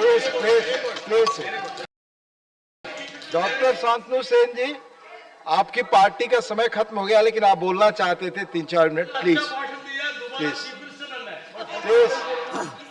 डॉक्टर शांतनु सेन, आपकी बात रिकॉर्ड पे जाएगी। तो आप बैठकर सीट पर ना बोले, रिकॉर्ड पे नहीं जा रही। डॉक्टर शांतनु सेन, आपकी ही बात रिकॉर्ड पे जाएगी, किसी और की बात रिकॉर्ड पे नहीं जा रही। प्लीज रेस्पेक्ट, प्लीज बैठकर टिप्पणी ना करें mister Hussain. Respected Chair, good evening one and all. I think the House must be appreciating the farsightedness of our learned Prime Minister, who has wisely picked up the right drum beater, and that's why he has taken away the chair of Chief Ministership and brought our respected person here to beat the drum properly. Thank you. Now, in the next few minutes, I might be held responsible because, as my previous speaker was talking about facts and figures, in the coming few minutes, by giving some facts and figures, I might bring our learned previous speaker from a manic phase to a depressive phase. I am very sorry for that. It's not me.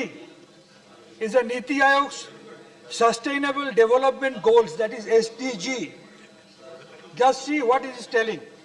I am going to prove how the people of Northeast, they are living perhaps the worst possible unhealthy life in Northeast Indians. Niti Aayog Sustainable Development Goal says that vector-borne diseases, tobacco-related diseases, cancers and HIV they are the major concerns of Northeast Indians. Even they had to face the racial discrimination during this COVID pandemic. Sad. Sir, the entire population is only 4.5 crores. But unfortunately, please आपस में despite बैठकर बात getting ना this करें.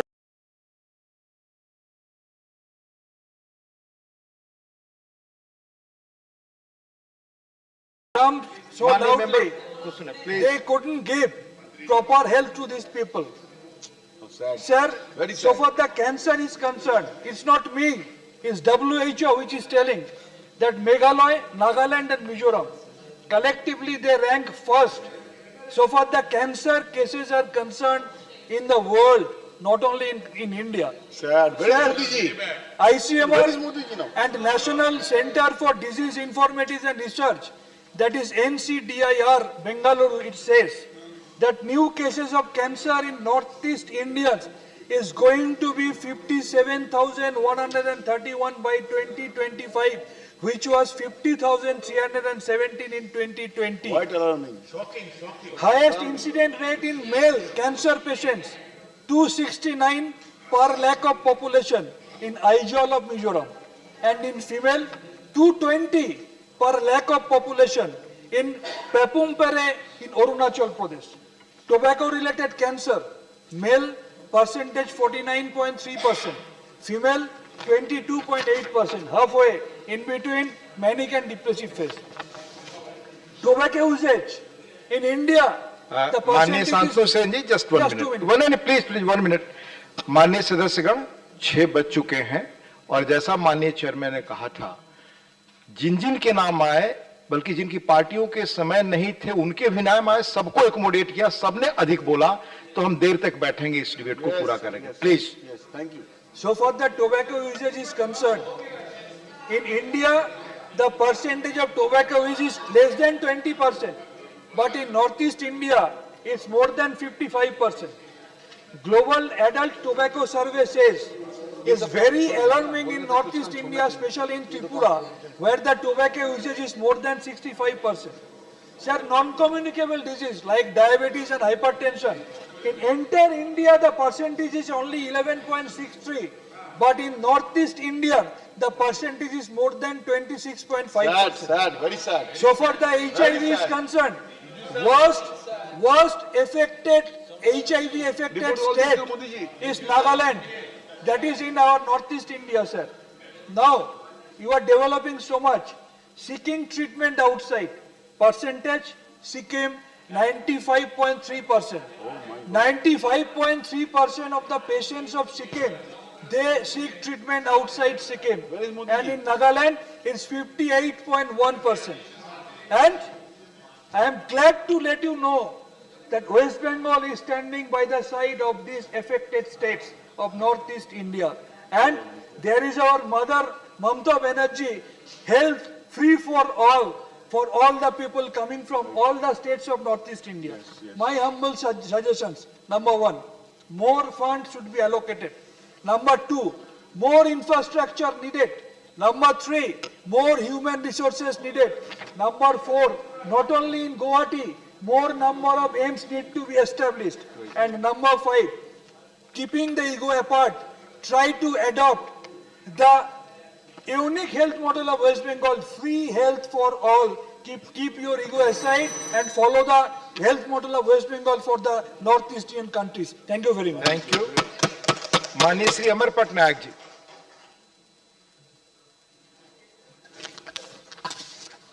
Thank you, sir. Thank you, Deputy Chairman, sir, for giving me the permission. Sir, as I look at the discussion today, before that, I'd like to mention that I could probably be the only member of parliament here who does not belong to that area, but has spent 6 years in Northeast, 4 years in Meghalaya, Arunachal and Mizoram, and 2 years in Sikkim. And I have known the culture, the tradition, and of course the developmental imperatives of this region very well. I'm quite happy, sir, about the fact that the budget allocations this year has gone up by 5.34%, and the trajectory has been maintained. There is no gainsaying that Nobody would deny that the northeast part of India needs to be mainstream, has to be done in every possible manner, through connectivity, through development, through human resource, through infrastructure building.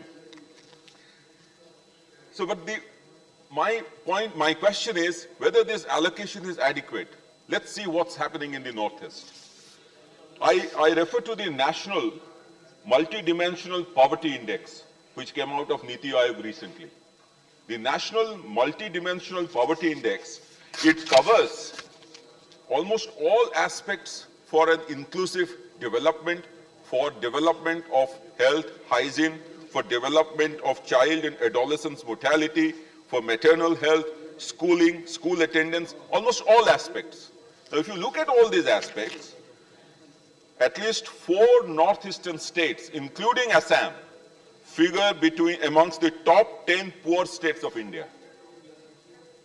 4 northeastern states, including Assam, figure in the top 10 poor states of India as per this multidimensional poverty index. Assam and Meghalaya are ranked as the 5th in the country in terms of poverty. So there is a lot which requires to be done. The amount of allocation that is being made currently needs to be increased even further. Now let me talk about education. So here I would like to make some suggestions because of the energy in terms of governance, because of the energy in terms of financial resources and the commitment that is being given to the northeastern region by everyone present here. So my suggestion is, like the aspirational districts model which was followed in case of areas which were covered by left-wing extremism, and we have seen that when development has taken place, the left-wing extremism has actually declined in those areas. So if internal security and security of the country is associated with this region, such focused approach in converging various kinds of schemes needs to be adopted in the northeastern region. Second, when I was in Sikkim, I have seen that by natural agricultural practice, they're organic. They don't use chemical fertilizers. They were the first state in the country which had banned plastic from their entire state. Now, in the craze for taking development at a very fast pace, let us remember that Northeast's basic contribution to the society is its diversity, biodiversity, biological diversity, cultural diversity, and all this should not be lost sight of. Therefore, this development has to be a green development. The entire approach towards development in Northeast has to be green development and green infrastructure building, roadways, highways, by using green technology. The next point is relating to the corridors. Unfortunately, despite its positional advantage, we have not been able to take advantage of its positional advantage as far as the Far East is concerned in terms of connectivity, whether it through roadways, through people, in order to establish people-to-people contact. People-to-people contact is very important even in diplomacy. I think that is one particular area which requires more concentration. Sir, we have... सारे सदस्यों से request किया, including you all, to keep. सुनिए माननीय सदस्य, please माननीय सदस्यगण, please आप सुने इस डिस्कशन को सुने, please. I will talk about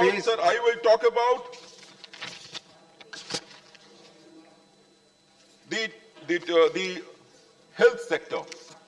Honorable Member Santanu Singh talked about it in terms of greater detail, but let me talk about access to health. Again, this is the latest report. The latest report says that the northeastern region faces the undeniable burden of infectious diseases, 29%, 29 per 1,000, followed by non-communicable. 1/4 of its population not seeking any medical treatment, thinking it is not serious enough.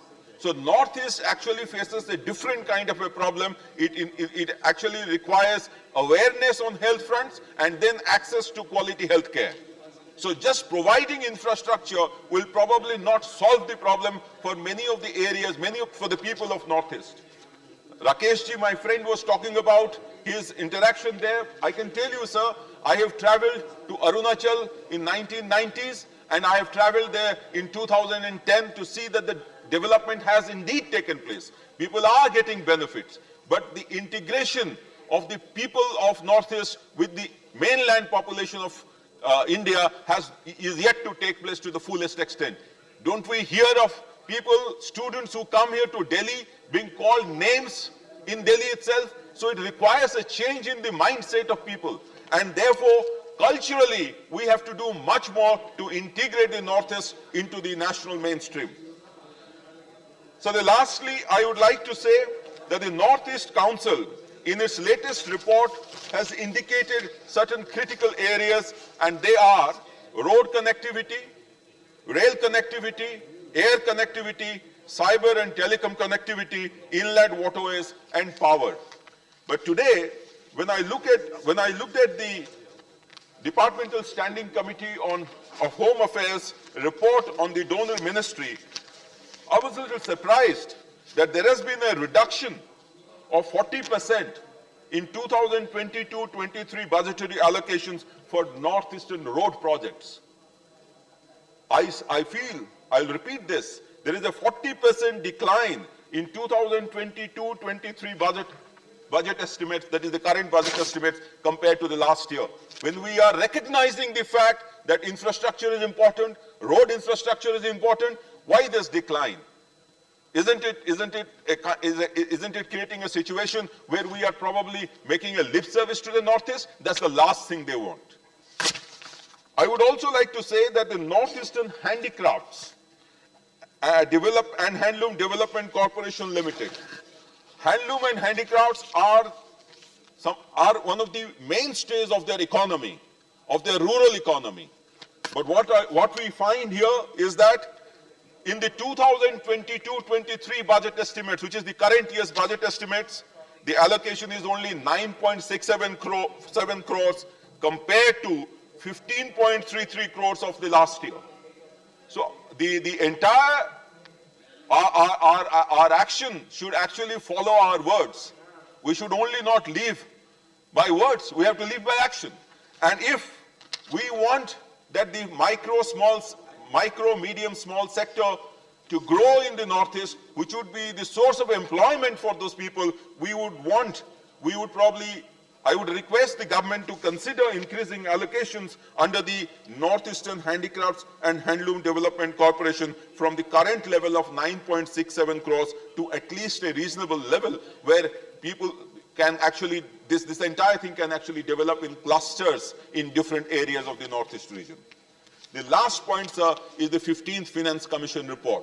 The 15th Finance Commission report indicated that 10 hill states, including major areas of Northeast region, are seismic and landslide risks prone. That is very high risk for landslides and seismic activity. And we all know that the lower reaches of Himalayas are very seismic prone. And therefore they had recommended that the NDMF for seismic and National Disaster Management Fund for seismic and landslide risk reduction programs in 2020-21 with an allocation of 50 crores for all the northeastern states. The Bureau of Indian Standards has developed a seismic map for India, and that includes the northeastern states. I think we have to think about disaster and disaster of huge proportions and therefore build disaster mitigation measures in all our infrastructure activity that is taking place. I have seen the innumerable times the road from Gangtok to Siliguri at NH5 where there is a major hydro irrigation project coming in. The road would cave in and the Border Roads Organization will come and clear the road and make a temporary road. Now this kind of situation is there because this is seismic prone, this is environmentally too fragile. So our development should be responsible, our development should be green, and we should ensure that in this disaster situation, the infrastructure is disaster resilient. Otherwise, the community itself will suffer. The same people for whom we are making it will suffer. Thank you so much. धन्यवाद माननीय अमर पटनायक जी। माननीय नेवम रेबिया जी।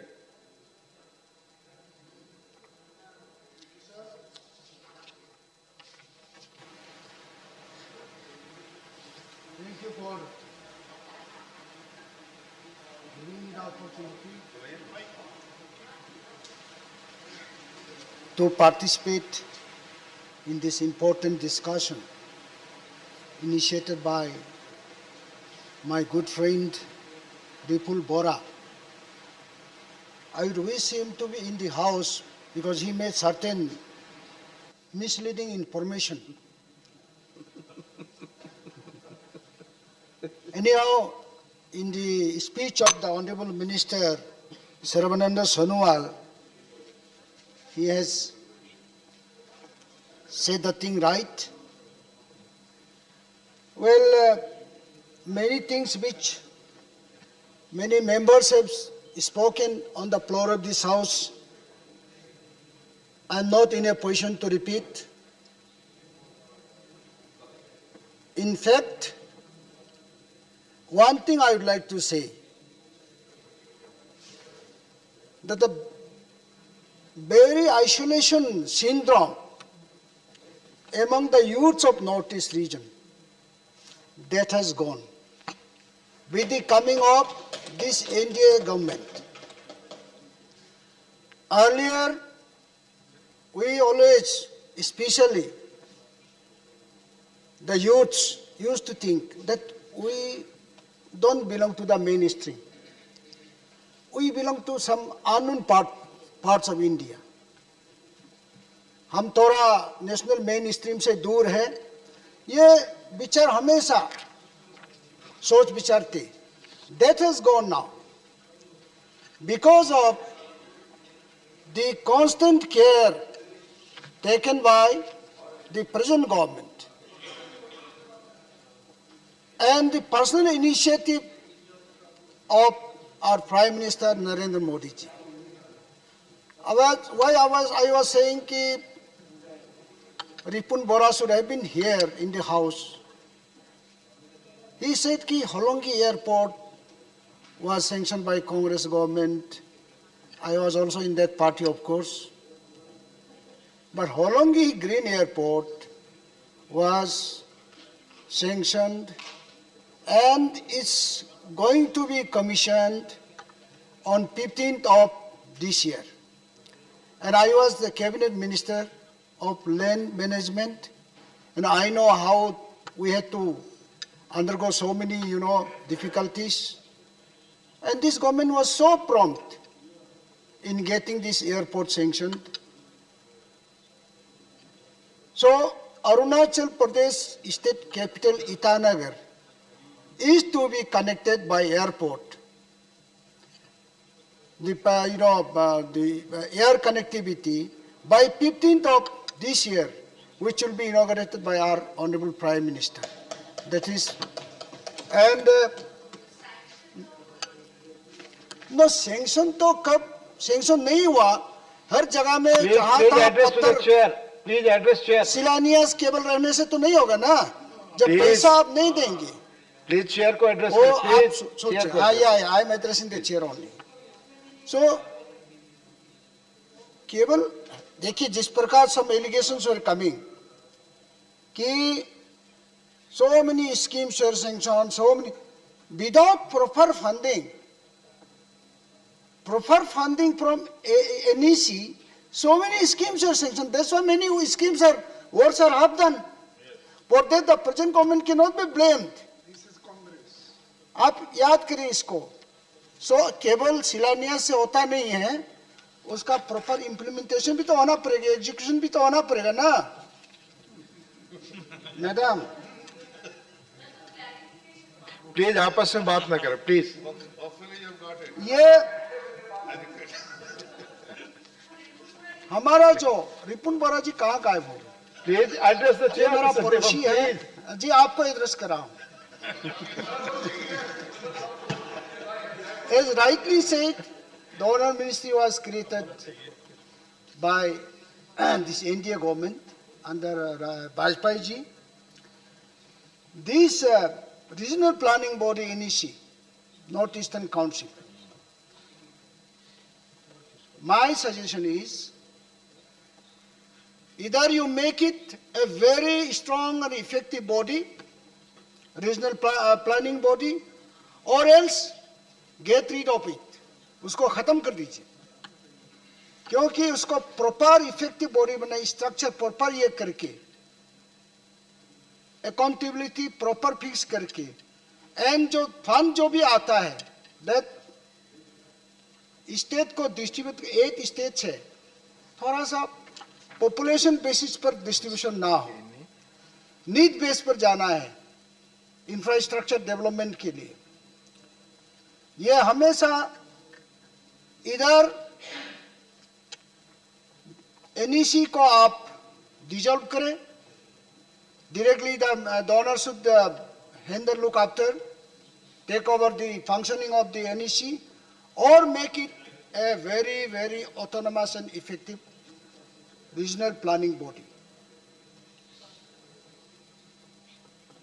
जो हमारा जो comprehensive infrastructure development in border areas, especially Arunachal, ना अरुणाचल के बारे में आप लोगों ने, बहुत लोगों ने मेंशन किया, Arunachal is north east of north east, ये याद करिए, north east of north east.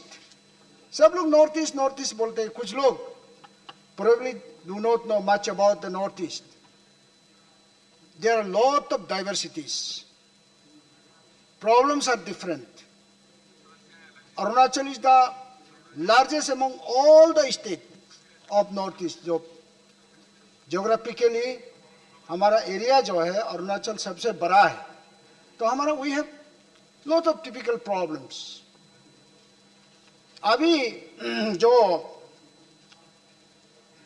PMGSY scheme है, which was also initiated, the brainchild of Vajpayee ji. Because of this scheme, most of the interior bridges are being connected.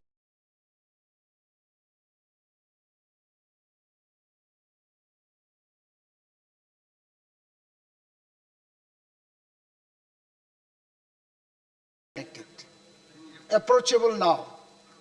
We give credit to this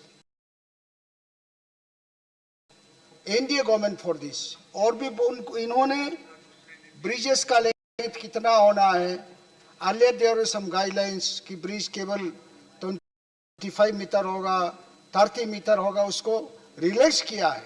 That's why our state we are getting the maximum benefit out of this relaxation. Yeah, in the budget 2022-23, Prime Minister Development Infrastructure for Northeast Region, 1,500 crore rupees has been marked. That is a huge jump and a very good initiative. We must thank the Honorable Prime Minister for having taken this initiative, and we hope that we will get our benefit of it. हमारा inter state जो border dispute है, सीमा ये समस्या है, this is a big problem. ये भी because of the intervention of the Honorable Prime Minister,